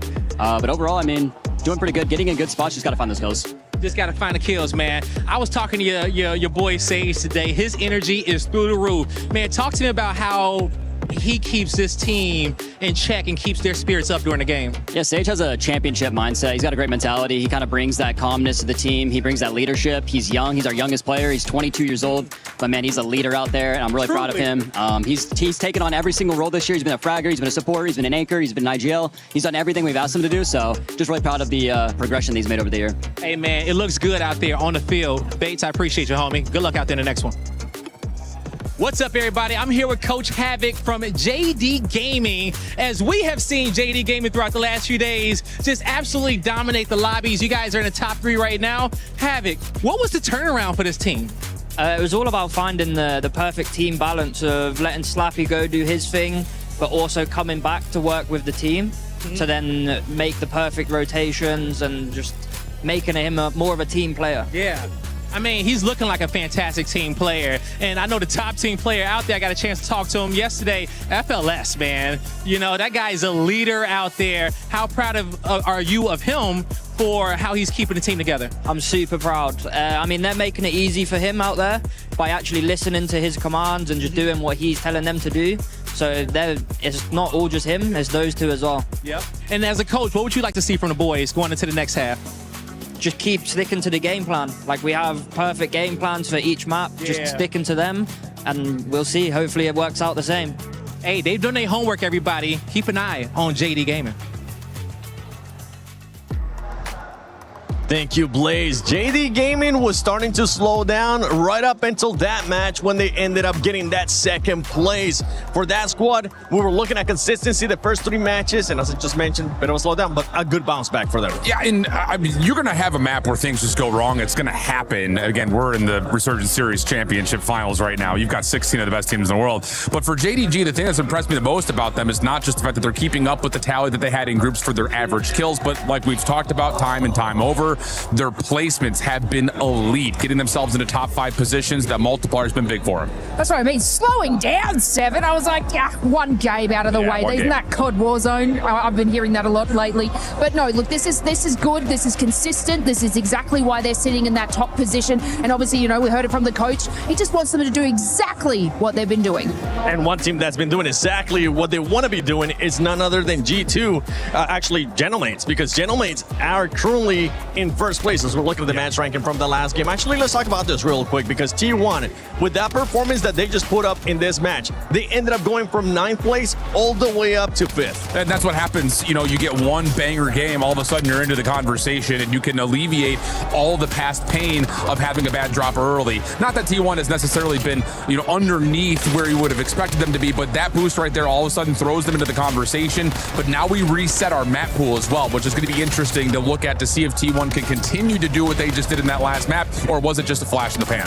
I mean, it's only about a 5-point difference between teams all the way down to 7th place. So it can absolutely change. It could even change for people under that 7th place as well. So it is going to be like incredibly tight, but I mean, one bad game doesn't count them out. Yeah, but it is time for those teams that you saw that you're going to see like on the second page of the leaderboard. They got to start stepping it up, because at the moment you're dealing with a lot of bad starts from teams like Gen G. Vitality's been kind of floating. Like, we just haven't seen the same dominance that we had from the previous days of action, and they need to find a way to get something going immediately here, otherwise they're going to be too far out. And one that's currently in that conversation as well, which is insane because they have gotten 2 wins so far today, is Falcons. And as you can tell right now, Falcons are actually currently not in the first page. The consistency is just not there. But right now, with Gentlemates being in the first place, you also got JD Gaming, G2. Like, these teams are being so consistent, and that's why I'm starting to raise a bit of a red flag there for Falcons. Yeah, I mean, they've gotten a couple of wins, but they haven't had the kills. On the other front, talking about your favorites,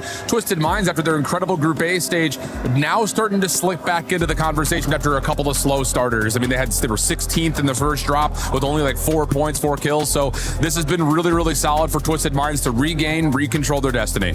Yeah, and I mean, from that last game, you know, they have that 12.5 kind of average, but we haven't seen them doing anything too crazy. But I mean, they're in that conversation.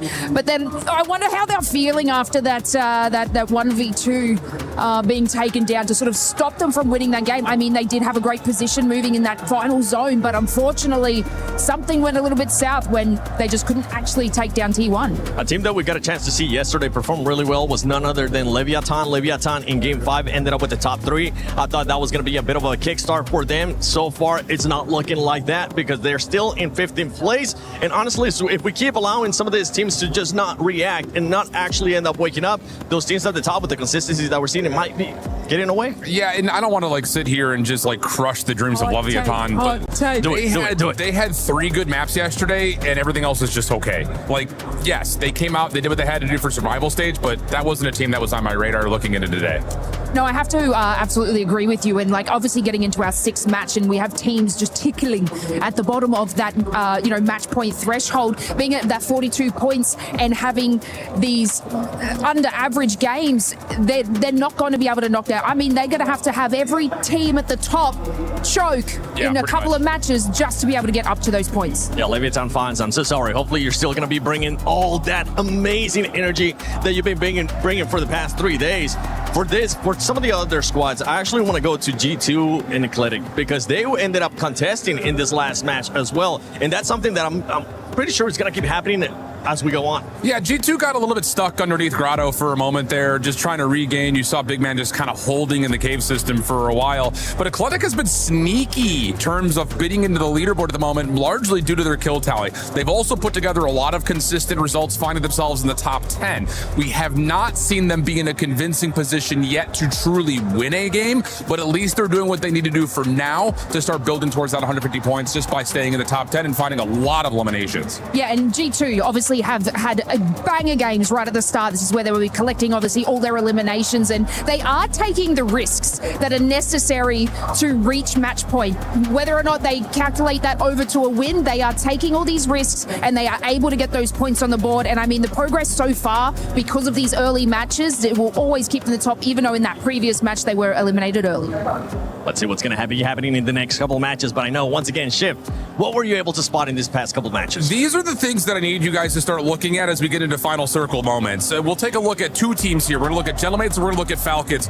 Both squads put themselves in perfect positions as we start to get to the circle move at the very end of the game. So let's just kind of tally where exactly we are right now. You can see in the very bottom right, that's Gentlemates. The circle is going to pull all the way down towards the bottom right-hand side. So they're in a great spot. On the other front, here is the majority of Falcons on the top side. They're going to have to rotate against teams and against the zone and the smoke. Very difficult to do. Falcons, obviously, if you remember the result of this game, end up doing a nice job through it. So let's kind of fast forward a little bit here and see if we can, whoa, don't want that. See if we can kind of get towards this final late game moment where you could see where exactly, pause right here, where exactly you start to see how Gentlemates will find a way to move. They don't want anyone contesting them from the front. So you block out the middle, you watch over towards the back, you send someone to the back part of the zone to lock down kind of like your anchor position. As we keep going, you're going to see in the kill feed, though, that Falcons are doing an unbelievable job of rotating late and putting themselves in a position to still find ways to win. They're going to play the other side of the zone, though. They're not looking over this direction. They want to put themselves in a position to work the back side of the zone, or at least at worst, to put themselves on the front corner, but they have to work through teams to do that. They do an unbelievable job of doing that. They find the kills that they need to, but as you start to get into the final portions, this is where we need to see Gentlemates close out maps. They have the perfect position. Look at this high ground. I mean, you've got everybody in front of you. There is absolutely zero reason that G-Mates should lose this map, but of course, as we remember, they do. They don't win their ones. Hollow has to get out of his mind and start winning these ones, because there's no reason that Gentlemates should have lost this game. They had the perfect position, the perfect rotation, but Falcons were shooting and were able to steal away the win from them. And it wasn't the first time, too. Remember, we ended up seeing G2 being able to win not just once, those 1v2s, and that was quite impressive as well. But for some of the other squads talking about G2, I believe we got a chance to talk with the coach. What's up, everybody? I'm here with Okwala from G2. Okwala, I mean, I know you got to be proud of the guys, you know, not winning a map, you know, until they got here, but now they seem to be winning everything. Yeah, I mean, definitely, the boys never won a map on LAN, but happy we got to pull it off on the last map on day one. I think that was like a really good way to kick off the momentum, you know, settling into the tournament. Day two, they won another game, perfect, and now in finals, we won a map again as well with a crazy 1v2 from the best player in the game, I'm telling you. Yes, sir, he's the best, man. But no, man, all my guys, I mean, I'll let them do the work, you know. I'm just here to help them out with whatever they need, but they're the real stars. They're the ones shining, and I truly believe I have the best players in the world. I mean, we see it on the stage. It's showing for itself. The consistency is there. The slaying is there. Anything you want to see them change, or just keep on going? Hey, just keep going. Like Captain said, one map after another. We start at 0, and let's see what happens. Let's see what happens, one map at a time. Thank you, Blaze, and thank you, G2. They are slaying out today. Ladies and gentlemen, we got Goj and Seymour back on the mic for the next couple maps here, and who knows how long we will go today. We do have a couple teams now over 100 points. 2/3 of the way to our 150-point match point threshold. A lot still on the line, and still a long way to go, Seymour. What you got for me? Top dogs, underperformers, where you want to go? I mean, we got to talk about the teams above 100 right now. Gentlemates looking on form, haven't closed a map, but they're at 114.4, averaging 19 points a game right now. JDG 110.4, averaging 18 points a game, and G2 105.8, averaging 17 points a game. Our threshold 150. If we stay on pace with these three teams, Gentlemates should be able to hit match point in 2 more maps. JDG, G2, they're looking to close out in 3. Yeah, it's a great breakdown. Let's talk quickly some underperformers. The game's about to start, folks. We have finished our 6 maps thus far, which means we are now in a single map rotation. We will go to Haven's Hollow, we will go to Rebirth, then we'll go to Fortune's Keep yet again. Over and over again we go until we finally wrap things up. Underperformers, down at the bottom or mid-pack, what you got? It's just been a crazy day for some of these teams that we saw really turn up on day 1 and 2. Ravens, NIP, they're coming out of both of their groups. Ravens in 3rd to qualify for the final day. NIP in 4th. AGAL from Group B, they're in 13th place, coming out of that 5th place qualification spot to get to the final day. And Gen G, all the way in 16th. I mean, they were our 5th qualification team out of Group A. So to see teams in the bottom half of this leaderboard who qualified early, who turned up early at this tournament, it is absolute chaos. Well, here we go, ladies and gentlemen, back to Haven's Hollow, and this time we go northwest. It's Mansion, it's Pond. It's going to be wild at Pond in the late game. That's where we're going to be ending. So down in the southeast, G2 are going to be all alone at Lumber, and it looks like the Gentlemates have changed up their drop spots. Yes, T1 on screen. They just won a map. The Gentlemates are up at Pond, and already Virtus Pro get cut down. Virtus Pro are out of this lobby because not only did the Gentlemates drop Pond, but so did Leviathan. 3 teams at Pond. It can only support 1. A lot more action up on the northwest side of the map. This is what we expected for Haven's Hollow. Vitality back at Train, getting contested by our previous map winners in T1. Big matchup for Vitality because coming out of Haven's Hollow, they were one of our bottom teams to start the day, so they can turn up in this go-around. Then maybe we can see Vitality rise, but Gentlemates are out as well. So talk about a team that was looking to get the match point in the next 2 games. It's going to be longer. Ladies and gentlemen, welcome to halftime. Leviathan has just woken up. This is Survivor stages, it feels like. Again, Leviathan just wiped 2 full teams, 2 teams that were dominating. They've won out in Pond. Leviathan in the best spot. To Train we go. And still T1 fighting for a position with Vitality. But you know, this is amazing for Leviathan because when we talk about Haven's Hollow all week, it's been with Leviathan, so it's great to see them turning up here and now. Still, though, at Train Station, this is an absolute stalemate between Vitality and T1 Disrupt. He is keeping Skullface on his toes. How is Skull not dead yet? He's about to be. A double pinch. He goes to the high ground to try to get an advantage. He won't get it. Sage down as well. Third's gonna have to run and hide. Z-Smith trying to make sure his team gets back onto the map. By doing that, he's gonna be in the water. Vitality in a blender, but still alive. We'll check back in with him later as we swing over to Twisted Minds. Into the mansion zone, this is a position as well. There's gonna be a big fight here for a long time. Twisted Minds is here, but guess who else is here? On the backside, it is the Falcons joining the party at mansion because the south side of the map is totally chalked by the first zone. Falcons, Twisted Minds, Ravens, another heavy hitting drop spot. And just outside of that is going to be NIP, sitting between Research and Mansion. So yeah, a whole lot of gunfights about to ensue through this POI. I was wondering where the Falcons would go because Riverboat was contested by Gen G. They got forced over towards Gazebo in our second drop of the day. And now to see them at Mansion, that's 3 Havens Hollows with 3 different Falcons drop spots. They are still trying to put the pieces together. Yeah, NIP moving over to the G2 position on the map. Northeastern side of the map.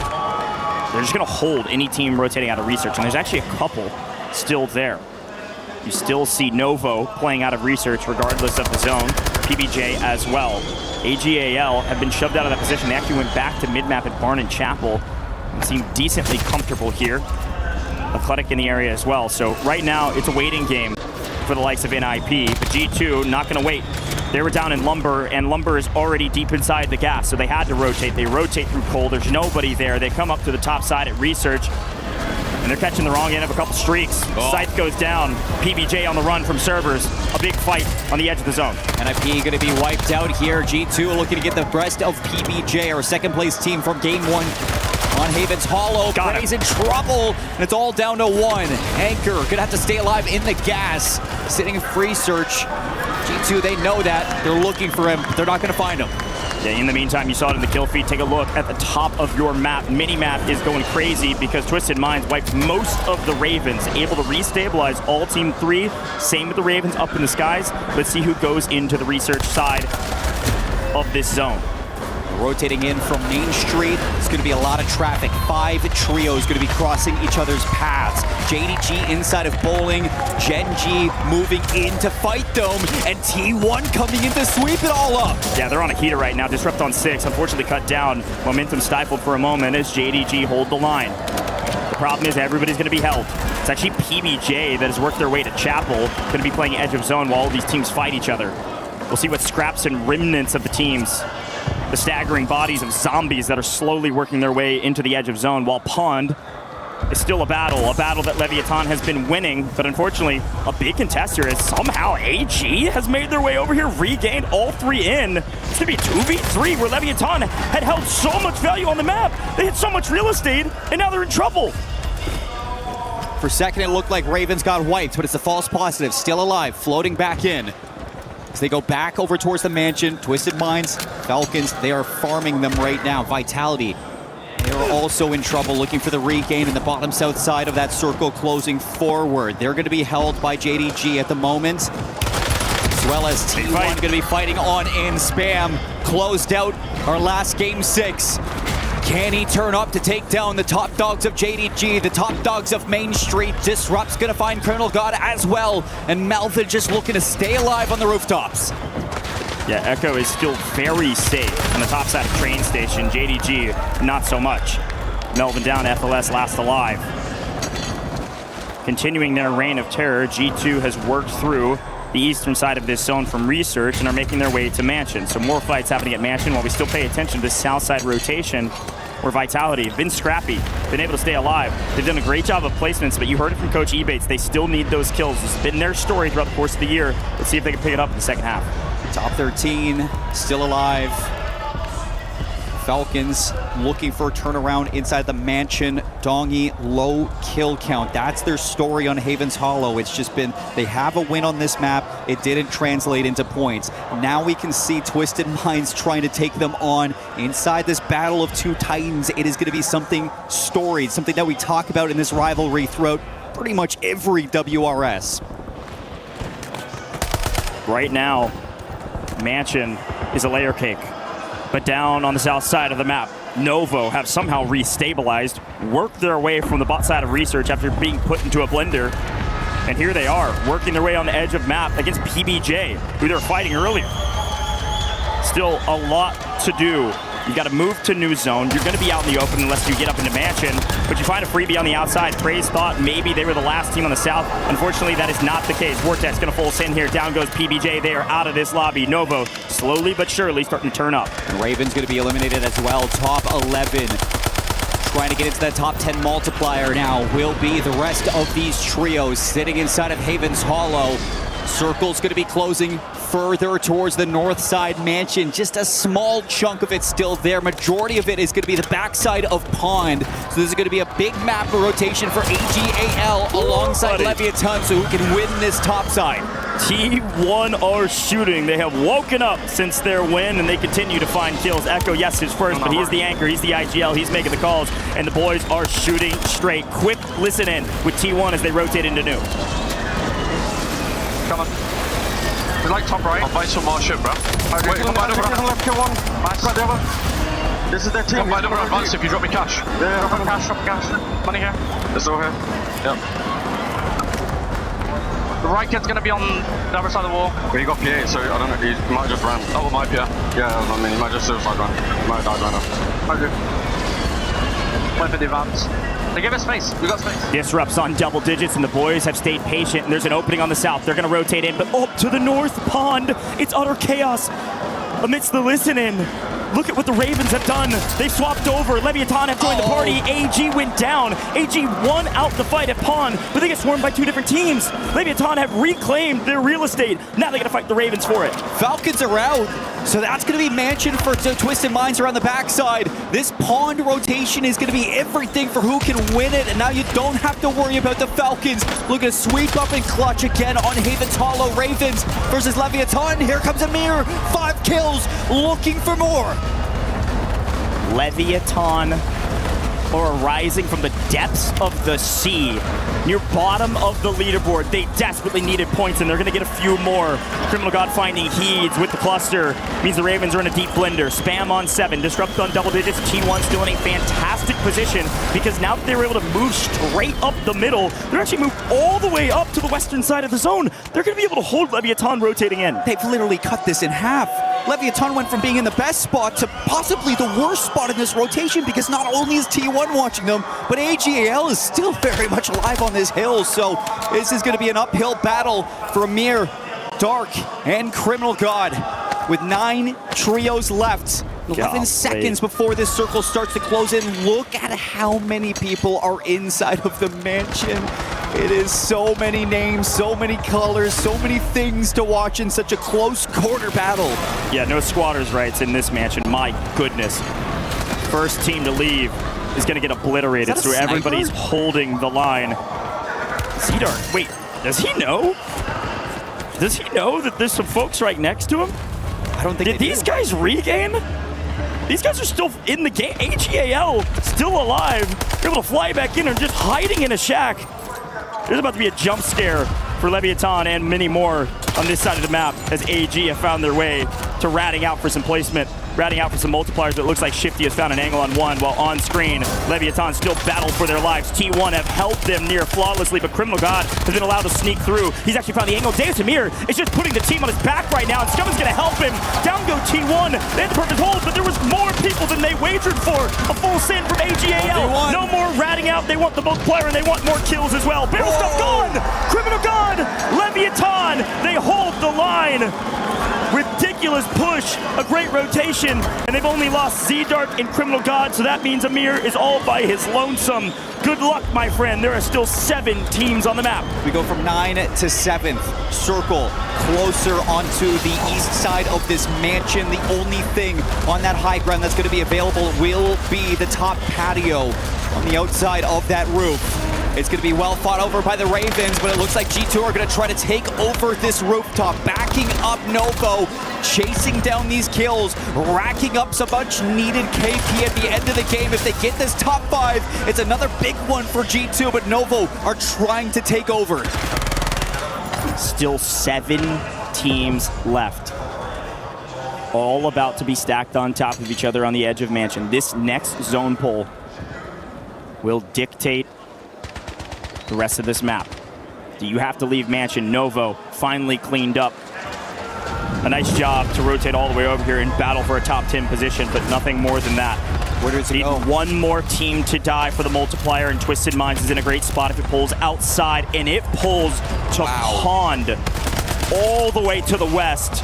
Twisted Minds in a fantastic position. Allman's still in the building. The other two outside. Look at this new zone. And look at this Leviathan's last player. Last remaining one is going to have a 1 versus 1 versus GTP Hello, inside. peekaboo. You have no idea. Melvin is going to take down Nyson and wipe out the Ravens, but it's Amir that's still holding on to hope for Leviathan to now get a top 5 finish. G2 are gone in top 5. They get the multi, but everything's going to be looking at Leviathan and what they can do with this role. Twisted Minds have all 3 up, looking for their first win. But Deus Amir has the weight of a region on his back. Down goes FLS, down goes Z-Smith. Vitality out of this map, again a top 5. How many kills? We'll calculate it later. Here comes Leviathan flying in, immediately cut down. See you later, Twisted Minds, a freebie. Twisted Minds, a win at Mansion when they desperately needed it. We saw Twisted Minds walking back to the stage. They didn't look happy. Although it's been a good day for this squad, they have yet to find a win until now. And you can see the weight off the shoulders for these 3 players. They needed a win to start climbing this leaderboard. They were on the bubble outside of 100 points, now looking to join Gentlemates at the top. That was a monster game. The amount of fights happening in Mansion meant that each of the teams were trading kill after kill after kill. But Twisted Minds traded a bit more. Falcons went down early. Twisted Minds pushed out Ravens, got a bunch of kills there. All the folks trying to rotate in from the research side. Farm. Twisted Minds put up a banger map. Twisted Minds are likely 1 game away from Call of Duty Warzone match point. They're only 1 game away from 150.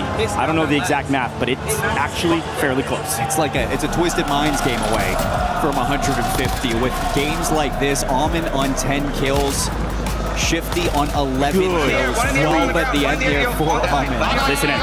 Fucking go, baby! Fucking go, baby! Come on, you guys are fucking on. Yeah, that was more kills than I thought. Wow. At least 2 players on double digits. That might have been the biggest game of this entire tournament. We'll wait on the final results to see how many points it was. But we saw 23 between 2. Yeah, who knows what the third one had. And it's a situation, too, where we're just talking averages. I mean, a pop-off game from anybody can happen at any point on this Sunday. It's why match point is so special in the WRS. We've seen teams turn up in the last second and look at that game from Twisted Minds. 29 kills, 46-point map on Haven's Hollow. That is ridiculous. Leviathan with a great map as well, but it pales in comparison to what Twisted Minds just pulled off. Here's a look back on the highlights from this one. Again, a tip of the cap to T1, who really came online after their win. Did a great job pushing up through mid-map, but Twisted Minds were farming so much in Mansion that nobody else is going to be even close to that. And like you mentioned, they were bubble. They were just outside of 100. Folks, I think they're at about 140 points. I think they're about 10 points away from breaching our threshold and being able to play for the win. Unreal from Twisted Minds. A great move as well to leave Mansion earlier than their opponents. They left Allman to hold the line on the top ropes, but they sit 2 out. And Leviathan, Deus Amir couldn't 1v2 them without getting out of position. And so Allman, Shifty just farmed on the outside. Holy cow. Folks, we got a lot to talk about before we get into the next map. We'll be right back as we swap over to Rebirth Island.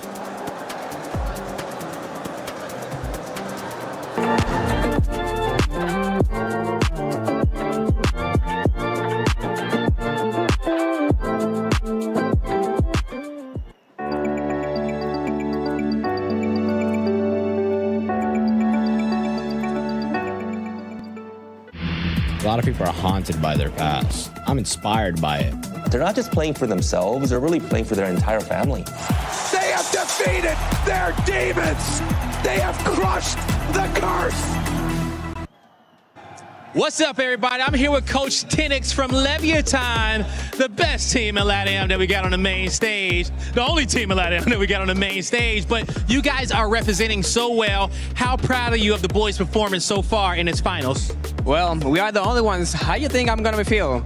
Of course, I'm so proud. I'm so happy. The young criminal guy is the rookie of the year, no matter what. You know, we keep representing LATAM, Puerto Rico, Mexico. So of course, we are so proud of them. Are you so proud of them? Talk to me about the training that you guys did to make sure that Crim stayed cool, calm, and collected under this pressure.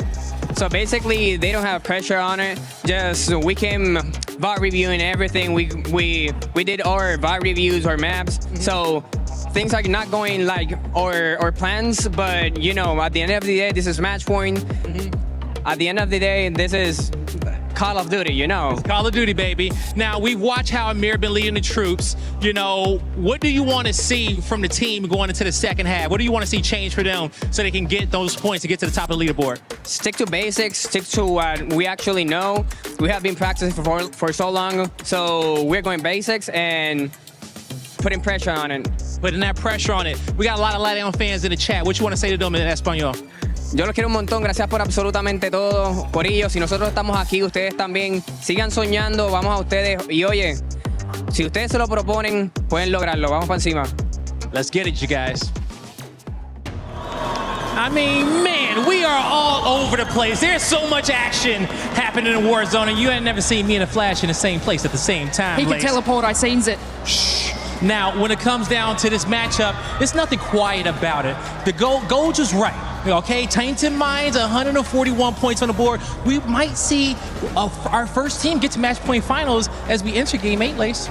Look, if they win, and that was my prediction for Twisted Minds to win, I promise I won't rub it in everyone's faces. But look, this is exactly what we expected from them. They were sort of getting those kills in the early matches. Their conversion to wins is exceptional and is one of the highest amongst the team. Obviously, they just got the win there, and they are only 9 points away from the threshold. So easily obtainable in the next match. And if you heard me say it, I said they could do it in 9 or 10 games. So is it because I'm Australian and like we're kind of in the future on the time zone? Can I tell the future? You might be able to a little observation hockey from you on the main stage. But you know, one thing that we did see, especially in the interview before from 10X, when it comes down to Leviathan, okay, we saw Amir kind of rat his way to that second place. They're putting the pressure on the lobby, and they are grabbing these points. These next few games are going to be crucial, everybody. You need to make sure you're telling your friends that the Warzone match point finals is underway, and we're about to get to the nitty-gritty matches. Yeah, I mean, you do see like the likes of Leviathan, right? They need to make their kills happen.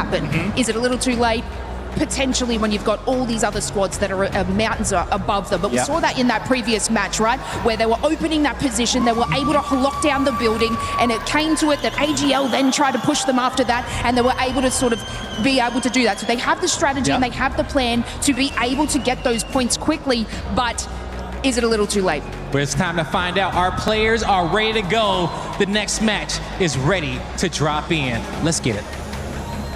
Thank you, Blaze and Lace, and thank you for the gas. My math was pretty decent. 141 points. Take a look at this. Seymour, walk me through it. We are very easily one game away from a team breaching that threshold and then playing for that win to close things out. Well, Gentlemates, they slowed down in that last game. They get eliminated way too early. They're going to sit at 4th place now, overtaken by both G2 and JDG. JDG still on pace to maybe look at match point in this one if they have a 30-point game. Last time we went to Rebirth Island, they did have a 35.2-point game, so technically they are in striking distance of getting it done, but with Twisted Minds ahead of them, all they need is 10 points, less than that. And both times they were at Rebirth Island, they got 13 in our 3rd drop. They got 19 in our 4th drop. This is very, very doable for them to hit match point first. Yeah, it's not just doable, it's probable. A couple teams close by on that leaderboard, of course, and anything could happen. We have a couple teams that could maybe pass our Call of Duty Warzone match point threshold of 150 points in this map. It is certainly possible. To Rebirth Island we go. It's the map that has the most kills, it has the most action, and frankly, it's the most historic. We've seen this team win EWC on this map. They cannot win right now, but they can pass the threshold and be on match point and be able to play for that win. Got to breach the threshold first and then win in any following map.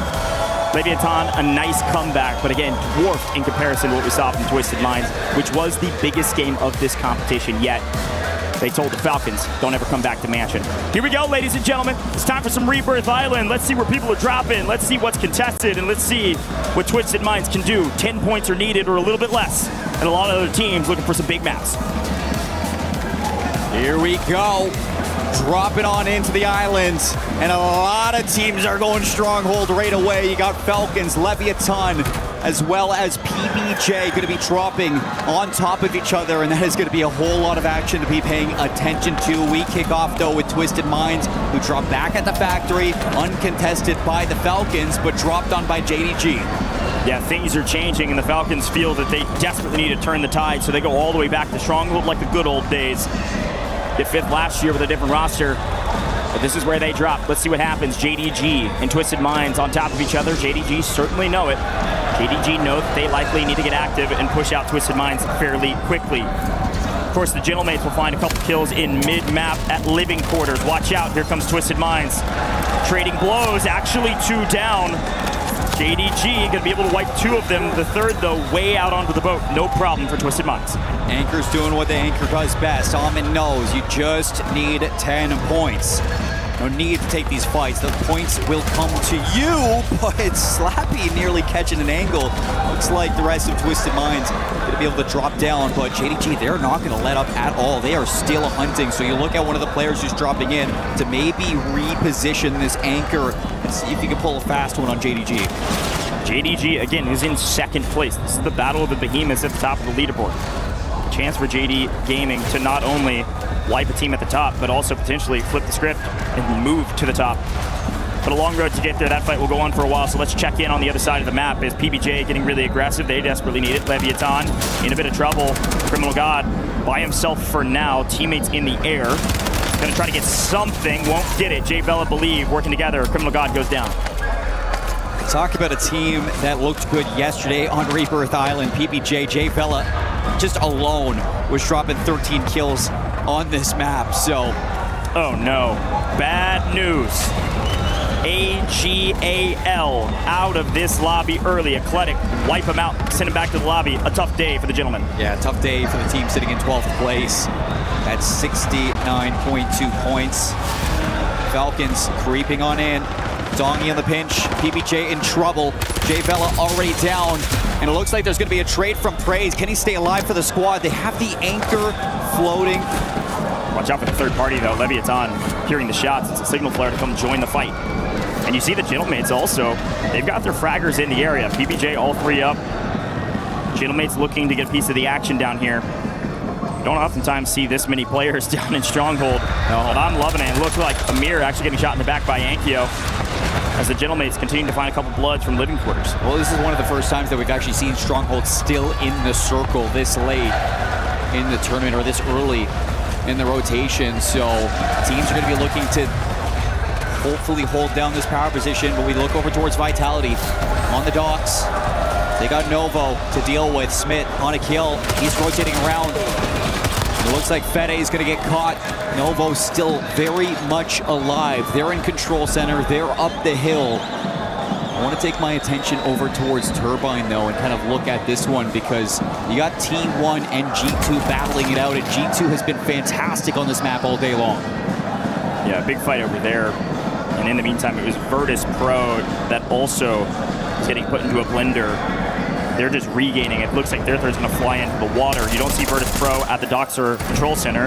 Vitality has returned to form and moved back there like they used to in the past. So they're playing from boat, and they've got control over it. Here's a look at Turbine very quickly, the aftermath of some of those fights. T1, complete control now. So a great job here at Turbine. Quick glance back to Factory to see that Twisted Minds safe, JDG safe. Things slowing down for a moment. We talked G2. They were up at Bio, but the zone is pulling not to the south, really mid-map, which means Bio is going to be out of the zone, actually already is. Stronghold, everybody's going to have to move out of there as well. PBJ last in Stronghold, picking up the remnants of the Falcons, who are in a deep and utter blender. Hasn't been a great day for the Ravens, but hasn't been the worst day either that we've seen out of squads. They are still very much in the battle for today. Look over to Control where Nova was there. They're looking like they are still trying to hold off on this rotation through Control. But you look at G2 in Bio. They got Gen G on their heels from Cam and Gabe up top.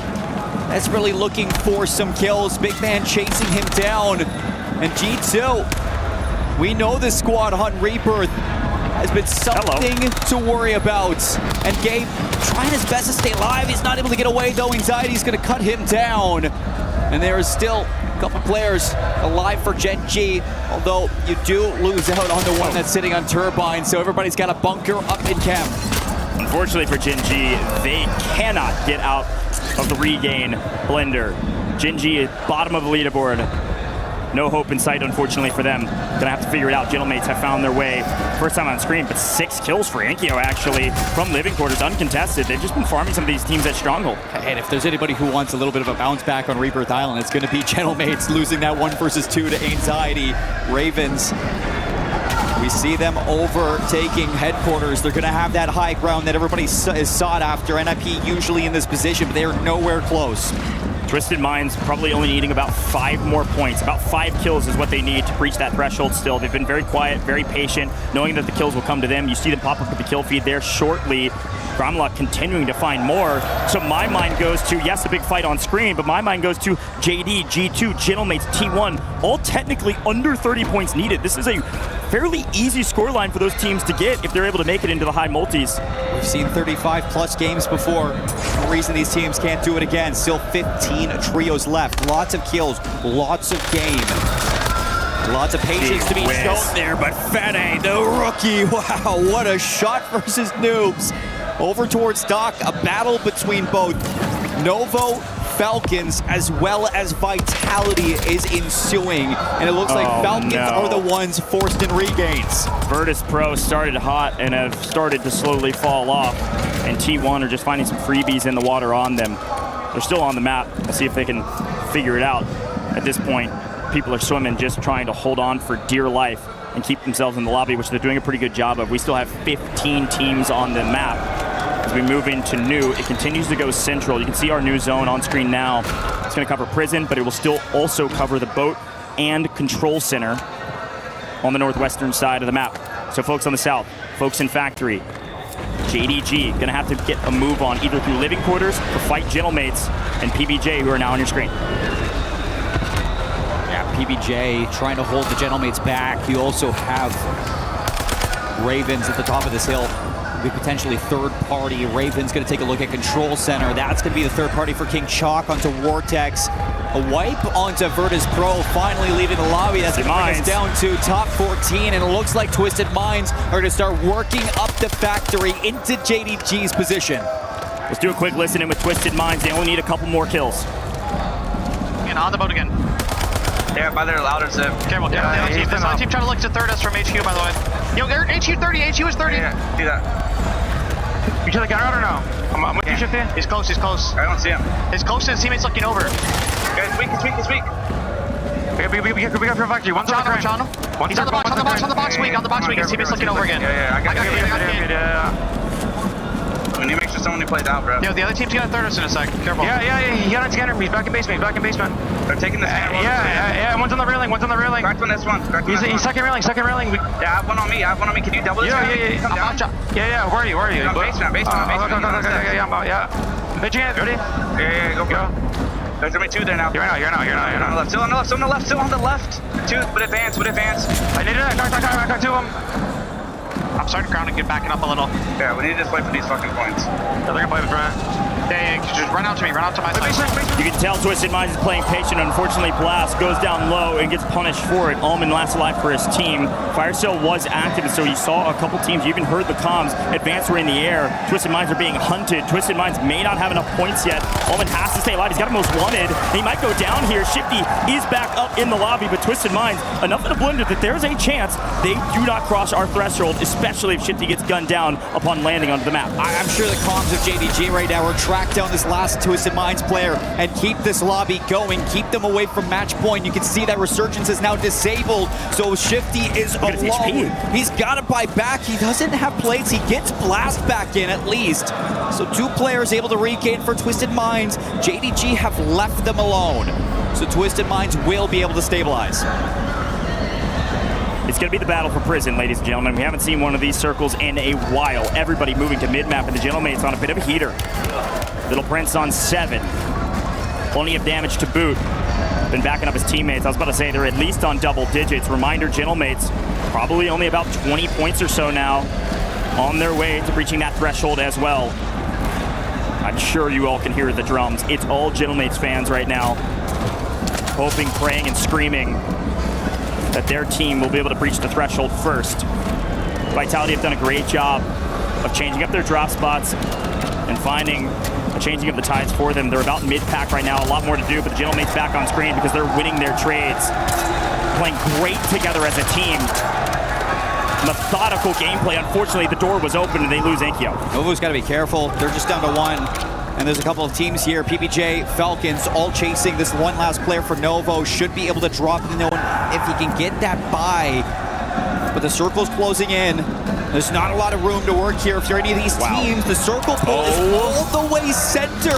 Prison, and look at the kill feed. It just lights up with Ravens going down to Twisted Minds. A squad wipe on the Ravens. Ravens full wipe. Twisted Minds have fully regained. Look at them. They're on the bottom side of Prison. They're going to have to work their way in through the low side and work their way into New. Down go the Falcons. That is official. Falcons are out in 12th. Dongi tried to put the team on his back there and unfortunately fell short. Falcons have a long way to go on the leaderboard. Twisted Minds might be there already or very close. If they get top 10, just that multiplier should push them past 150 points.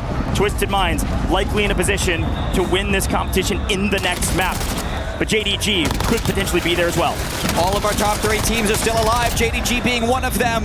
Moving through the Prison, looking for positioning. Top 10 multiplier achieved for not just Twisted Minds, JDG, Gentlemates, T1, all plus 130 points. A win here could put any of them over that 150 point marker. NIP still on the map, Leviathan. We've got 10 teams in Prison. I gotta come up with a new term besides layer cake, my goodness. And we're gonna pull outside of it, or at least mostly. Down to the south side we go. Not quite to Grandma's house, but close. G2 still on the map, easily well within a position to win this map and also breach the threshold. The Twisted Minds, they wanna create some margin for error. They want to jump well beyond the 150. G2 gonna play low side, Twisted Minds high side, NIP wiping PBJ. As Anxiety tries to drop down all the way to the low, but can't get over the rocks in time. Shifty, a nice take. Vitality's going to be eliminated. Leviathan still alive. JDG gone. No more number 2 team on that leaderboard, so it's really just Twisted Minds, Gentlemates who are looking to cross that threshold now in this game. G2 still with 1 left alive. If he gets the win here, if he clutches up, then maybe you'll be close, but I don't know if the kills will be enough. Yeah, I don't think so. They haven't had the game we've seen from them. Usually still a solid map, but Enkyo as a solo. If there's anybody that can do it, he can. We've seen it before, right before this competition. But this is going to be a tough one. With New Zone going all the way to Factory, it's going to be the team that early rotates. First is Shifty, but unfortunately a full team of 3 NIP who have been basically silent this entire competition in the finals, finally starting to shout at their opponents if they can win this game. Twisted Minds move to the low side, but they get top 5. Twisted Minds likely passing our threshold with that multiplier. Enkyo cut down. G2 does play spoiler in sight. Gonna hold on for dear life with a couple stems. NIP, another full wipe. Top 3, it's gotta be NIP. 3v1v1, G2 going for the full rotation, now left alive. NIP have the pull, have the numbers. This is going to be their map, Scythe. Stay alive as long as you want. Yeah, big man. Buy back by a big man, but now Scythe is going to be gone. And he gets vision, actually, so hold up. 1 versus 1. Big man. What a buyback from Scythe. Great resilience in a 1v3. 2 are down. King AJ versus big man. NIP desperately need the points. G2 within striking distance of being able to pass our threshold. King AJ on 14. Can he make it 15? Yes! NIP, they needed a big map and they got it. From bottom 3 to at least in this competition. It's been a while, but they're back. Something about G2 on Rebirth Island, man. They make it close, but not close enough for AJ. 15 kills in the map. That is unbelievable stuff. And you see towards the end that layer cake in prison, the pull down to factory. You see NIP recognize that, they get that early rotation, smiles on their face. It may not be the greatest day for your team, but that's gonna feel really good. All smiles here for NIP. You can see their coach Wars, formerly on this team, laughing it up with his team, saying it's about dang time. Here's a quick look at that final moment. Big man with a great play off getting bought back, but King AJ just coming in a bit too hot. Nice win, let's listen in. 1v1.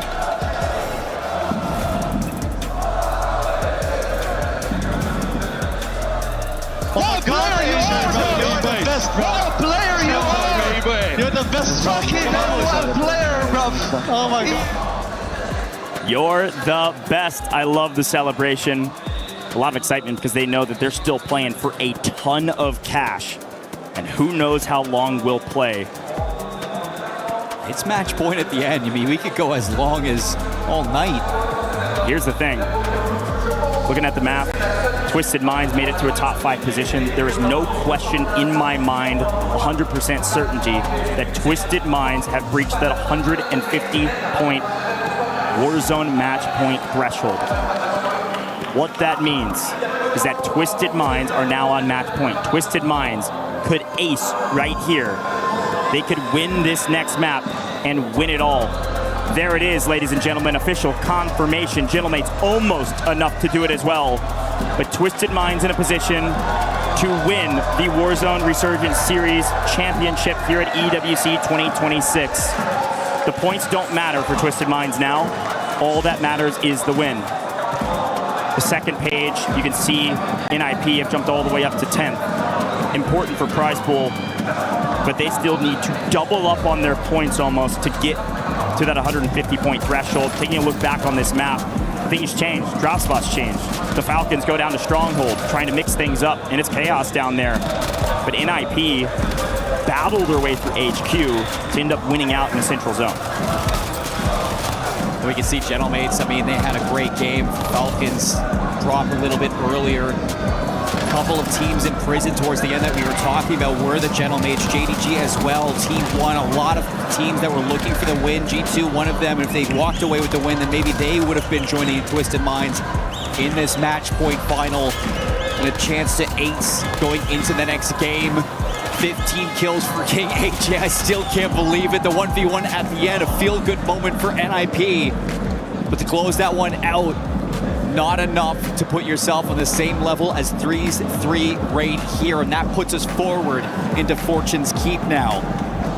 And for Twisted Minds, it wasn't the best Fortune's Keep when they went here earlier. It was 14th on the first drop, 4th on the second drop. So gonna have to turn things up if they want to close it out here. Twisted Minds go back where they usually do, up at Keep Terraces area, up on the north side of this map. Everybody knows they're going to be there. I wonder if we see the Falcons land square on their forehead. Ladies and gentlemen, this could be the last map, or it could be the first of many. You're not going to want to miss it. We'll be right back.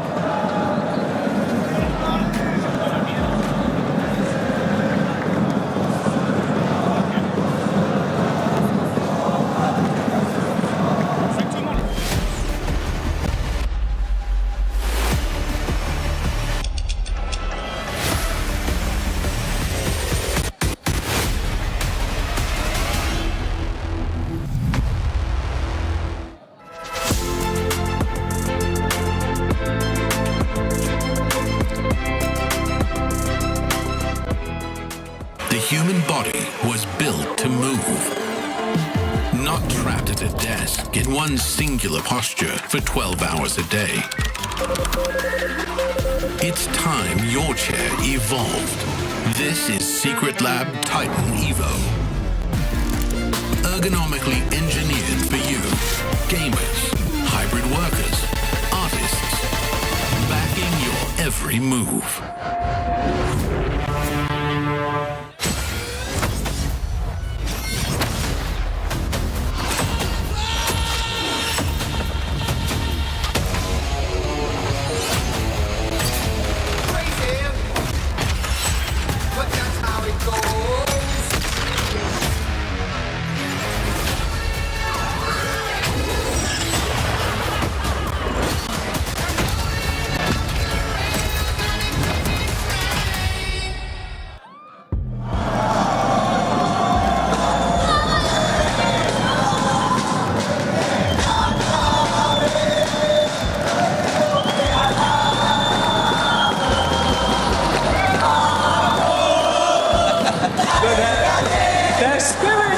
Their spirits are still high. Of course, Leviathan fans are absolutely popping off nevertheless. Now, we talk a lot, Luti, about consistency. But when you get a 29 kill win and kickflip your way up the leaderboard, that works too. Yeah, and that's how you just get match points first. Not like it's the only team with match points, so every single team gonna have what they have to watch them and they have to deny now, because if you don't deny Twisted Mind, they are champions. That's true. Creeping up close behind them, we've got JDG, we've got G2, we've got Gentlemates also really creeping up. It's very, very intense, Luti. Mesdames et messieurs, je vais vous demander aussi de les applaudir. Ils viennent de l'autre bout du monde. There is one team who needs some cheers, and this team is Leviathan! Directly from South America. What an encouragement here on the main stage. It's getting spicy. Let's go over to the casters to bring us into our next map. We love our super fans, and Leviathan came out in strides. An entire region resting on the back of a roster who have had their ups and downs, but have had some fantastic moments. But of course, we have to turn our eyes to Twisted Minds. The defending champions, the first team to breach our threshold and be match point eligible. As we predicted, it happened on map 8. We moved to map 9. We moved to Fortune's Keep. And of course, I turned my eyes to the data, because where else would you look? Twisted Minds, the most winningest team in their groups, win 5 maps. This is a different lobby, but it's the same Twisted Minds. However, still work to be done going to Fortune's Keep. They did not have good drops when they went here. They did not win the map when we dropped here in 5 and 6. And for all the teams that are hot on their heels, we talk about T1, who did find a win, a 22 kill win on Fortune's Keep in game number 6, a 10th place in game number 5, JDG a 2nd place in game number 6 with 18 kills, and Gentlemates with a 3rd place drop in drop 5 on Fortune's Keep with 21 kills. So you go to Fortune's Keep and you still look at the teams behind Twisted Minds to give you issues and try to strike for a chance at their turn on match point. For those that haven't been watching the Warzone Resurgence series or Warzone competitive, there's a word we talk about often. It's called the ace. An ace is when a team breaches the threshold and then wins immediately after. The only chance for Twisted Minds to ace would be right here, right now. They're the only team that could end this competition in map 9. And it starts right now. All eyes on Twisted Minds and all eyes on this map, because where's everybody dropping? And who's gonna land square on their heads? Or would they be alone? Do they change things? Do they keep it the same? Our zone is giving us a perfect central circle. Let's take a look at where everybody's landing. It looks like Twisted Minds have headed down to Lighthouse in an engagement with Leviathan, and already in a blender, Allman goes down! Twisted Minds dead immediately! We go one more map!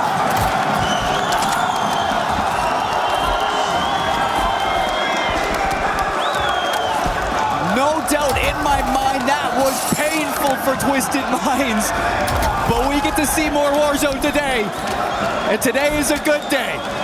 G2 on Eclectic. You got Leviathan still at Lighthouse. They got AG Global, NIP alongside them. And because Twisted Minds went all the way down to Lighthouse, that means VP is going to be alone in the town. You get Ravens in Keep uncontested. And now we start talking about the teams ready to take control of this opportunity that are right behind Twisted Minds and need a map here to put them over the threshold. T1 picking up some well-needed kills. They're only 13 points away. Gonna get a couple more here as well. Aiden can't get his gun up over the banister, so Disrupt gonna shove his right in his back. Dip, dive, duck, dodge. Aiden able to skirt away. One of the most winningest players in Warzone history. Unfortunately, a former EWC champion himself in a blender today. The teams that are close, the teams that can easily do it. Gentlemates 9 points away. JDG 11 points away. G2 12 points away. T1 13 points away. Ladies and gentlemen, we got a game on our hands. And it looks like G2 wanted to tangle a little bit with JDG. They're going to be forced away from Smuggler's Cove on the regain at Bay, as well as middle of Grotto. Take a look at the scores that I was just talking through on the right-hand side. You can see T1 slowly shifting up as well. Those are live. Even Eclectic potentially could put up a 30 bomb and jump it, but on your screen, PBJ catching at least one member of the Gentlemates out. A lot of teams have been able to turn up to Fortune's Keep this weekend. It's been a great map to watch. First time that we've seen it in an official LAN setting. And it has not disappointed, and it's not going to disappoint in this one. Vitality are out. And that is going to, again, put them in a pretty tough situation. Raven's going to start sending things onto Gen G. Nice, and cleans up Gabe Kun.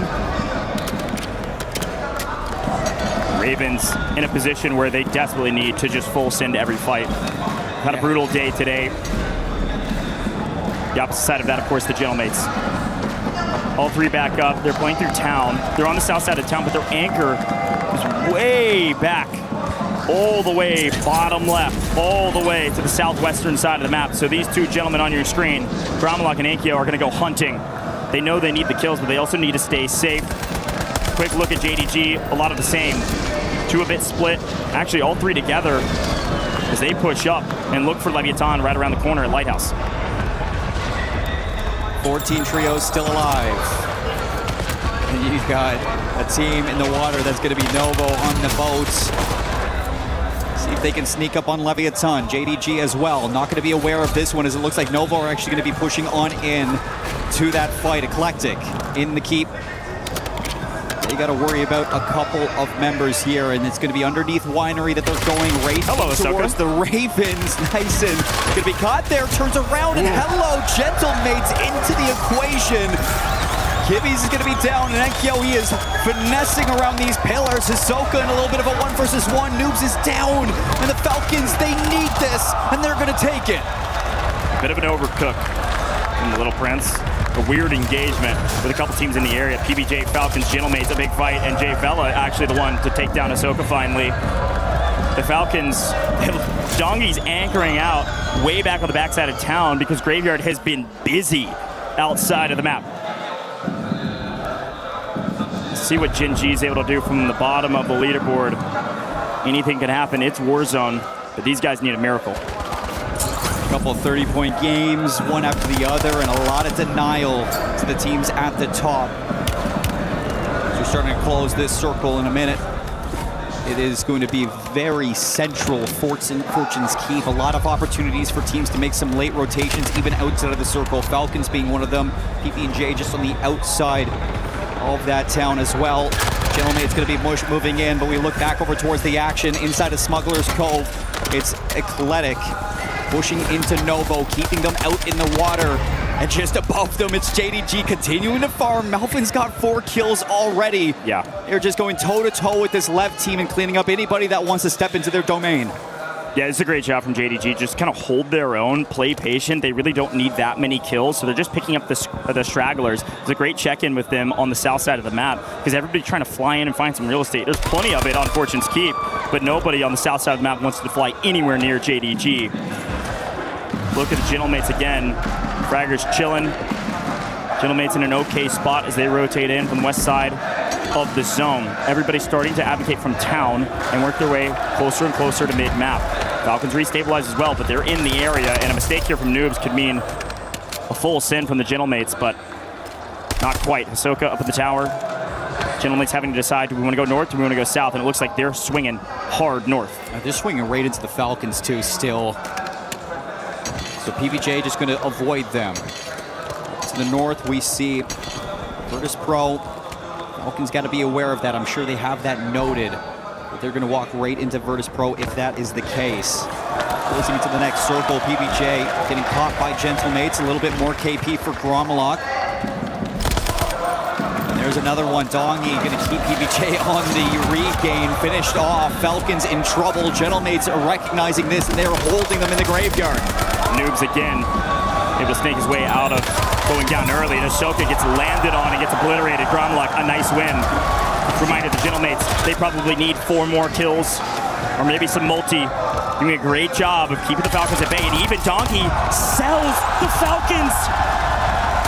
Getting shot from multiple angles.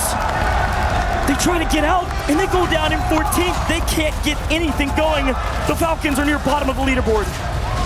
And the circle is not going to be too far from the Gentlemates either, so to hop, skip, and a jump, they can take their time on what to do next.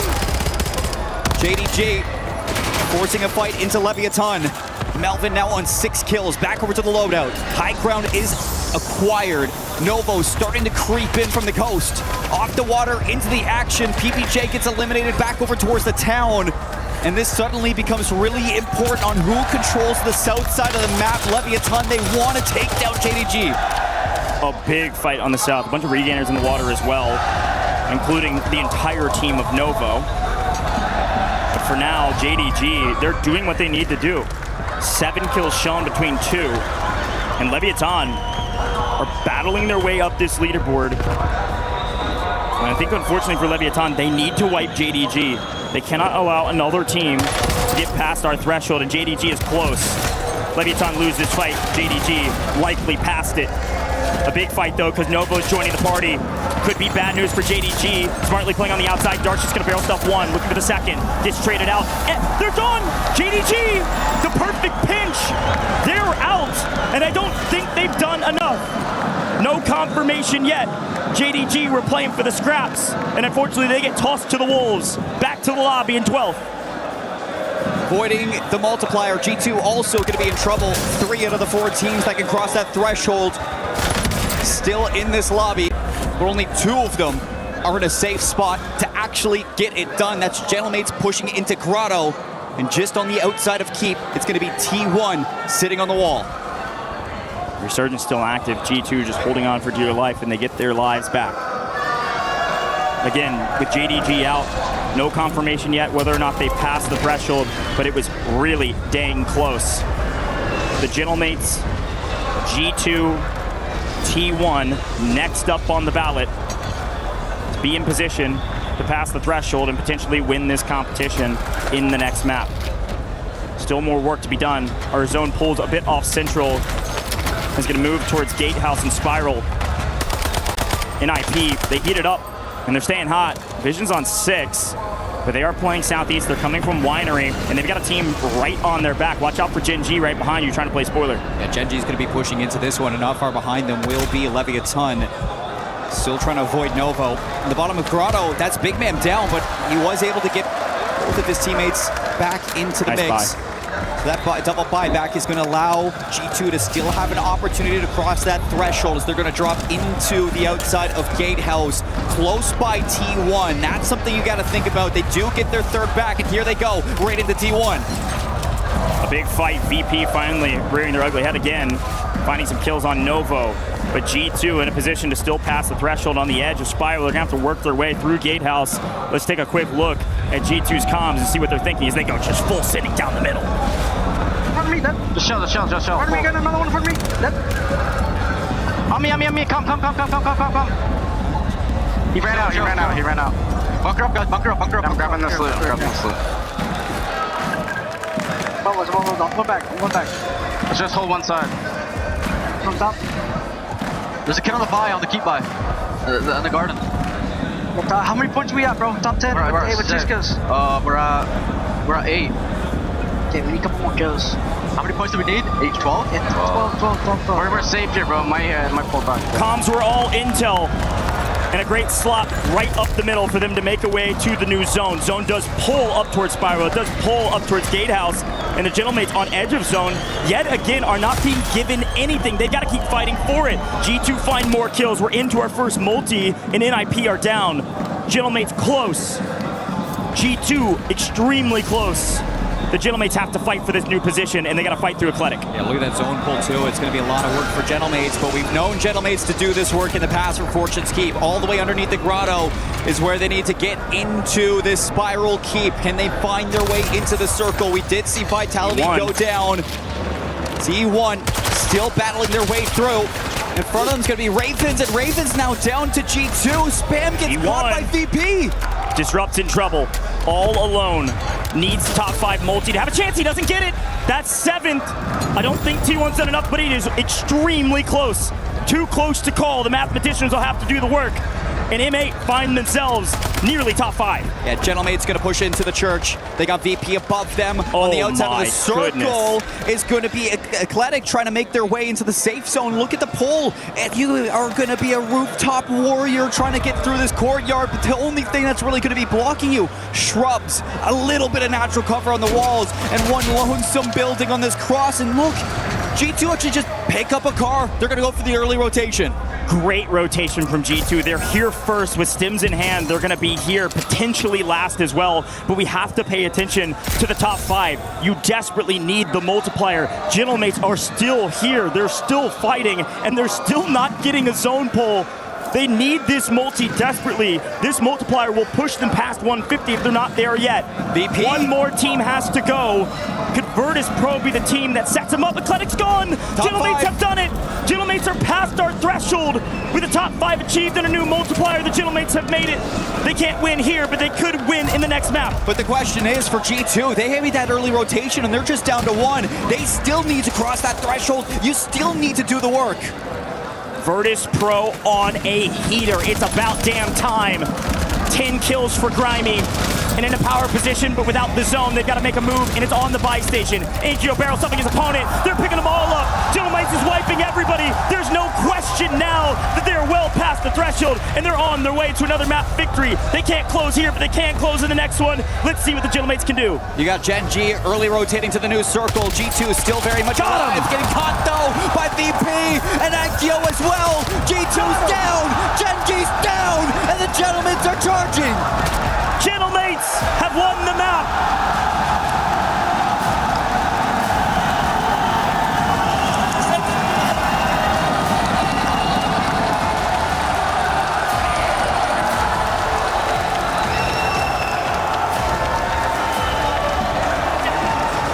Gentlemates on Warzone match point. I know you can hear the crowd, people at home, and I know you wish you were here. Paris is turning up for one of the greatest Warzone competitions we've seen yet. At least 2 teams on Warzone match point, and I have a stinking suspicion there might be a couple more. G2, a heroic effort, working their way into a top 5 position, utilizing the car to rotate straight through into new zone, get to top 5. Let's take a look back on this one. Virtus Pro also with a heater, but Gentlemates, through fire and tribulation, battle their way to a victory. Listen in. Comment continues-tu, Marc? Deux solos, deux solos. Là, le dernier sur moi, je crois. Ouais, sur moi. Marc! Let's go! Let's go, mon gars, les gars. On débloque une putain de match point, là.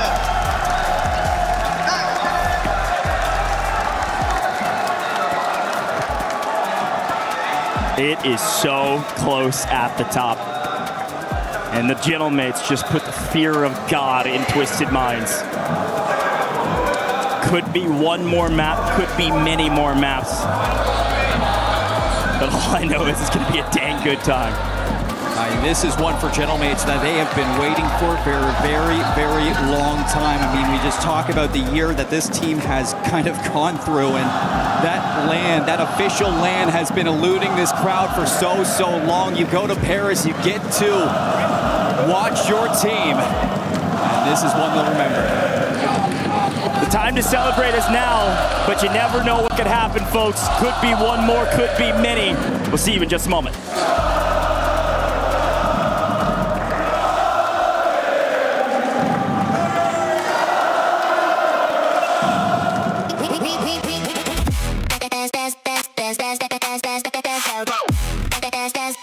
We booked Esports World Cup up.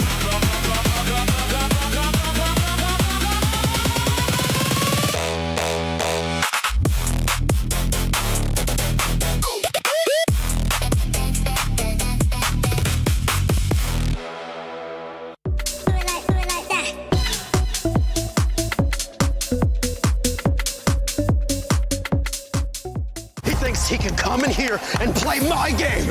He knows nothing. Let's go! Tyler Wine, you're done.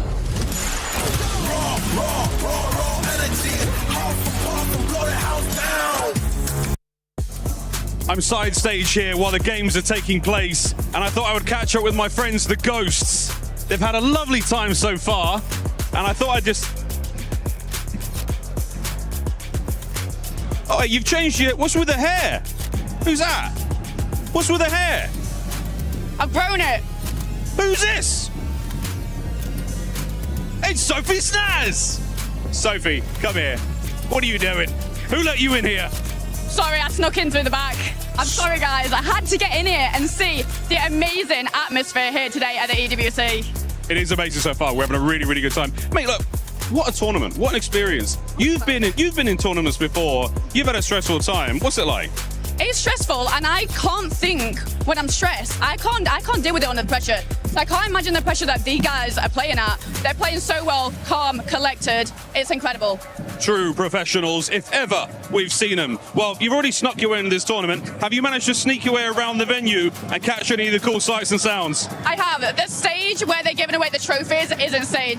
Pristine. I'm looking forward to seeing the trophy presented later. Have you caught any of the games? I mean, obviously, you can hear the Gentlemates. They're having a good time so far. Great time. The Gentlemates is amazing. Like the atmosphere from the Gentlemates that they're bringing. The drums, insane. They're bringing a lot of fun, a lot of vibes. Great times. Still games to go here at EWC 26. Thank you, Sophie. Now, get back to work.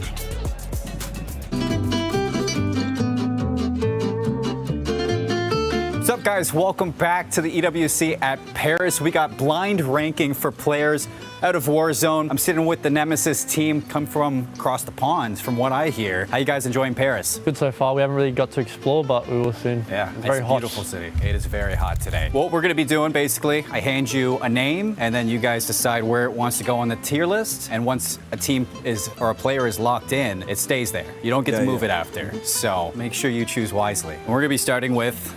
That's right pretty away. good. That's pretty good to start with. It's a pretty tough one to start with, I'll say. I think we have to leave S because there might be someone better. There's always better. Okay, we're gonna go A. A very good player, probably on one of the top teams, so gonna put him in A. I thought that was gonna be a lock for S. He's good, but there's someone better. Someone better? Is it this guy? That is not the guy. Criminal guy. No, he's underrated. Criminal guy's good, bro. I'd say. My opinion, he is not the one. That's where I would put him. I think that's F for he could nearly go F. I'll be honest. I'd say C, but D, meet in the middle. Go D or E. Nope. If you want to meet in the middle. 2 beats 1. We're gonna put him in F. Early F for the rookie. What about we got Nyson up next? B. I like this. I reckon he is. Because he's not better than Dongy, but he's probably like right below him. I agree. B. I think B. Yeah. It's B then. All right, shaping up the top. Lots of room for the bottom still, so keeping it open just in case. How about Gabe? I don't rate him personally. What do you reckon? I mean, yes, we C. What do you reckon? I'm tired of top 5. I reckon D. D or C? C. D? Okay, we go D. A bit inconsistent at times. How about Scumming? E. I wish we still had F. I'm 100% F. I don't know like this guy, and I don't think he's good. Ooh. No room at the bottom. No room at the bottom. Nope.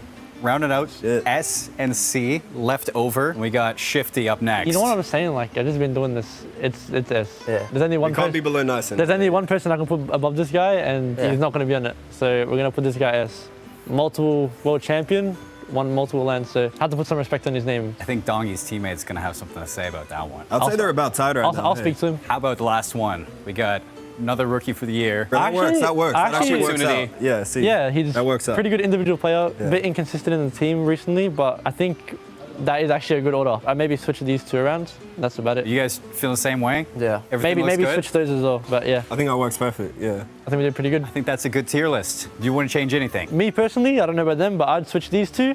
And I'll be honest, I'll put Gabe over Spam. Yeah, I like Gabe. So I switched D and C and F and E. Yeah. All right. Well, there you have it. We got the tier list for players coming from Nemesis. I'd say a couple hot takes, in my opinion. I think I would switch these two around. Oh, in my opinion. I would switch them around. This guy's EWC champ. Other than that, it's looking good so far. Chat, let us know. What do you think about the tier list? If you would change anything, make sure you tell these guys.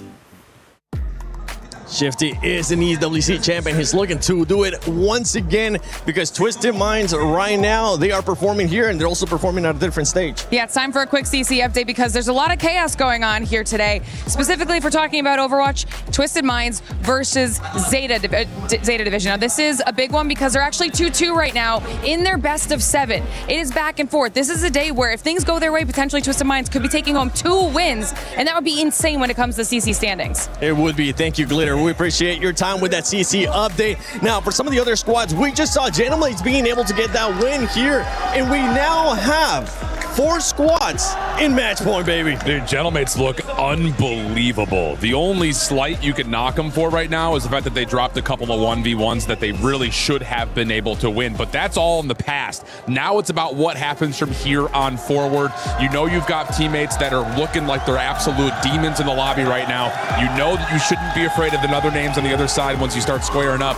They got to close it out, and I think they have a chance to do it right here. Yeah, I mean, I was a little bit worried because, like, watching in their previous matches, they were making, like, slight mistakes that could have got them the win earlier. This is not to take away from their dominant performance in getting those kills, but the fact that they could then close out, that has given me a lot more faith. That's definitely right. Yeah, you can see Gentleblades right now in first place with those 164. Twisted Minds, keep in mind, Twisted Minds could have won it in this match, but they ended up getting eliminated by none other than Leviathan because they ended up switching their spot. Yeah, that's just one of those things that, again, we talked about this in the pre-show. We talked about it early on. Once you get past that threshold, are you going to trust your normal drop spot, knowing likely that there's going to be a lot of teams trying to jump on top of you, or are you going to try for something different? This time they try to drop early out of the plane, and I honestly think it's just not just Leviathan that scouted. A couple other teams scout out, whoa, Twisted Minds are out of the plane. We have to go against them as well. So immediate squad wipe, 0 points for Twisted Minds, and Leviathan going to get a little bit of a boost because of that extra, a little bit of help from the beginning of that last game. And not just taking the fight with Twisted Minds, Leviathan is being a thorn right now for teams that were trying to get that match point, just like JDG. They ended up being able to eliminate them. And I want you to keep in mind too, Team Vitality and Team Falcons, not because they might be contending for the championship, unless something crazy happens here coming up in the next couple matches, is because those teams are in Club Championship, and if they want to get points here out of COD Warzone Resurgence Championship at EWC 26, they have to make sure they place within the top 8. I mean, for Falcons, what the heck? Like, you just start to think that they're starting to build a little momentum after yesterday, and then today they've gotten 2 wins, but it's been like under double-digit kills for those wins, and neither time have you been able to really see any of the pop-offs come through that we're used to, because I think they understand that they're just not keeping the same pace that we were used to seeing in Birmingham and Atlanta, and so far throughout the weekend, they really haven't shown us much except for the survival stage, which, you know, kind of is what it is. Yeah, and I'm just feeling like the vibes aren't there. They're a little bit down, and they're holding on to that too much. As a powerhouse team, they should be able to shake this off. They are not unused to being on this LAN performance, but you can see it on their faces, and every time that they get into a contention or a fight, they aren't winning it. They're able to get those like later positions. You know, we've seen them get those and collect those wins across the board, but unfortunately they're not able to take on these 1v1s properly, these 2v1s properly. So it is a little bit disappointing to see that from the Falcons. But I mean, look, Gentleblades, they are like, I was super worried. I thought they were going to be one of the teams. Okay, guys, I drew a little frowny face because obviously I said twisted minds, and I brought no notes to this here desk segment for the sheer fact that they got eliminated. But look, I do like the fact that we have added more people into the total top pool, because then you can't have that much sabotaging on 4 teams, you know? So Twisted Minds still. I still think, though, yeah, these guys behind us, I don't rule out as of wanting to contest somebody early on in a drop spot. Novo's kind of in that same ballpark. No strangers to dropping on teams and forcing a fight to have to happen. So, yes, there are more teams, which will mean that, okay, are we going to see as much opening grief? Probably not. But there are squads that are desperate, Falcons included, that are going to want to try to challenge these squads right off the get-go. And talking about squads just becoming a little bit more desperate, we're going to talk about the squads that are also within that range of match point as well. If it doesn't end in this match, we could have other squads being able to come up. I mean, we have Eclectic, VP, and JD Gaming, which are pretty much just right there. VP Gaming, I know you've been having your eye on them for a bit. Yeah. But it's just like they're hitting their metrics, but they have not had a chance to get into a high kill, high finish game as of yet. They've survived into the late game, which is great news for VP fans. They're not finishing in the bottom 6 all that often, but their kill tallies as they get to top 5s have not been up to the metrics of the teams that have already through that wave. So next wave of 150s, I think will probably happen in the next game or two. It's kind of one of those things of now you're in a rush to have to get those points and then be able to follow up with a win. You get to go back to back. Yeah, and of course, like even if they aren't sort of collecting those kills, they still have that opportunity to take that win away from those other 4 squads. So they still want to be competing to get to that end zone. You may not have the kills to back it up, but getting that win stops everyone else. Is it going to be game 10 that we're going to be seeing a new champion crowd? Twisted Minds could be back to back, even if most of the squad isn't here. This is game 10. It could end here, or we could go one more game. One more game, the ever-favorite saying of everybody in Call of Duty Warzone. Man, we were in the green room. We're sitting there. I'm thinking, Twisted just crossed. They're on fire right now. I wouldn't be surprised if they aced here. And what happens? They go Lighthouse, and they are immediately knocked out by none other than Leviathan. And here's the real question. We're coming back to Haven's Hollow, a map that they know, they love. It's the bread and butter. Do we see the same mistake, or do we see them just try and play it out of Mansion?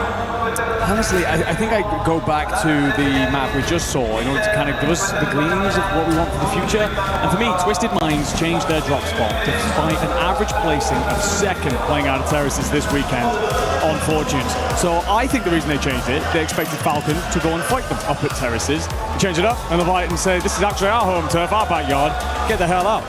So the question for me is, do they want to change it, or is that an admittal to the rest of the lobby that they don't believe they can deal with the contest? The problem with that, though, Enigma, there's 3 other teams trying to take the crown in this game. You have the Gentlemates, you have G2, you have T1, all formidable rosters looking to take the crown alongside those defending champions in Twisted Minds. Gentlemates on your screen right there.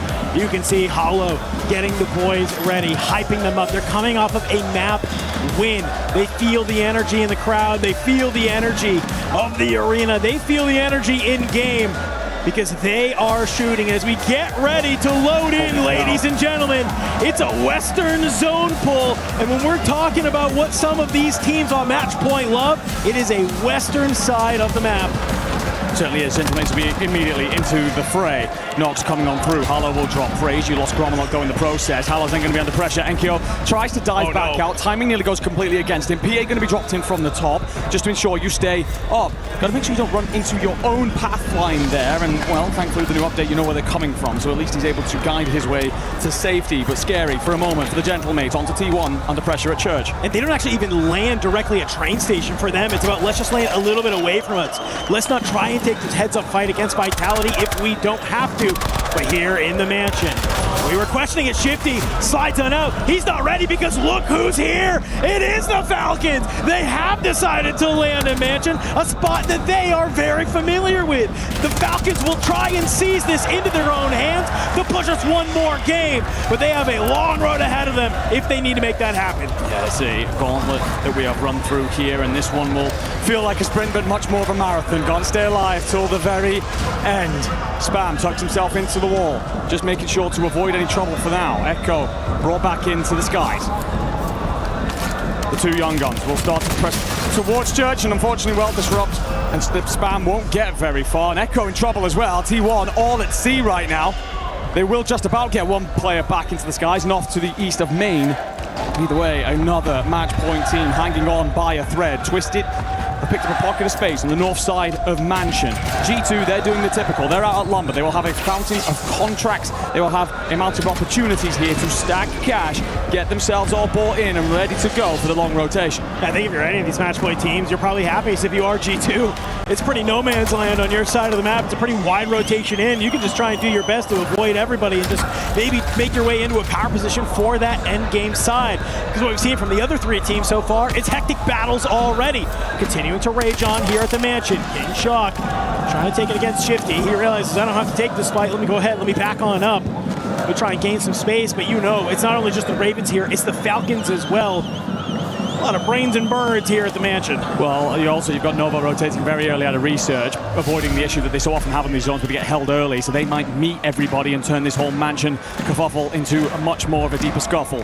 Shifty just going to tuck himself away, take his time, let the fighting go on around you. You could end this map with 15 kills, you could end up with no kills.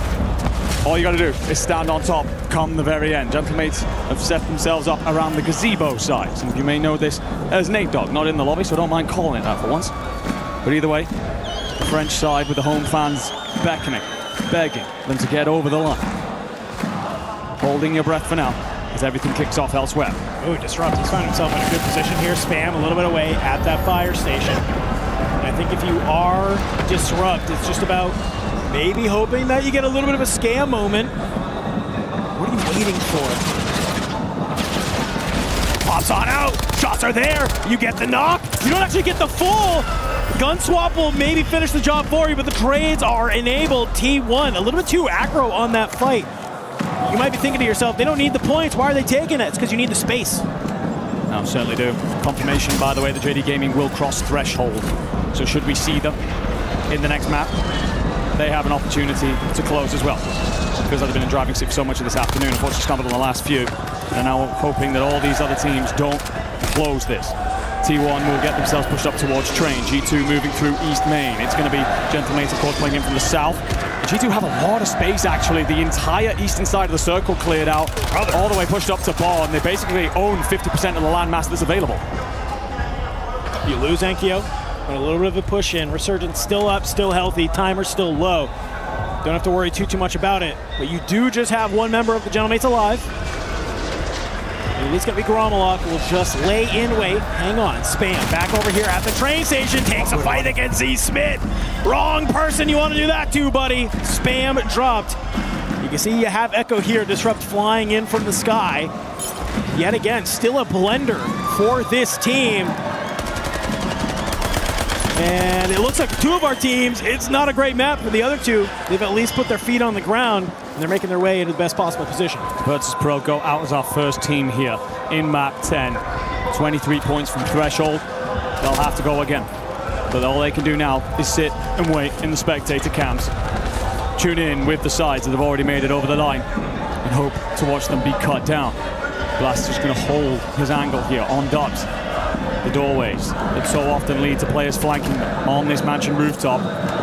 Again, they don't need to push anything out necessarily at this stage, but you are aware that at one point you're going to have to make a rotation over, so you want to clear out the lower levels to make that cleaner. You do saw the Falcons here as well. Big man. Good job holding these top white roofs.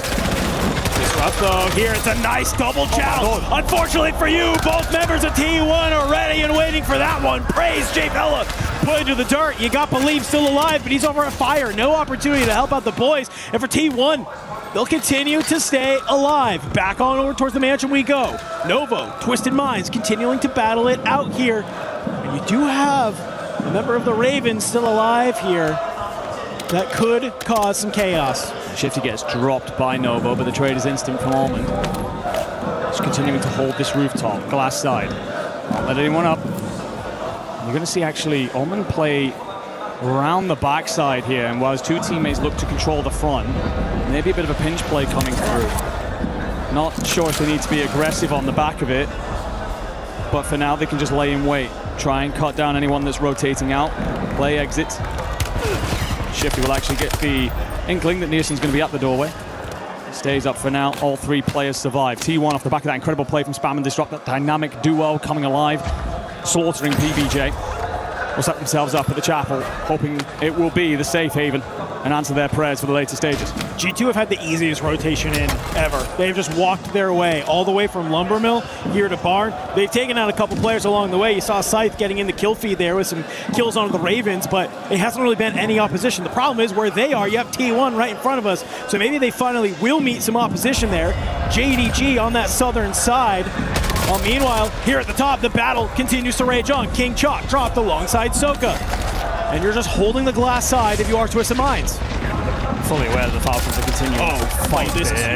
And it goes absolutely bonkers in the kill feed, but Spam and Co are going to tuck themselves in as G2 roll up. Two teams on match point, squaring over center circle. Scythe does a great job to try and order the fight with a nade. You catch Spam in the room there. Anxiety, he's going to use that as an opportunity to push on forward. Spam gets dropped. You're going to replay. Hop on up. You go for the full teammate. Surge on forward. Can you find the trade? It fires in, but you run out of bullets. Thankfully, you do get the knock inevitably. Disrupt, drop. It's Echo. He is sprinting away, trying to stay alive, but look at these blue arrows from G2. They are on the hunt. They are trying to bring him down. Guns up. G2 take out T1. Taking destiny into their own damn hands. They deny their greatest rivals in the moment and will claim all that center match. And there they go. Twisted Minds.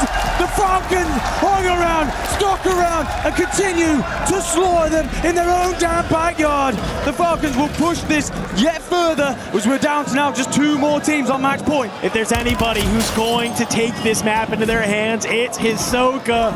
It's been a torrid day for them, but they will do what they can to make sure that they will have a shot at glory. The problem is you still have two teams in this lobby that are looking to end it here. One of them being G2, and they look pretty damn good. They're not looking bad at all. Got all this bond space and can roll as far forward as Chapel, relatively uncontested if they wish.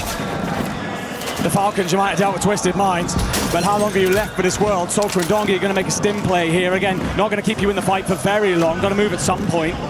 For Athletic, it's all about tucking yourself in at Brick here.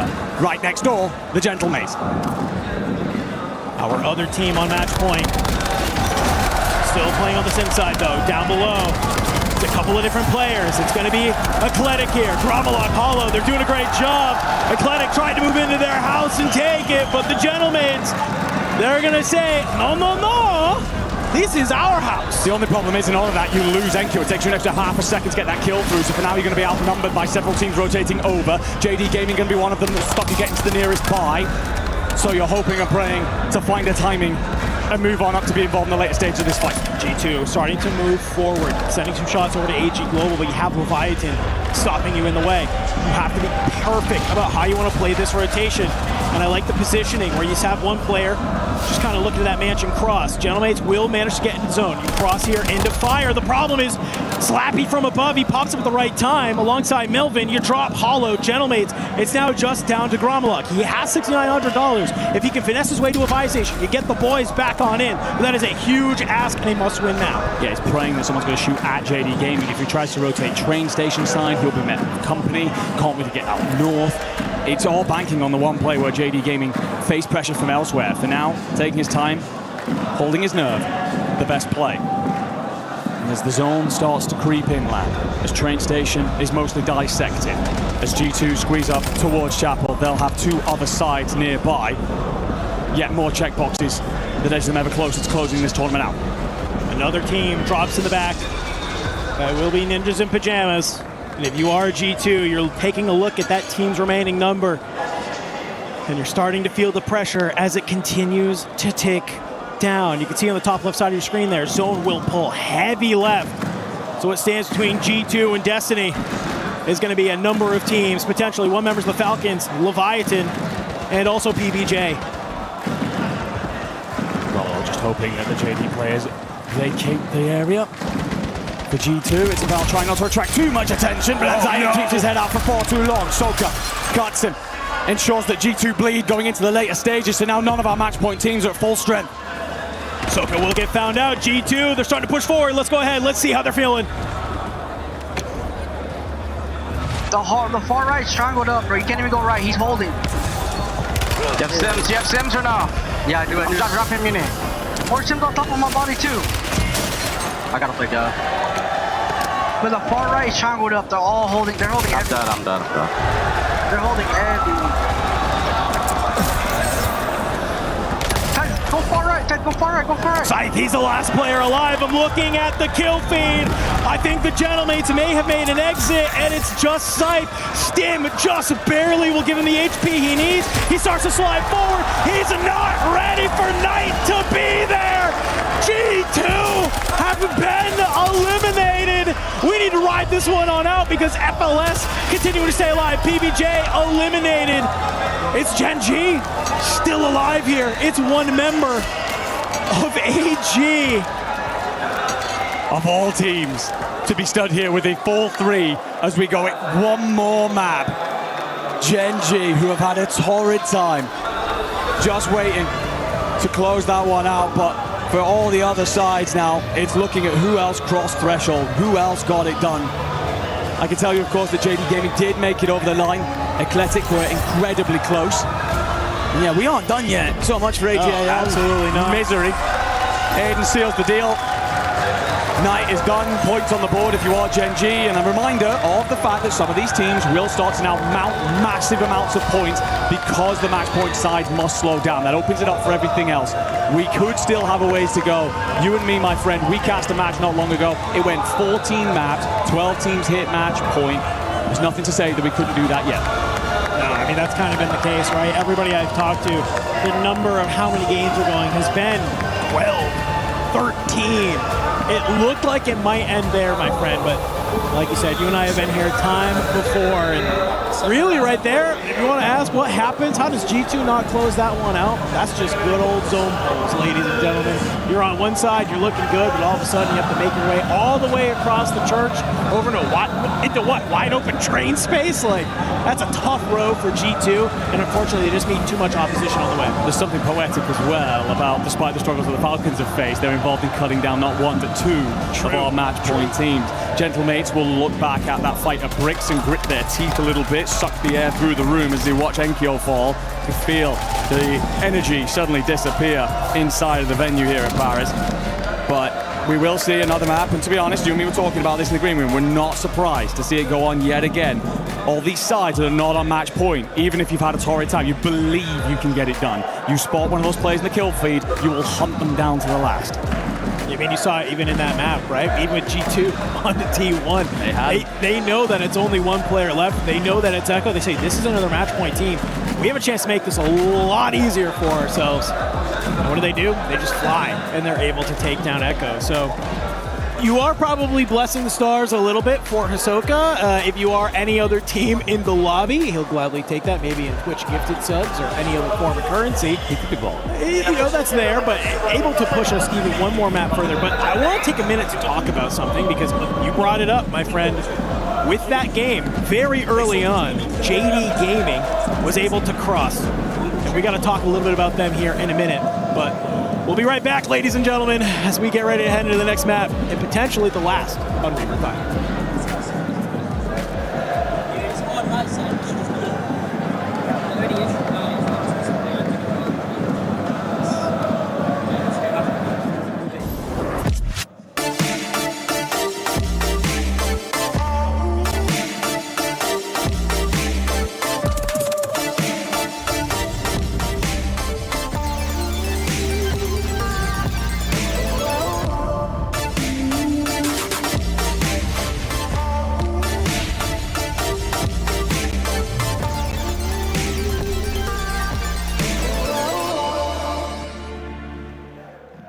Everyone is playing, you're not yet.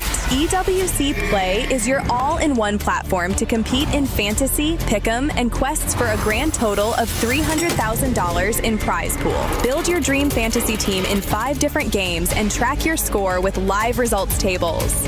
Predict the winner of every game, every group stage, and every tournament. Complete daily and weekly challenges to earn boosters that help you climb the global leaderboard. Got what it takes? Join EWC Play now.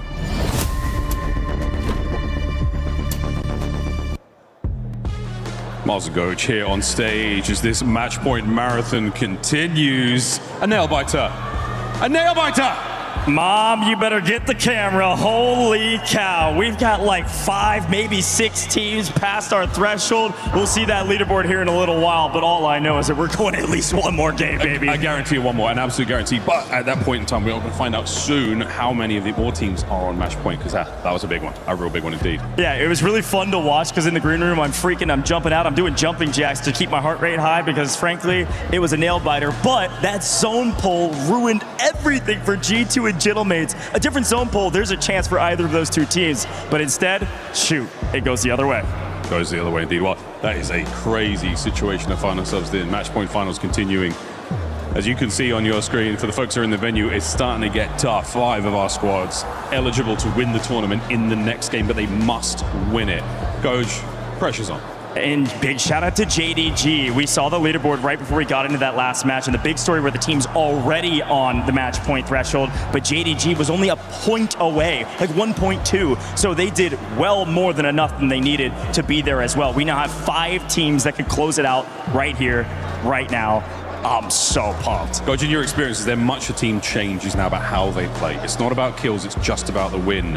Is that going to shift the tides in favor for anyone?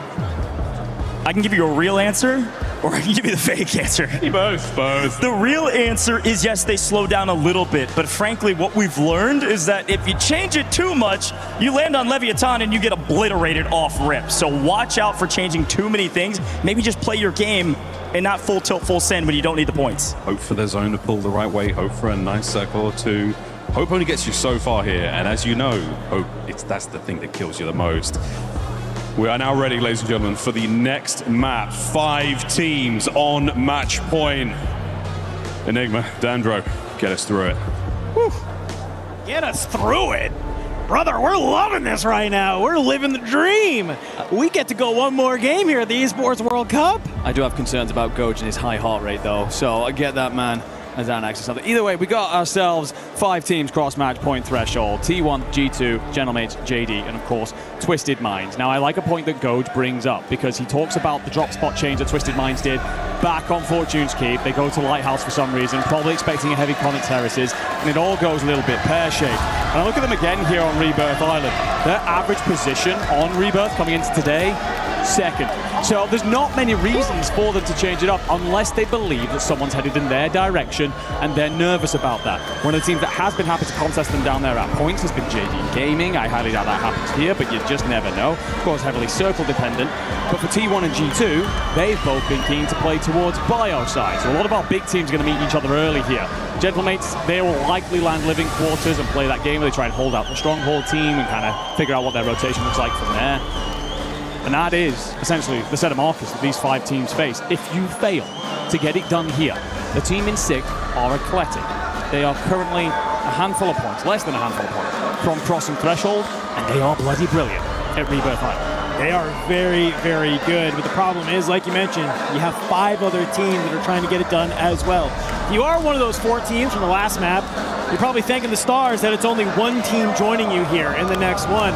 Sometimes you get into these moments where, yeah, we got 4 teams on match play, and all of a sudden blink and you miss it, and you have 7 or 8, almost half the lobby, always trying to close it out. So maybe a second chance at life, another opportunity to make that happen if that is the case. Now, something that we haven't really talked about overall, we've been so focused on the championship, who's winning and everything like that. Reminder, folks, once somebody, any of these teams on match point win, the rest of the leaderboard freezes. Yes. Okay, so it's also kind of about points. Reminder, folks, there's a little team that we all know and love called the Gentlemates that just last year crossed threshold and just fried out in their last game to jump from basically 6th all the way to 2nd. And next thing you know, they're able to take home 2nd at the Esports World Cup, which is a lot better than the prize pool they had before. It certainly is, and it's important because Eclectic, who do sit in 6th, they need just the 4 points. So as soon as they've got those, they can just fly at the rest of this lobby and try and scoop as many points as possible, aiming to stand as tall as possible, so then when they slow it down later, they don't have to worry about dropping down the leaderboard. So there is a lot of different storylines at play here. And of course, all the other teams that are involved in this, they don't want it to end yet. They will still believe that they can win this. Just back from them, Virtus Pro. They would need 22 points to get over the threshold. They're more than capable of that playing out of the control center side. Team Novo, they're a bit further back than that, but that is a side that has dropped 30, 40-point bangers very recently on this map. So they will think we can close that threshold, and it goes on and on.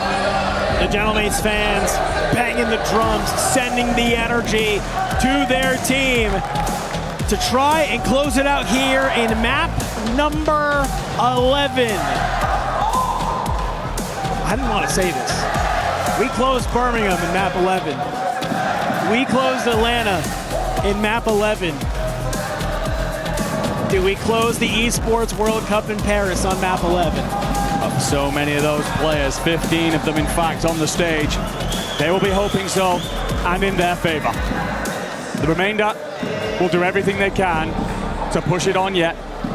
The island is unforgiving, unrelenting. It will demand high pace, a ton of kills, and everything that you can truly muster. But for the sides that are looking to just slow things down and close it out, it's about choosing your fights. When to pump the gas, when to hit the brakes. You have to really hold on, especially in a map like Rebirth Island, right? You have to make sure that you understand, when do we surge forward? Do we need to take this fight? Is this the best position for us to try and play out the rest of this game? So much of Warzone is honestly zone dependent on how you want to move from one side of the map to the other. We've seen time and time again today where we've had these maps where it pulls heavy to one side, and there's always one particular team that seems to be able to take advantage of it. So we get ready to hop back very quickly here, ladies and gentlemen, into map 11. Who are you looking at in our list of match point teams that if they get one of these heavy zone pulls, they're going to be sitting pretty, and you think it really elevates their chances to end the tournament here? It's a good question. I think it depends on the contest situation. G2 is so good at closing out from that bio side. Should the zone situate itself somewhere there or around industries, they'll take their time. They'll third-party chem when the fights kick off in order to just clear that space out. And every now and again, pop themselves inside of industries just to ensure they have a giant buffer, a barrier that will keep them out of trouble until the later stages, until they have to come out guns up. So that's probably the side I'm looking towards. Now whether T1 decides to contest them over there or play Turbine will be interesting from the very beginning. I think from an individual perspective, one thing that we haven't really talked about, top fraggers. Yeah. Top of the list, Enkyo on 56, joined by Shifty on the exact same number. In behind them, Disrupt on 53. This is only his second year of competition, and we've been demanding more from him on the main stage. Of course, his duo is a rookie. Should they close this out, what a story that is to begin your career. Well, we are getting ready to head back into map 11. We have a great piece of content for you around the Falcons fans. So while we get ready to hop back on into the game, let's go ahead. Let's take a look.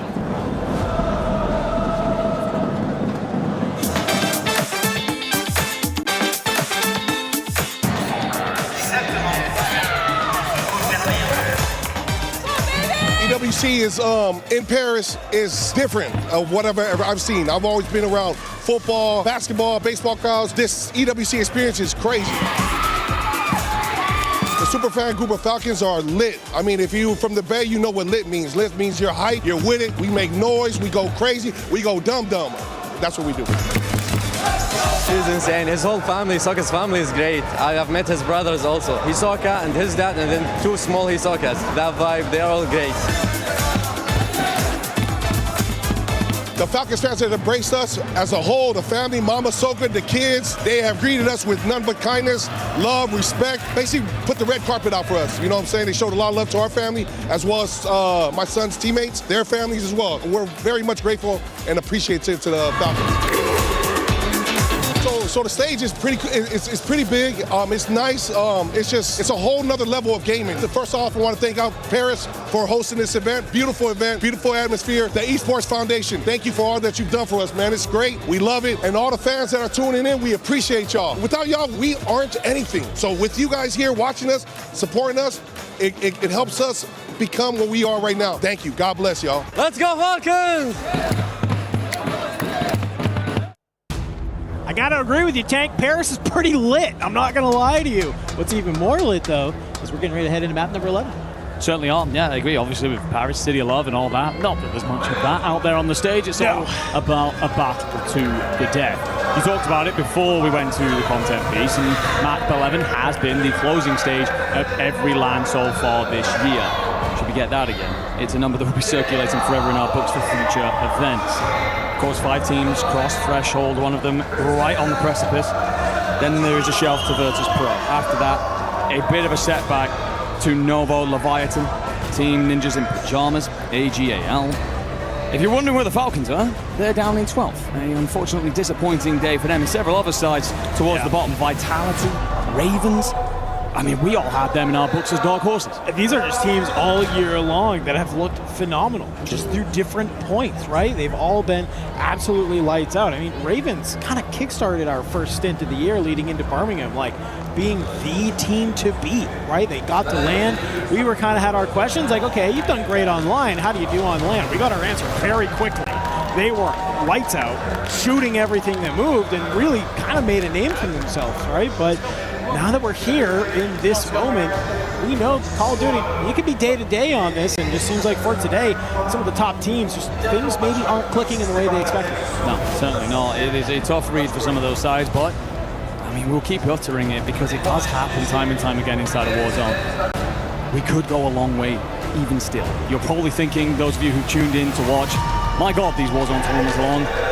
We might not know nothing yet, because the thing is, all these teams are going to want to push this onward. Eclectic, of course, right on the edge of doing something historic for Italy, a nation that has slid down the pecking order over recent years, enter this tournament with two teams that currently sit in 6th and 8th. That is a much better showing from them, but imagine getting them on threshold and the watch party coming out of that country where all the fans unite behind what they would do to see their side take a crack at the championship. Shout out Last Safe, man.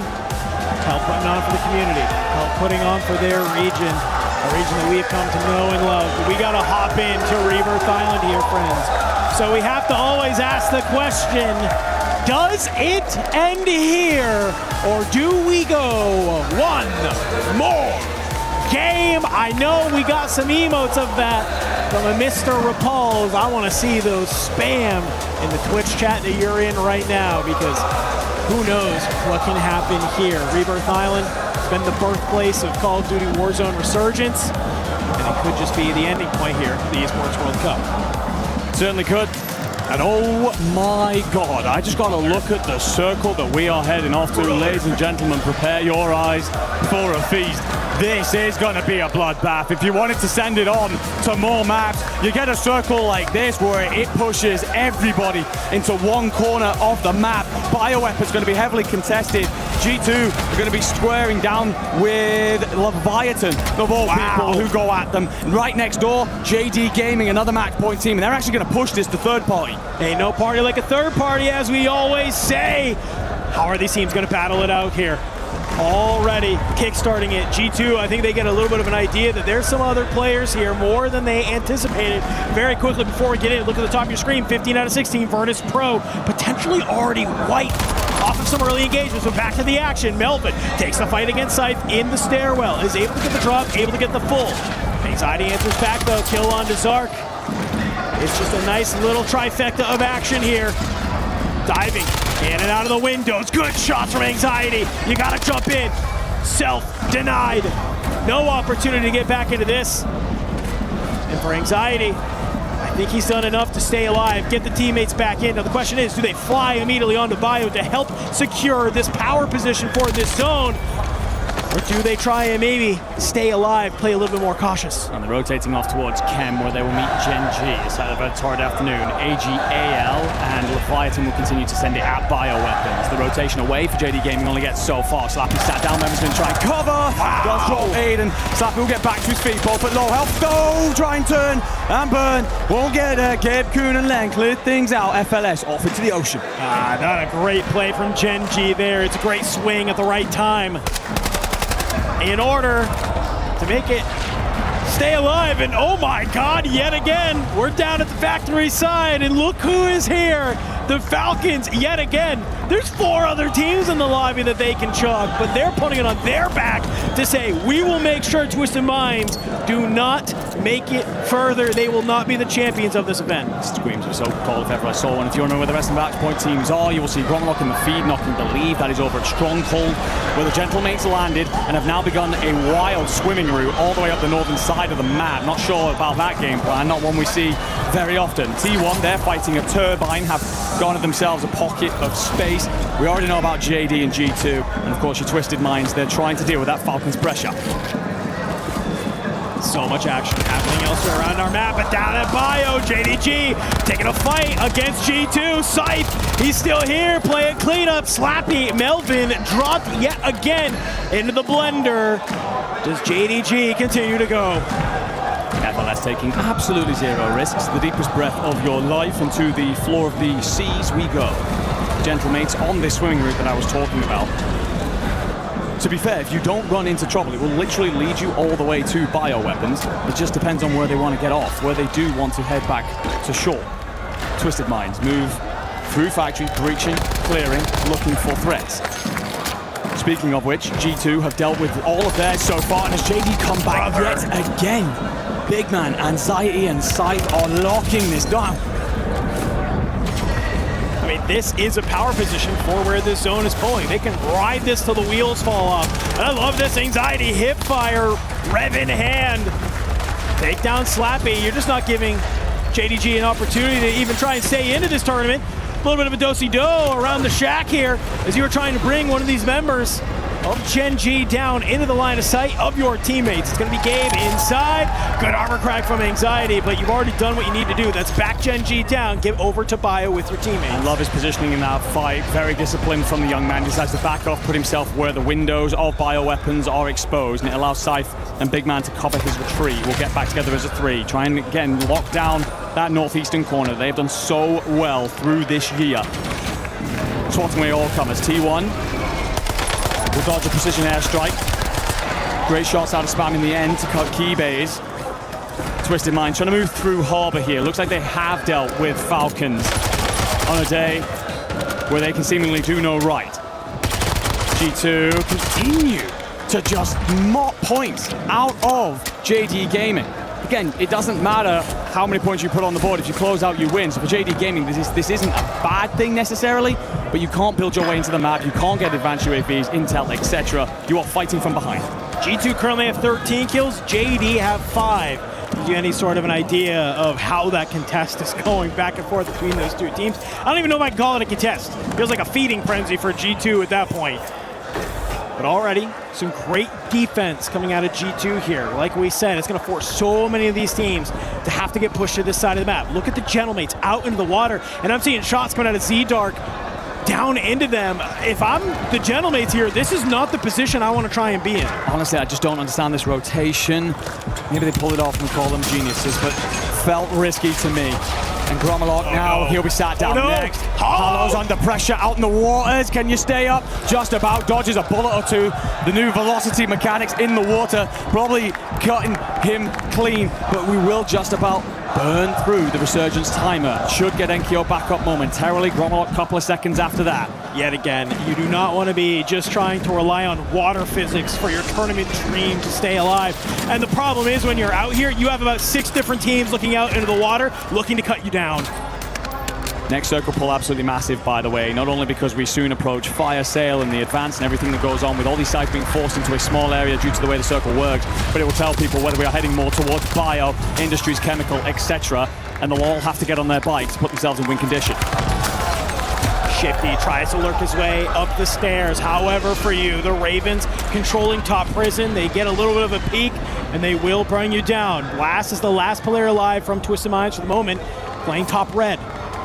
You do have a couple members of Gen G in front of you. At Harbor, at Chemical. Oh my god. Good shots from Big Man onto FLS. This could actually be huge because the other 2 members of JDG, they're still not even on the floor yet. Well, the reason why JDG have... Oh my god, he gets the self off. What? I think Big Man expects him to just bleed out, so doesn't bother taking the remainder of the shots, hits the reload, and FLS just about gets himself back alive and swimming yet again. But this is the reason why JDG can continue to suffer, why you're seeing Slappy die in the feed and such, because FLS is out there, so it's safety for now. Gromalok into the water. Twisted Mind under pressure, and it will be JD Gaming wiped. They're done here. Over. One of our match point teams finished. We'll press on with the rest. G2 have complete control over bio. The circle pull's relatively central, so that's looking more like an Industries or Shack kind of circle. The Gentlemates have all turned tail and headed towards that center, but it's held by Leviathan. Almond just playing his life, staying alive. The problem is he's caught on the outside of Chemical down below. Lennon will find another. Still just no opportunity to stay alive, and the shots are going in too much on the fly-in. Shifty, he's lost all of his plates as he hits the deck. Blast has been dropped. Shifty, he's got to stay alive here. Is he going to be able to? No, he cannot. He's taken out, and in the process, who else leaves the lobby? The Falcons. G2 truly in the driving seat right now, and the Gentlemates are out. That swimming rotation does not pay out in the end. T1 trying to set up a turbine. Suffering right now. Spam stripped of plates. Echo's trying to drill some efforts in the return. Oh Smith, my God! how do you get one from there? Skullface on the coverage over the back of the fourth, and you get yourselves in and will retrieve Echo from the buy station that is just on top of Turbine. So, yes, you lose your leader in the moment, but you have time to re-establish yourselves. These teams are just dropping so quickly from this lobby. Top squads who we expected to be here are just gone. They're eliminated. Out into the buy station, Fede goes to try and get Novo. Maybe another chance here, but Knight in the kill feed. Wiped, Believe. Wiped, that's AGAL. That's PBJ gone. One more team needs to drop to put us into the top 5. Down to our top 6 teams, of which match point we have T1 under pressure right now from the Ravens. Nielsen sends it and loses the fight. Disrupt and Spam going to work here. They'll hit the buy station, pick up whatever they require. UAVs in hand, looking to set themselves up with the information for the rotation. G2, they will deal with Novo again and again, and actually Gen G have a body in this direction. Could let them be a thorn in the side. Lobby will crawl to a patience because we're missing so many teams. You can see on the top left side of your screen here, nobody really has to be on top of each other. God. And the zone pulls one more time, and G2 still control Bio. T1 do have enough in the sense for an advanced UAV. Will give them everything they need to know. Could play in through Industries, but what they want to do is clear out that southern side or western side of the circle, of which there are 2 Ravens players and 1 from Gen G. You do that, you can almost set up a straight square off with G2 in that Industries building later. You're just trying to figure out when they get active, where to make the move. And between them, Leviathan still exists as a full 3 in the Shag. What role could they play in whether or not we see one more map? Everybody crawling down here. T1 have decided to clear out their backside over here at Prison. I don't mind it. You have a member of Ravens who will get found out in King Chalk. You have one member of Gen G. Will you see Gabe Kuhn here? Gabe has the opportunity to spoil this for T1. Unfortunately for him, the timing is just not there. Spam cuts him down. This now gives T1 a pretty clean route into the rest of this map. Gen G just going to buy back in. They have a full 3 set up at Chemical. It is all 3s, except for one member of the Ravens. Nielsen tucked inside. Make no mistake about it, though. This is a player that could 1v2, 1v3 any roster. We've watched him do it all year long. Next pull, splits, Industries, and Bio. As such, you'll see a shifting. T1 will take all the space in Industries. Bioweapons has become home for 3 different sites. Vortex, alongside his Novo brethren, down here in the basement. They've given up all of the upstairs to G2 here, and T1 have moved over to Industries. T1 might have missed a trick, actually, because Gen G have played a tunnel from Chem straight into Industries and will actually draw up a line to hold them. A massive checkbox for T1 to face. Leviathan is also still in this lobby, ladies and gentlemen. Still have an opportunity as well. Lennon guns up, cuts down Echo. Aiden, he's here to help as well. Sliding in and out. You try and go over the side, but Gen G, they will claim T1. And here we go, ladies and gentlemen. 4 teams remain in map number 11. Gen G have gained all of Industries' control. The fights have forced pretty much everybody else over to bioweapons. That multi-layered building will become a kill box for everybody inside of it in a moment. G2 4-3, they'll be the highest team. In the basement exist the Italians of Novo. And then in the middle ground, it is, of course, your Latam north side. Leviathan, the Ogre, and the crew have rolled up to try and take control.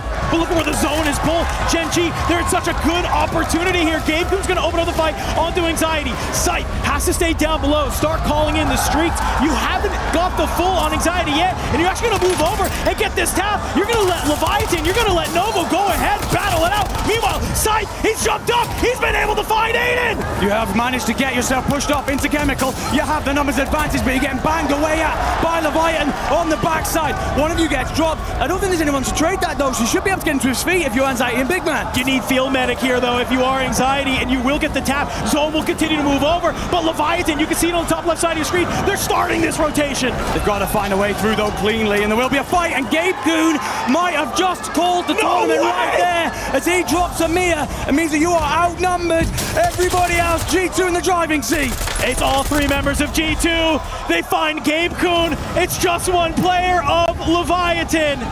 Enigma, G2. They just need this one last kill in order to become the Esports World Cup champions, and you can tell the hesitation is there.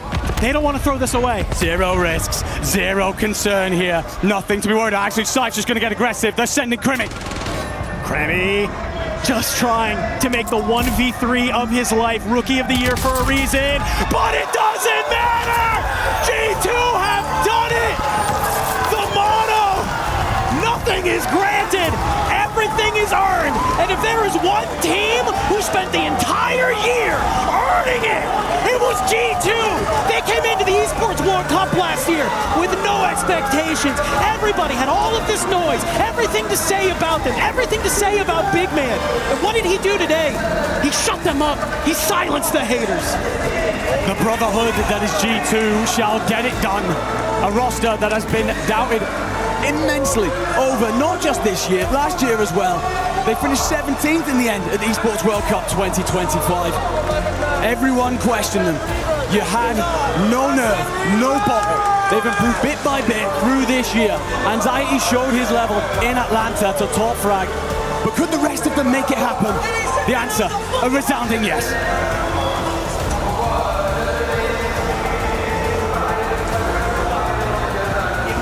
Before the group stages,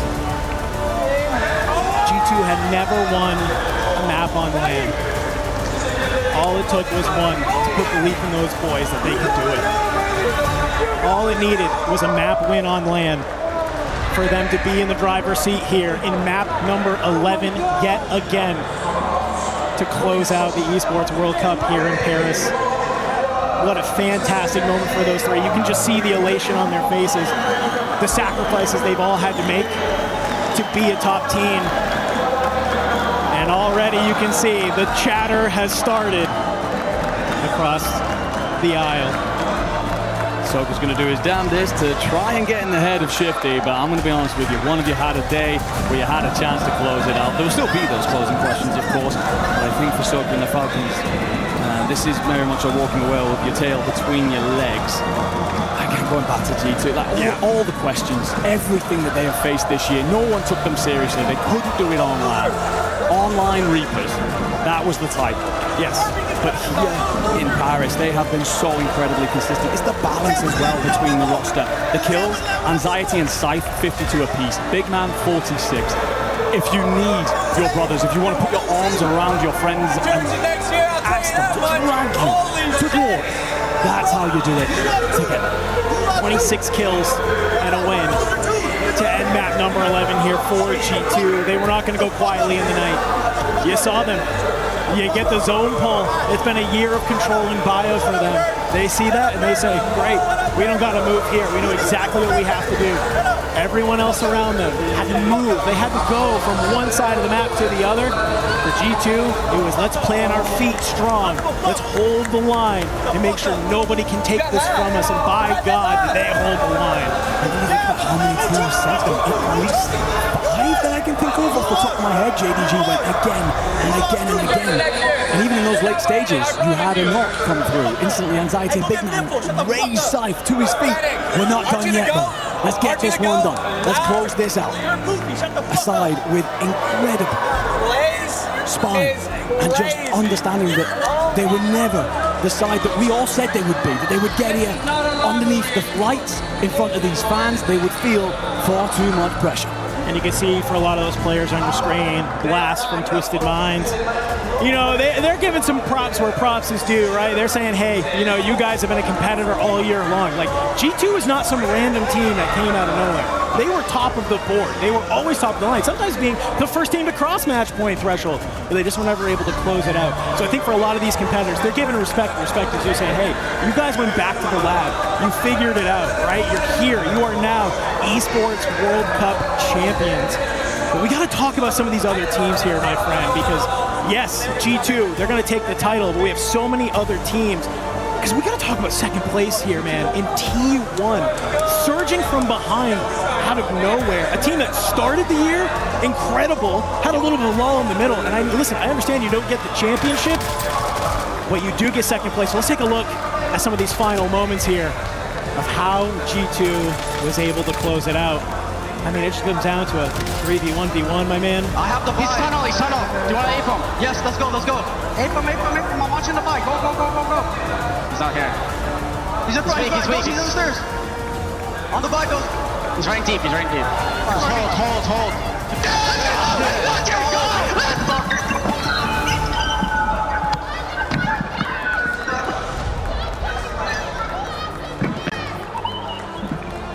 Celebrations echoing out.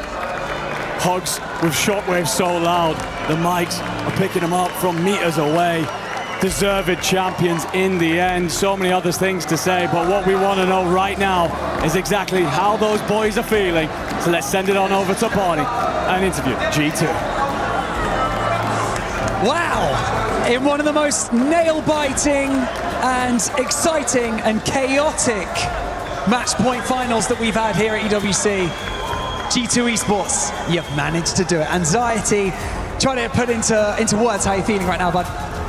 I got no words right now, none. I'm just shocked that we won that game. There's just no words. There's no words, there's always words. Come on, Anxiety, let's do this side, my man. To be able to do this, to be able to accomplish this at the Esports World Cup 2026 alongside these boys, I mean, give some props to your teammates. What an incredible show out they've had. I mean, bro, I've been playing with them for the past 4 years. Last year at EWC, we almost got dead last. And for this year, just to prove all the doubters wrong, especially this guy on my right, it doesn't feel real. Just to keep it honest, it's crazy. Big man, I'm coming over to you. To perform like this on the main stage when it matters the most, that's got to feel good, right? Yeah, it feels good, especially from last year. I was literally on rock bottom from fucking everyone calling me a cheater, all this shit. And now we won, so it was literally just the storyline meant to be. It hasn't hit me yet, it doesn't feel real, but it'll hit me later. But it just felt like a scrim to me. Felt like a scrim. It definitely is going to hit you later. Gentlemen, I'm going to need you to get on your feet because we've got some things to do, as you can imagine. Ladies and gentlemen, G2 Esports managing to secure that incredible win here at the Esports World Cup. And of course, as the winners, you've got some pretty cool things you get to do. And one of those things is over here. Our awesome Crusher. Now, this is your first time over here, isn't it? How does it look? What's the view like of all these keys? Beautiful. It looks beautiful. It does, doesn't it? Right, step up onto here. Let's go. Right. Keys to crush, trophies to lift, you know, all that jazz. It's just another day at the office, isn't it? So, before we crown you guys as champions, of course, we've got to do this bit. Now, all of these teams that you're about to eliminate from the competition, namely the best in the business, but right now you guys are the best in the business. Is there anything you'd like to say to the teams before you crush their keys? I mean, GG's, that's all I can say. It's been a crazy tournament. I appreciate all the support and good game to all the competitors. GG's, I guess, yeah. GG's. A somber feeling over here, but I'm sure it's about to feel better once we do this. Right, Scythe, I'm gonna get you to open up the iris, please. Just press that button. Here we go.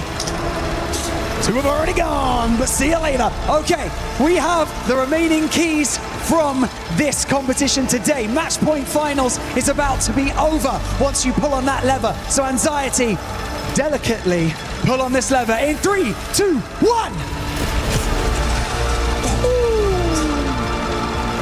And with that, only one key is left intact, and that key belongs to G2 Esports. So if I can please ask our key master to come out here to present you with your key, because we've still got some more things to do, guys. You're champions, we've got things to do. Jacob, if you could hand over the key, who wants to take it? Go on, Sai. Right. Now, that was pretty satisfying, wasn't it, to pull on that level? Yes, it was. It was pretty satisfying. Right, gentlemen, I'm going to get you to walk down the Gadia City grid.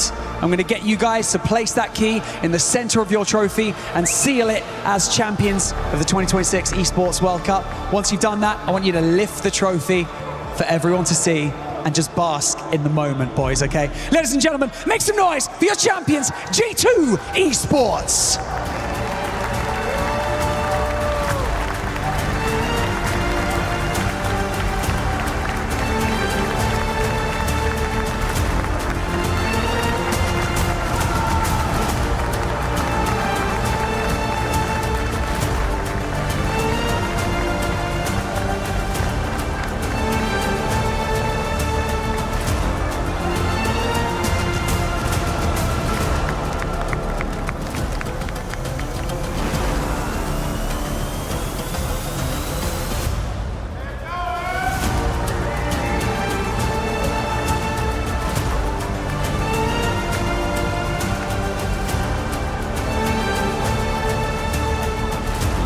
Ladies and gentlemen, your champions of the Warzone Resurgence Series Championship at the 2026 Esports World Cup, G2 Esports!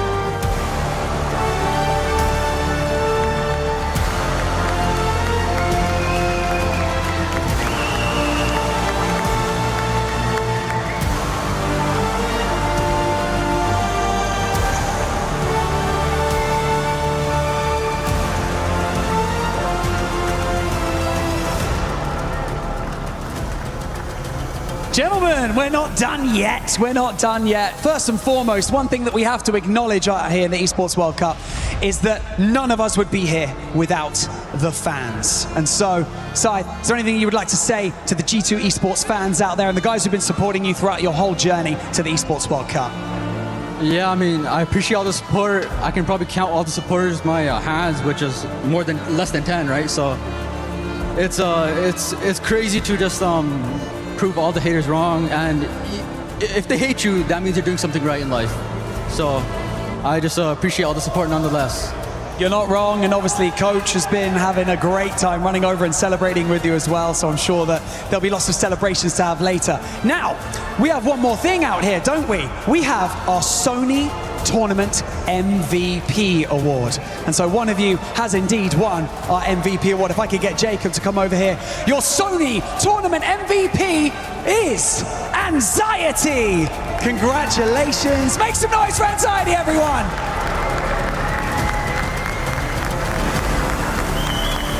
Anxiety, I'll quickly ask you, to come out here, especially after the year you guys had last year, right, here at the Esports World Cup, to come out here to outperform everyone on the main stage at the Esports World Cup as well and secure that MVP medal. How does that feel?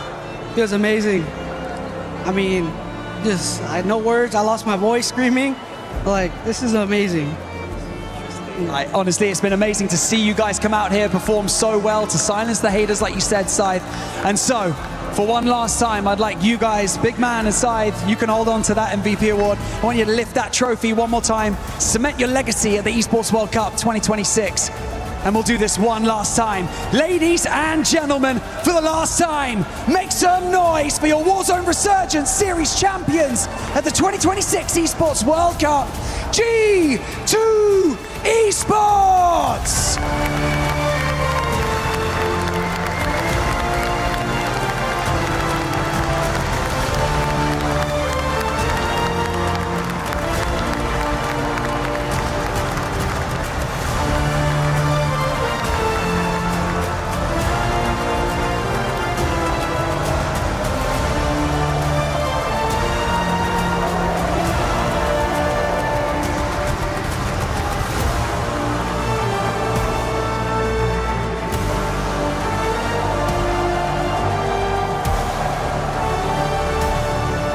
An amazing performance from G2 Esports, starting off hot at the beginning of the day, being super consistent. In the first 4 matches, this squad did not leave the top 3.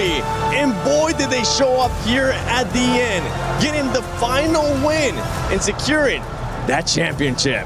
I mean, it's been such a pleasure and an honor to watch this team rise through the ranks in the group stages, making us question a little bit if they could close it out. That was just me, by the way.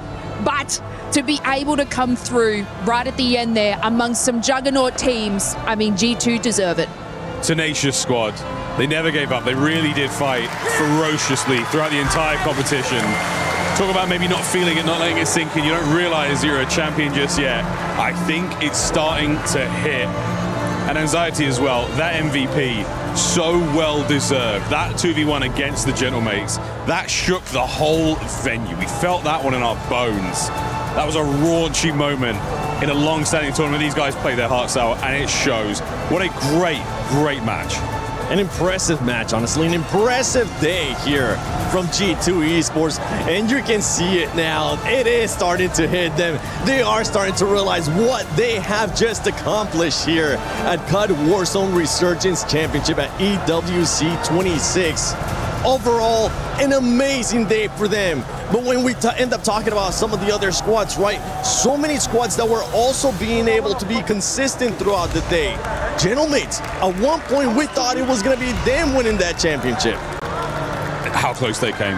How close they came so many times. And the scariest thing as well for so many teams, especially towards the last few games, 5 squads there on tournament point. There's 5 potential winners at any given moment there in that matchup. I mean, what an insane thing to do. And G2, we saw them just chilling, sitting in the backside of blue. No one's moving, no one's giving up anything. They let the play come to them. And then on the rotation we saw, leading through the smoke, going out to their left-hand side, wide open ocean on their left.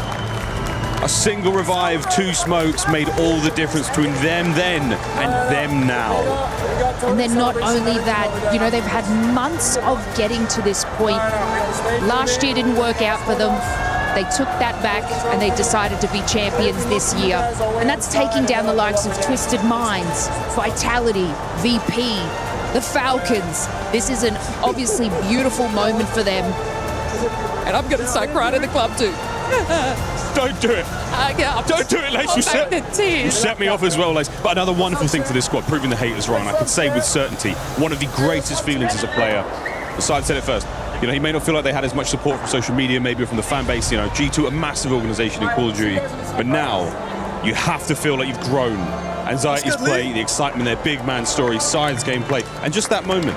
You've got the championship now, you've done it, you've won it, you've been there, you've done that. You come back next year from absolute rags the year before to champions. That is an unbelievable journey, and it is definitely starting to sink in now. They make their way to the totem.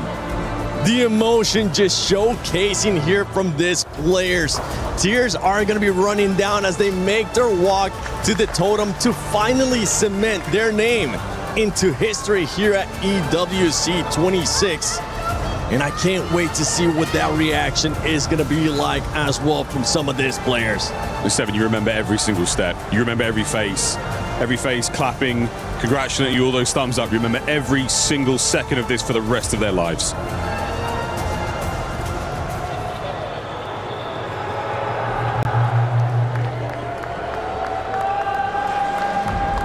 Please, once again, welcome to the totem, your Warzone Esports World Cup 2026 winners, G2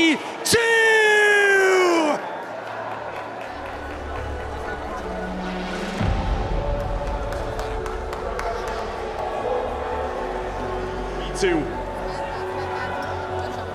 Well done, guys. Excellent work. Please, take to the stage, grab your frame, and engrave your names in Esports World Cup history.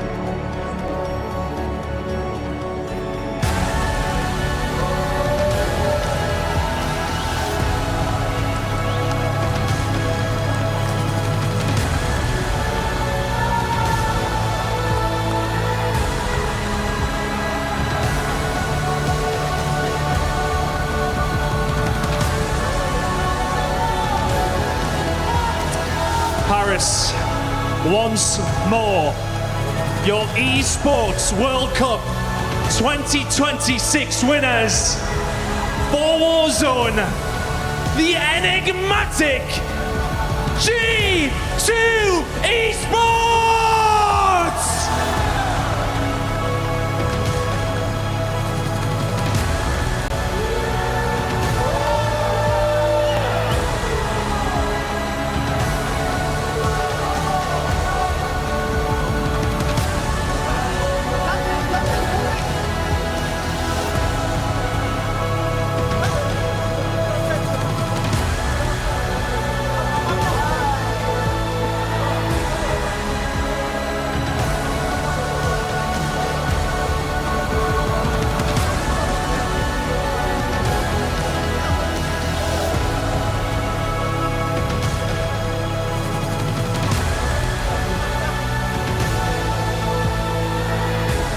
A heartbreak for 31 teams that were trying to be in that place right there, where G2 Esports is now.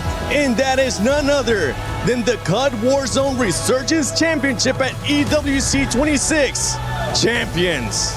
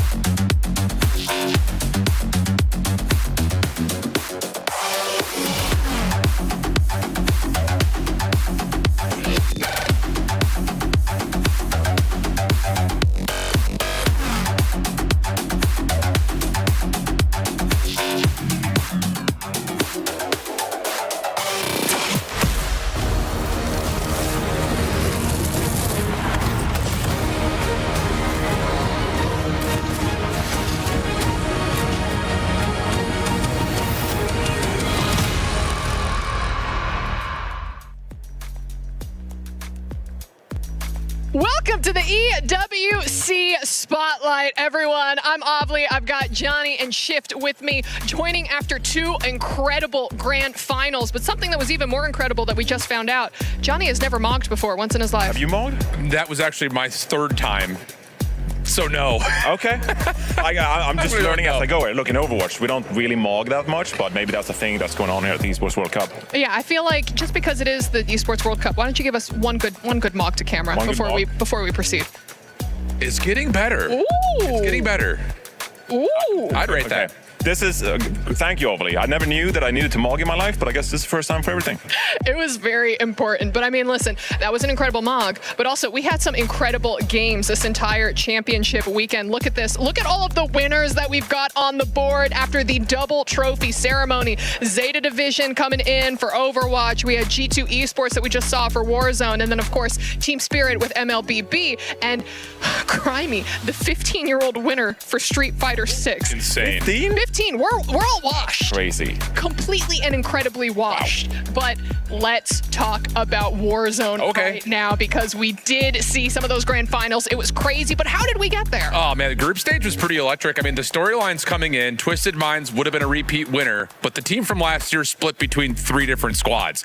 All of them made it in towards the final playoff, which was a little bit expected, but the routes were a little bit different. Our first EWC winners, though, in Falcons, who also got split up, didn't make it out of their group stage initially, had to go through survival, and we were all wondering, like, were they actually ever going to show up through the weekend? Wouldn't you know it? Yes, they did. Survival stage, they win 4 out of their last 6 games. They look like they're ready to cruise and move into the finals with tons of confidence. But then we get to the finals.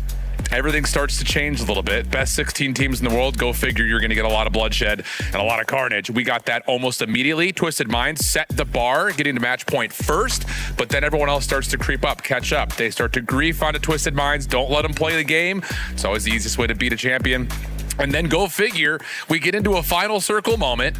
Gentlemates, who finished runners-up last year, had the highest point total, in a position to win this year, and then a surprise pick out of G2, kind of coming out of nowhere. They get into the 150 mark, they clean up the last fight. And this is insane, because this group of 3 guys played last year and had to beat a bunch of allegations because they were running so much online, show up to EWC and flop out. But trust the process, Abel. You stick together and results come your way. Can we talk a little bit about the fans going crazy, though? Because I think those were Gentlemates fans in the audience, like banging drums. What was happening? Gentlemates fans show up, man. I don't know what it is about Parisians, but they get a little wild in the audience. And I'll tell you flat out, it's one thing to be cheered on for doing well. It's another to be another squad who gets wiped and you hear the whole crowd cheering because their team has another chance to win. It's mental head games through and through without question. But yeah, they showed up. They showed out. Yeah, we had drums, incredible things happening on the COD stage. But as we go over to Overwatch, man, what do you think of the dancers that open up each of these finals, man? That was incredible. I think it's electric. Like, there's so much energy in the stadium, and all the fans are like, oh, we're ready for the finals. And then, like, the dancers, they're like, oh, you know, it's a beautiful act. You get some of that energy kind of dispelled. So I don't mind it too much. And actually, you're giving me some bananas here. That's great, actually, because that leads me to my next point here, where we kind of copied the script here a little bit of Warzone, actually. And Team Falcons, the reigning champs in Overwatch, they slipped on a banana peel in the group stage. And actually exited early, which set up the thing for everyone else here to really pick things up. And Twisted Minds, they set the bar in the playoffs, just like they did in Warzone. And so as I'm keeping fed bananas rather, it's been a long week. It's been a long week of Overwatch action here. It was actually going to be Zeta Division who did actually come out on top, and they won the grand finals. And they did so with a bunch of legends in their team. Shu, Violet, just spectacular. This is a real banana, which I can't wait. You didn't have a bite of. But it's been a really entertaining Overwatch tournament overall. Like, I really enjoyed watching some of these teams. Like T1, they just surprised Crazy Raccoon, like 3-0 Crazy Raccoon. So it's been some unbelievable Overwatch action throughout the entire week, and I couldn't be happier. I don't know what was more incredible, the Overwatch finals or him taking a bite out of a green banana. Have you ever heard a banana crunch before? Because I literally heard that crunch. That was great. I have not. I feel like we do have to somewhat join him in solidarity. I gave you the nice banana. I really appreciate that. Do I need to bite through the peel too? I think you do. Let's see if this will crunch. Like, yours crunch. Yeah, that was delicious. I think I love a crispy snack. Yeah, that's great. That's fantastic right there. Get in. Mine didn't Get in, Overly. That's what I'm talking about. So you see that? None of these carbs, they've turned into sugar yet. That's delicious. That's good for you. Great fiber. Great fiber in these bananas. So that's not a lot of fiber, bro. Have some broccoli tonight. That's all I'm saying. Okay. I'll never say that I don't do my own stunts. But yes. What? Having a fruit is a stunt to you? Yeah, we're in esports, man. You think people are out there eating fruits and legumes? I'm still chewing on my banana, by the way. Chewy? That's disgusting. Still chewing on. How's that banana rind tasting? You know, I love Overwatch. Overwatch is the greatest. Let's move on. You brought these bananas onto here. Like, I did, because I wanted to line up a question about Winston, because the last time I brought you bananas in a jar of peanut butter, but they said I can't have the peanut butter this time around. Something about allergies. But we do have to take a look at the club championship rankings after both of these grand finals came to their conclusion. And these are the top 14 teams that we can see so far. And as you said, Falcons racking up so many points this week from the Street Fighter 6 finals that we saw of Crimey, finally knocking Na'Vi down to second place. But I mean, Shift, anyone on here that's kind of jumping out to you, either people who, surprised you or people that are missing? I'm just going to kind of jump out there a little bit. There was a big missed opportunity here for Virtus Pro and Team Vitality because they were both... Same thing in Overwatch. Stop it. It's like we're brothers. Are we brothers? Yeah, we might be. No, your accent's way different than mine. We'll have to do some family research. I'm down for that. But yeah, both of those two teams would have had a chance to possibly boost themselves up the rankings a little bit further, if not possibly win a championship. But for Falcons, an incredible week because they needed a win. Yes. And a lot of people were thinking that because the Falcons Street Fighter players were knocking each other out, maybe the Warzone team had to do it. Obviously, they came up short, but that's still a good week for them. Yeah, and we do still have our second page. Let's take a look at the other half of the rankings. You see NRG's on there, Twisted Minds, Gen G. I mean, again, a lot of these teams, I'm sure they wanted some of the extra points that they could have earned from this weekend. Who's the dark horse here, Overly? The dark horse? The analyst turned it over to the host here. To the Who's host? the dark horse? So he'll make like the top 5. I'm going to talk about a sad horse right now because this was a club that I had been following for a very long time. And I mean, they were second place, runner-up for the last 2 years. Where are you, Team Liquid? Where are you? I'm just this little, NA fan looking for you, first hoping for round you. in Overwatch. They got last place. It's a tough look. Yeah, and they didn't do too well in MLBB either. So they don't have a team in COD, so later.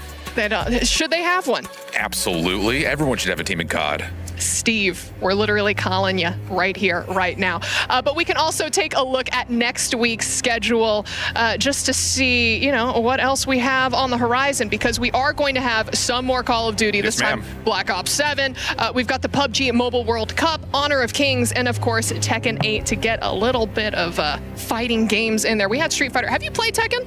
Yeah, I grew up with like Tekken 3. Same. Yeah, King was the brother. Man. Are we actually brothers? That's what I'm talking about. I played King too. It was awesome. And now I'm just making up names, but Yoshimatsu or something with the sword? guy with the sword. Yeah. Yes. Didn't he also have a really fun hat that he could throw too? Yeah, and you can levitate in the air and stuff like that. Yeah, I love Tekken. Yeah. Tekken 3 anyway. And Tekken next week. Bam, bam. Ooh, are you excited for any of the Call of Duty stuff that's upcoming? You have teams to watch. Are you staying? Or are you staying. Oh, perfect. Okay. I'm not going to bite through another banana next week, but I'll find something else fruity to bite into, like an apple or a strawberry or something more normal. I think Is that a water bottle? Is that a pear? No. Wait. Each? This is a fake. Oh, wait, they're all You can't bite that. This is not. This is also a fake. Do not eat Why are there it. just fake fruits? Why do you have fake fruit under the Because desk? fruit is dangerous for esports players. That's all I'm going to say. But gentlemen, thank you so much for joining me. Shift, anything that you want to say before I throw fruit at you? I'm going to get the heck out of here, and I cannot believe I just watched Reinforce take another bite through the banana peel. Fiber. Get fiber. I can't. Get me out of here. Johnny, anything else that you'd like to add besides eating a fibrous and nutritious diet? It's great to see you. It's always great to see you, Oberly. Have a great rest of your Esports World Cup. Thank you so much. And here's another banana for you on me. Yeah, mine too. This was the EWC Spotlight, and we will see you all next time. Make sure that you eat your fruits and vegetables, no matter how hard and scary they might be. What?